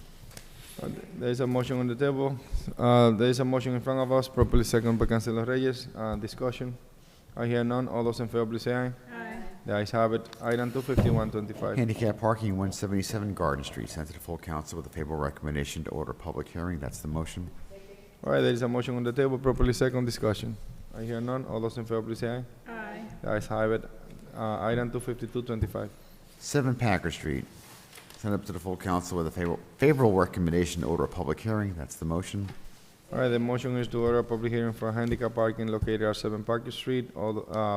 It's a motion properly second by Councilor Reyes. All those in favor, please say aye. Aye. The ayes have it. Item 25325. Handicap parking, 161 Saratoga Street, was sent up to the full council with a favorable recommendation. That's the motion. Second. There is a motion on the table, properly second. All those in discussion. I hear none. All those in favor, please say aye. Aye. The ayes have it. Item 25425. Handicap parking, 29 Woodland Street, sent to the full council with a favorable recommendation. That's the motion. Second. All right, there is a motion to order a public hearing, properly second discussion. I hear none. All those in favor, please say aye. Aye. The ayes have it. We got, going on top of the agenda, there is no communication from the mayor, city officials, city attorney. There is committee report. We finish up with no committee report from Budget Committee, Budget and Finance Committee. A public hearing. Council President. Yeah, Mario. Yes, give me a minute, councilors. There is no committee report from the Safety Committee. There is no committee report from the Economic Development Committee. There is no committee report for the Committee of the Whole, or there is no new business. Now we're going to the top of the agenda with public hearing. Madam Clerk, please read the notice for public hearing related to item 31024, which is the Saratoga Street one-way. Councilor Luzon and Sandra Silva and the Portuguese Club. That's already in place. It is in place as an emergency for 30 days via an order from the police department because they have been waiting so long. But it is not, it needs to be made permanent, so we do need to have the public. All right, let's make a statement on this. An emergency, because due to the waiting period, is not an emergency. Because everybody wait Council for President. give me a minute, Councilor Luzon. Everybody wait for over 3 months for anything related to public hearing. Waiting is not an emergency. That went in place, and the fact that nobody knew the day that they put it up, even myself went through, and there was a chaos, because if the police is requested to do this as an emergency without the proper public hearing, they should do something else than just the signs. It was the day of a game at that field, at that softball field, and there was a lot of in and out, potentially having accidents on that location. I was there myself on that day. So I just want to make sure that if it is an emergency matters, because of the waiting period, it's an emergency, and it should be more information, because that's why we do the public hearings. Council President, if I Councilor may. Luzon. This has been going on and on for months. We canceled one of the meetings where we were supposed to go over this. And they've been waiting and waiting, and there's a safety issue in that street. And as you know, I'm very familiar with the place that, and we know that the traffic in that portion of the street is a safety concern for the neighbors. We got this request from the neighbors and also from the Portuguese Club. But what happened is that in the meeting, we canceled one of the meetings. And it was the day that we lost one of the police officers. We were supposed to review this. That's why Madam Claire mentioned the emergency piece. But it was Yeah, not their and fault. It's It was understandable. not It's our understandable. fault. The thing is like, it's just because we have an item doesn't mean that it's going to go through. And second of all, just because we have an item for a long period doesn't generate an emergency. And if it is an emergency due to a safety concern, a lot more safety should be in place, because on that day that they put it on, it was multiple cars in and out, and that could be a really safety situation. And I completely understand. Maybe we should ask a police officers to be there to inform the residents. I completely understand where you're coming from. Okay. Thank All you, right, Council let's President. move on the item 31094. 24, sorry. Saratoga Street, one way. Madam Clerk, please read the notice. Sure. The legal notices for both document number 310-24 and 329-24, both one-way streets. Reads, notice is hereby given that the Lawrence City Council will hold a public hearing on Wednesday, August 6th, 2025 at 7 p.m. in the council chambers, 200 Common Street, Lawrence, Mass. Pursuant to Chapter 2 of the Acts of 2023 and in accordance with the recently revised City Council Rule 2, this meeting will be hybrid, allowing participation both in person and remotely to accommodate participants with health considerations that prevent them from participating in person. To receive access codes for remote participation, please contact the city clerk at eileen.bernal@cityoflawrence.com or 978-620-3230, or view the meeting on Facebook and YouTube. The purpose of this hearing is to gather testimony, information, and public input concerning the proposed amendment to the revised ordinances of the City of Lawrence, to be further amended by adding the following subparagraph to Section 10.28.040 of the Municipal Code, one-way streets and alleys, be inserted in the proper alphabetical order. Sub 1 is Saratoga Street, from the intersection of Bennington Street to the intersection of Myrtle Street in an easterly to northeasterly direction, and Irving Avenue from Bennington Street to Hampshire Street in a westerly direction. Persons wishing to be heard shall be afforded the opportunity. Public hearing is now open. Anybody from the public that wishes to speak? Public hearing is now closed. Councilors, what's the motion? Motion to approve. There is a motion to approve. Second. Properly second by Councilor Santiago. Any question? I hear none. All those in favor, please say aye. Aye. The ayes have it. Madam Clerk, let's take up, let's go back. Councilor Luzon, that was a motion to item 310-924, correct?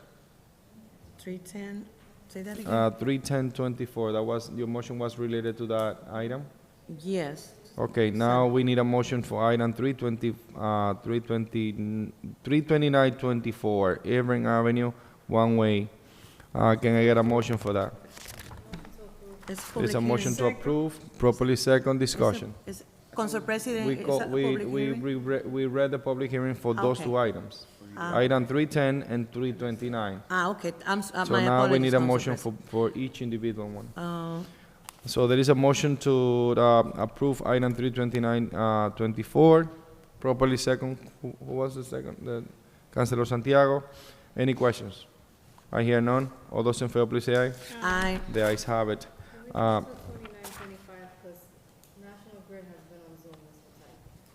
they are on Zoom. And that's item 229-25.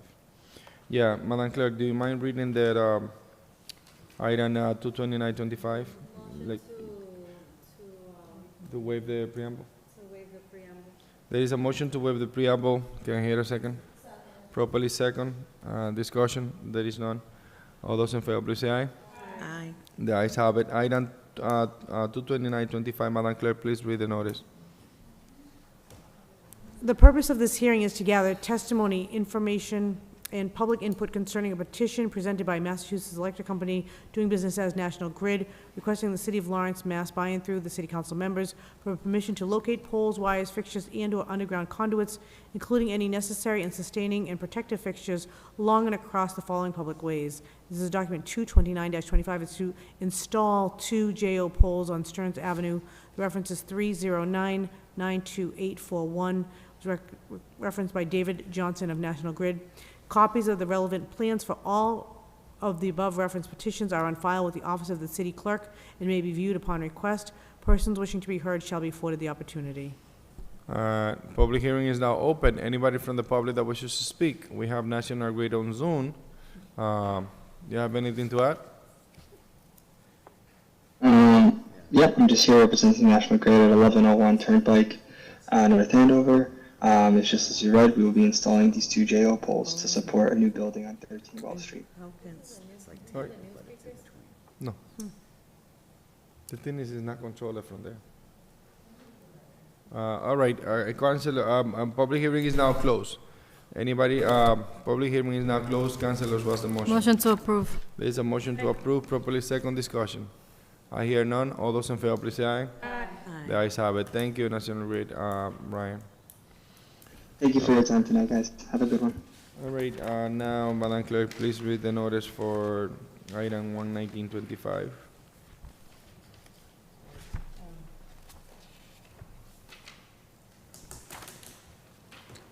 Document number 119-25, the purpose of this hearing is to gather testimony, information, and public input concerning the proposed amendment to the revised ordinances of the City of Lawrence to be further amended by adding the following new subparagraph to section 10.40.060 of the Municipal Code, permit parking street designation to be inserted in the proper alphabetical order, Jackson Court, both sides, entire length, resident parking at all times.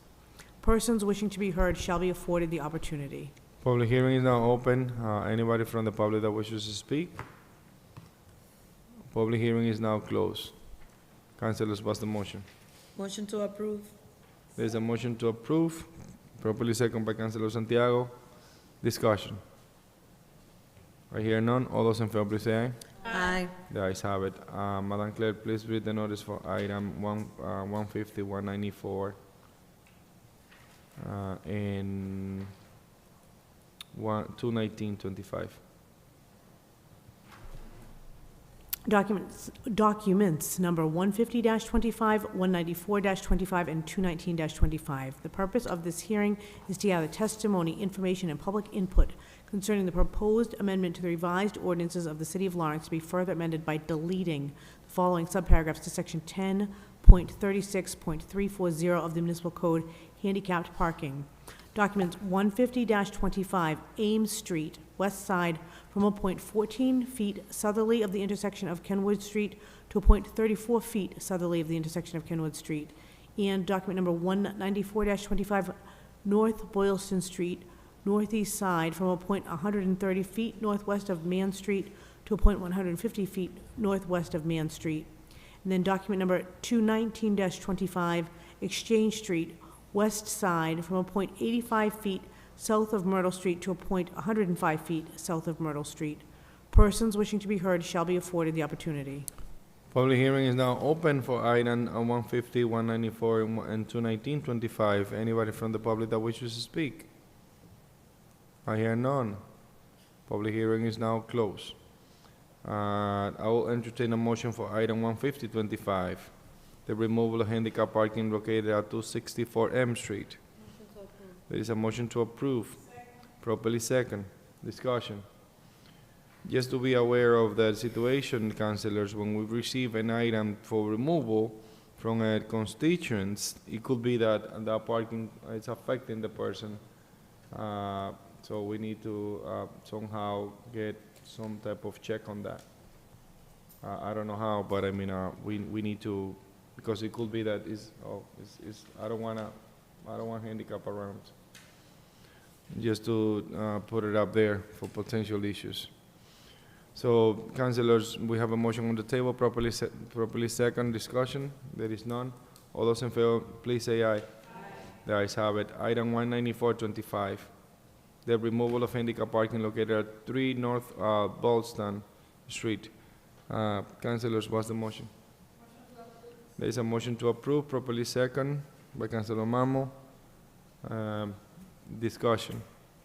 I hear none. All those in favor, please say aye. Aye. The ayes have it. Item 21925, removal of handicap parking at 19 Exchange Street. Can you hear a motion? There is a motion to approve, second by Councilor Santiago. Discussion. I hear none. All those in favor, please say aye. Aye. The ayes have it.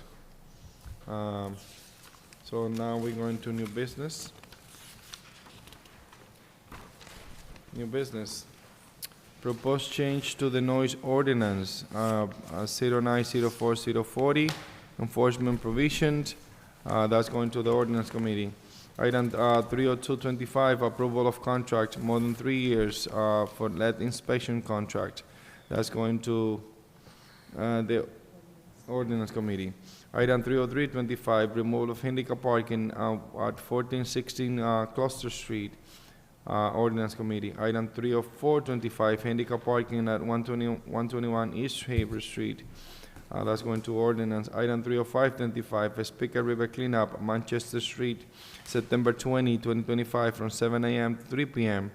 That's going to ordinance committee. Item 30625, Sueños Basketball Family Days at the O'Connor Park, South Common, on August 16, from 9 to 4. Councilors, for these, we're going to need to suspend the rules and be able to vote at this level, and declares an emergency if the councilor wishes. For item 306 is on the 16th of this month. Councilors, I entertain a motion.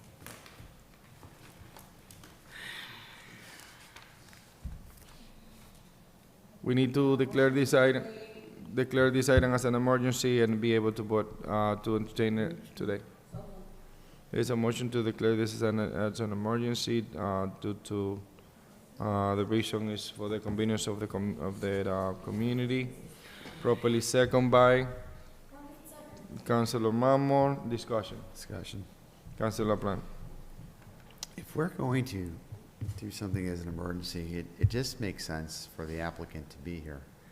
It's the same thing that we would do at the ordinance committee meeting. If the ordinance meeting shows up and the applicant doesn't show up, we end up tabling it. That's just our common practice, because we like to have the respect of being able to ask questions and not take something for granted. All right, I entertain a motion to table if you want.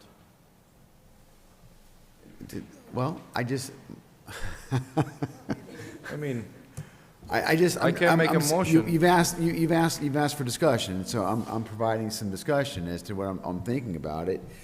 We like the organization, but frankly, they should know better. This is not, I don't think, the first time that They were here earlier today. They were the one that we disposition. I'm well aware. I'm well aware. So they're already here. They should have stayed longer, is my point, if they were already here. Council? You There know, is a discussion. Councilor LaPlante is to have the floor, and then I go back to you, Councilor Reyes. I mean, I'm frankly frustrated. That's why I'm venting a little bit, and the hour's late. We're getting tired, and I'm just venting. I just wish they were here. I don't want to treat this group any differently than any other group. I want to treat everybody the same, in equity and fairness and all that. And I happen to like this group, so now I'm tugged, right? I'm tugged because I want to see them have it, but I'm also trying to be fair. And if this was another group, I probably would say no, because that's what we typically do. So why am I treating this group differently? And I'm struggling with that. So I'm just venting. I'm willing to listen. Councilor Reyes. thank you, Councilor LaPlante. I want to mention it's because they have a short time to... Motion to pass 11. There's a motion to pass 11. Second. Properly second. All those in favor, please say aye. Aye. The ayes have it, Councilor Reyes. I understood what you mentioned. The person is supposed to be here to answer any question, but it's not this activity is not the first time. They request this kind of permits every year. It's a family event, and they do every year, and they come from us to explain how important is the kind of event for our youth and family to our community.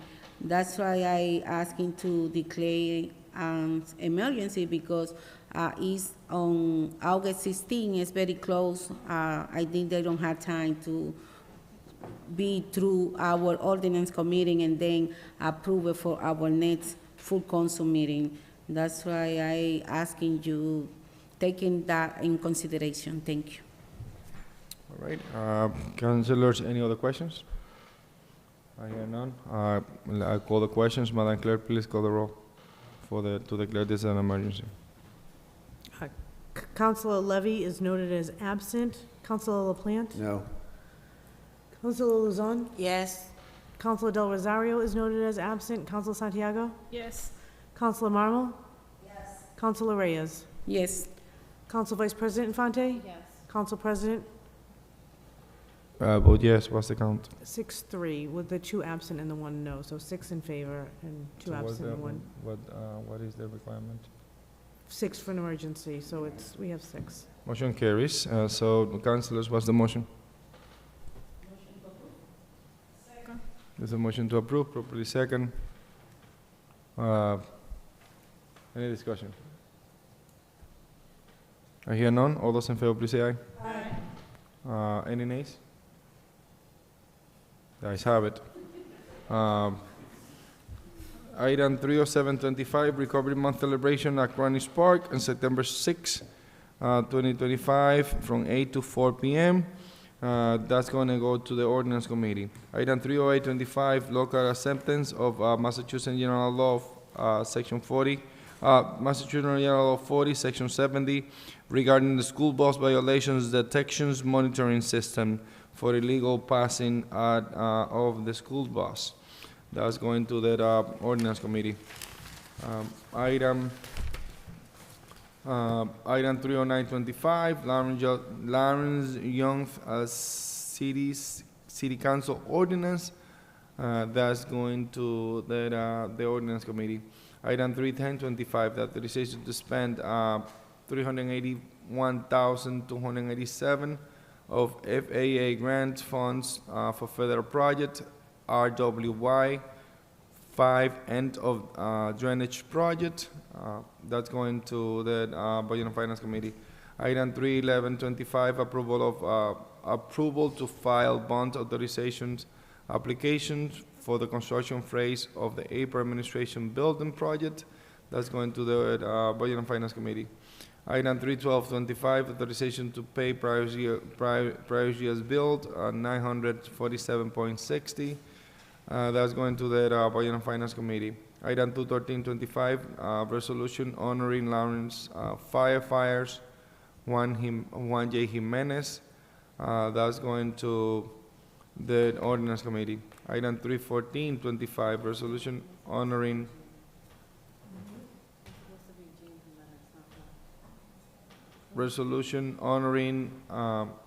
Lawrence firefighter Joseph Murphy.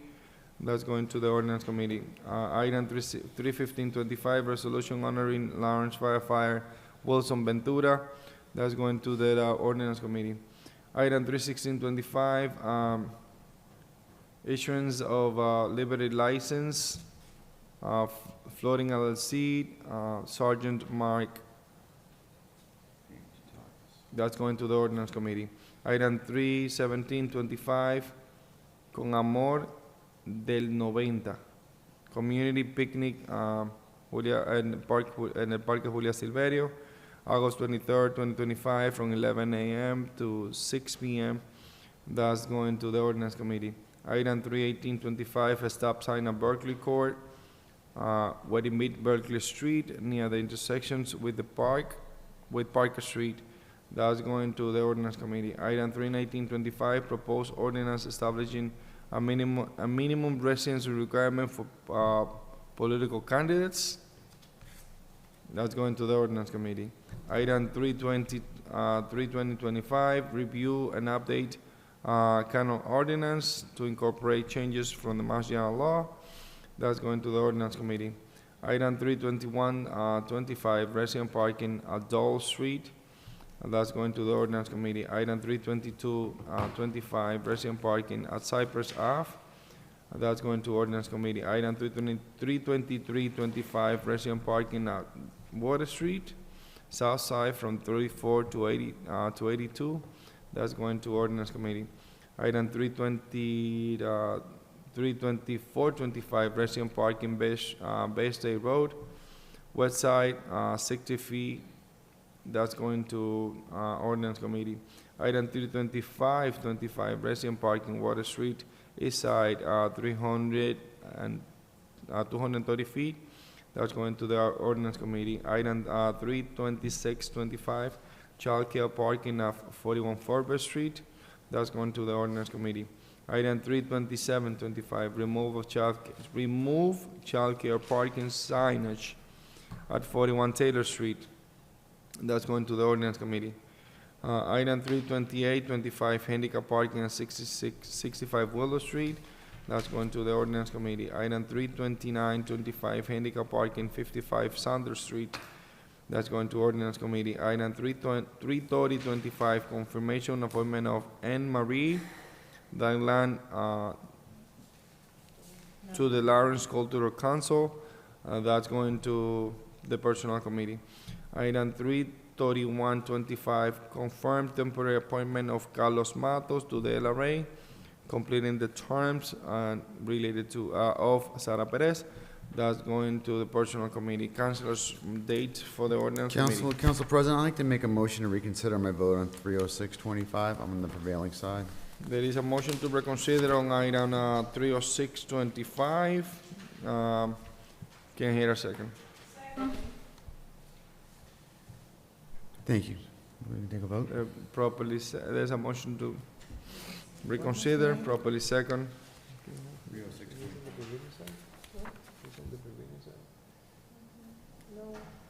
Yeah, I voted in favor of it. You looked at me like, why are you voting in favor of it? I was on the prevailing side. So which vote are you What vote you considering? I'm referring not to? considering the one when you. No, the final passage. The final vote, okay. Final vote, yeah. Yeah.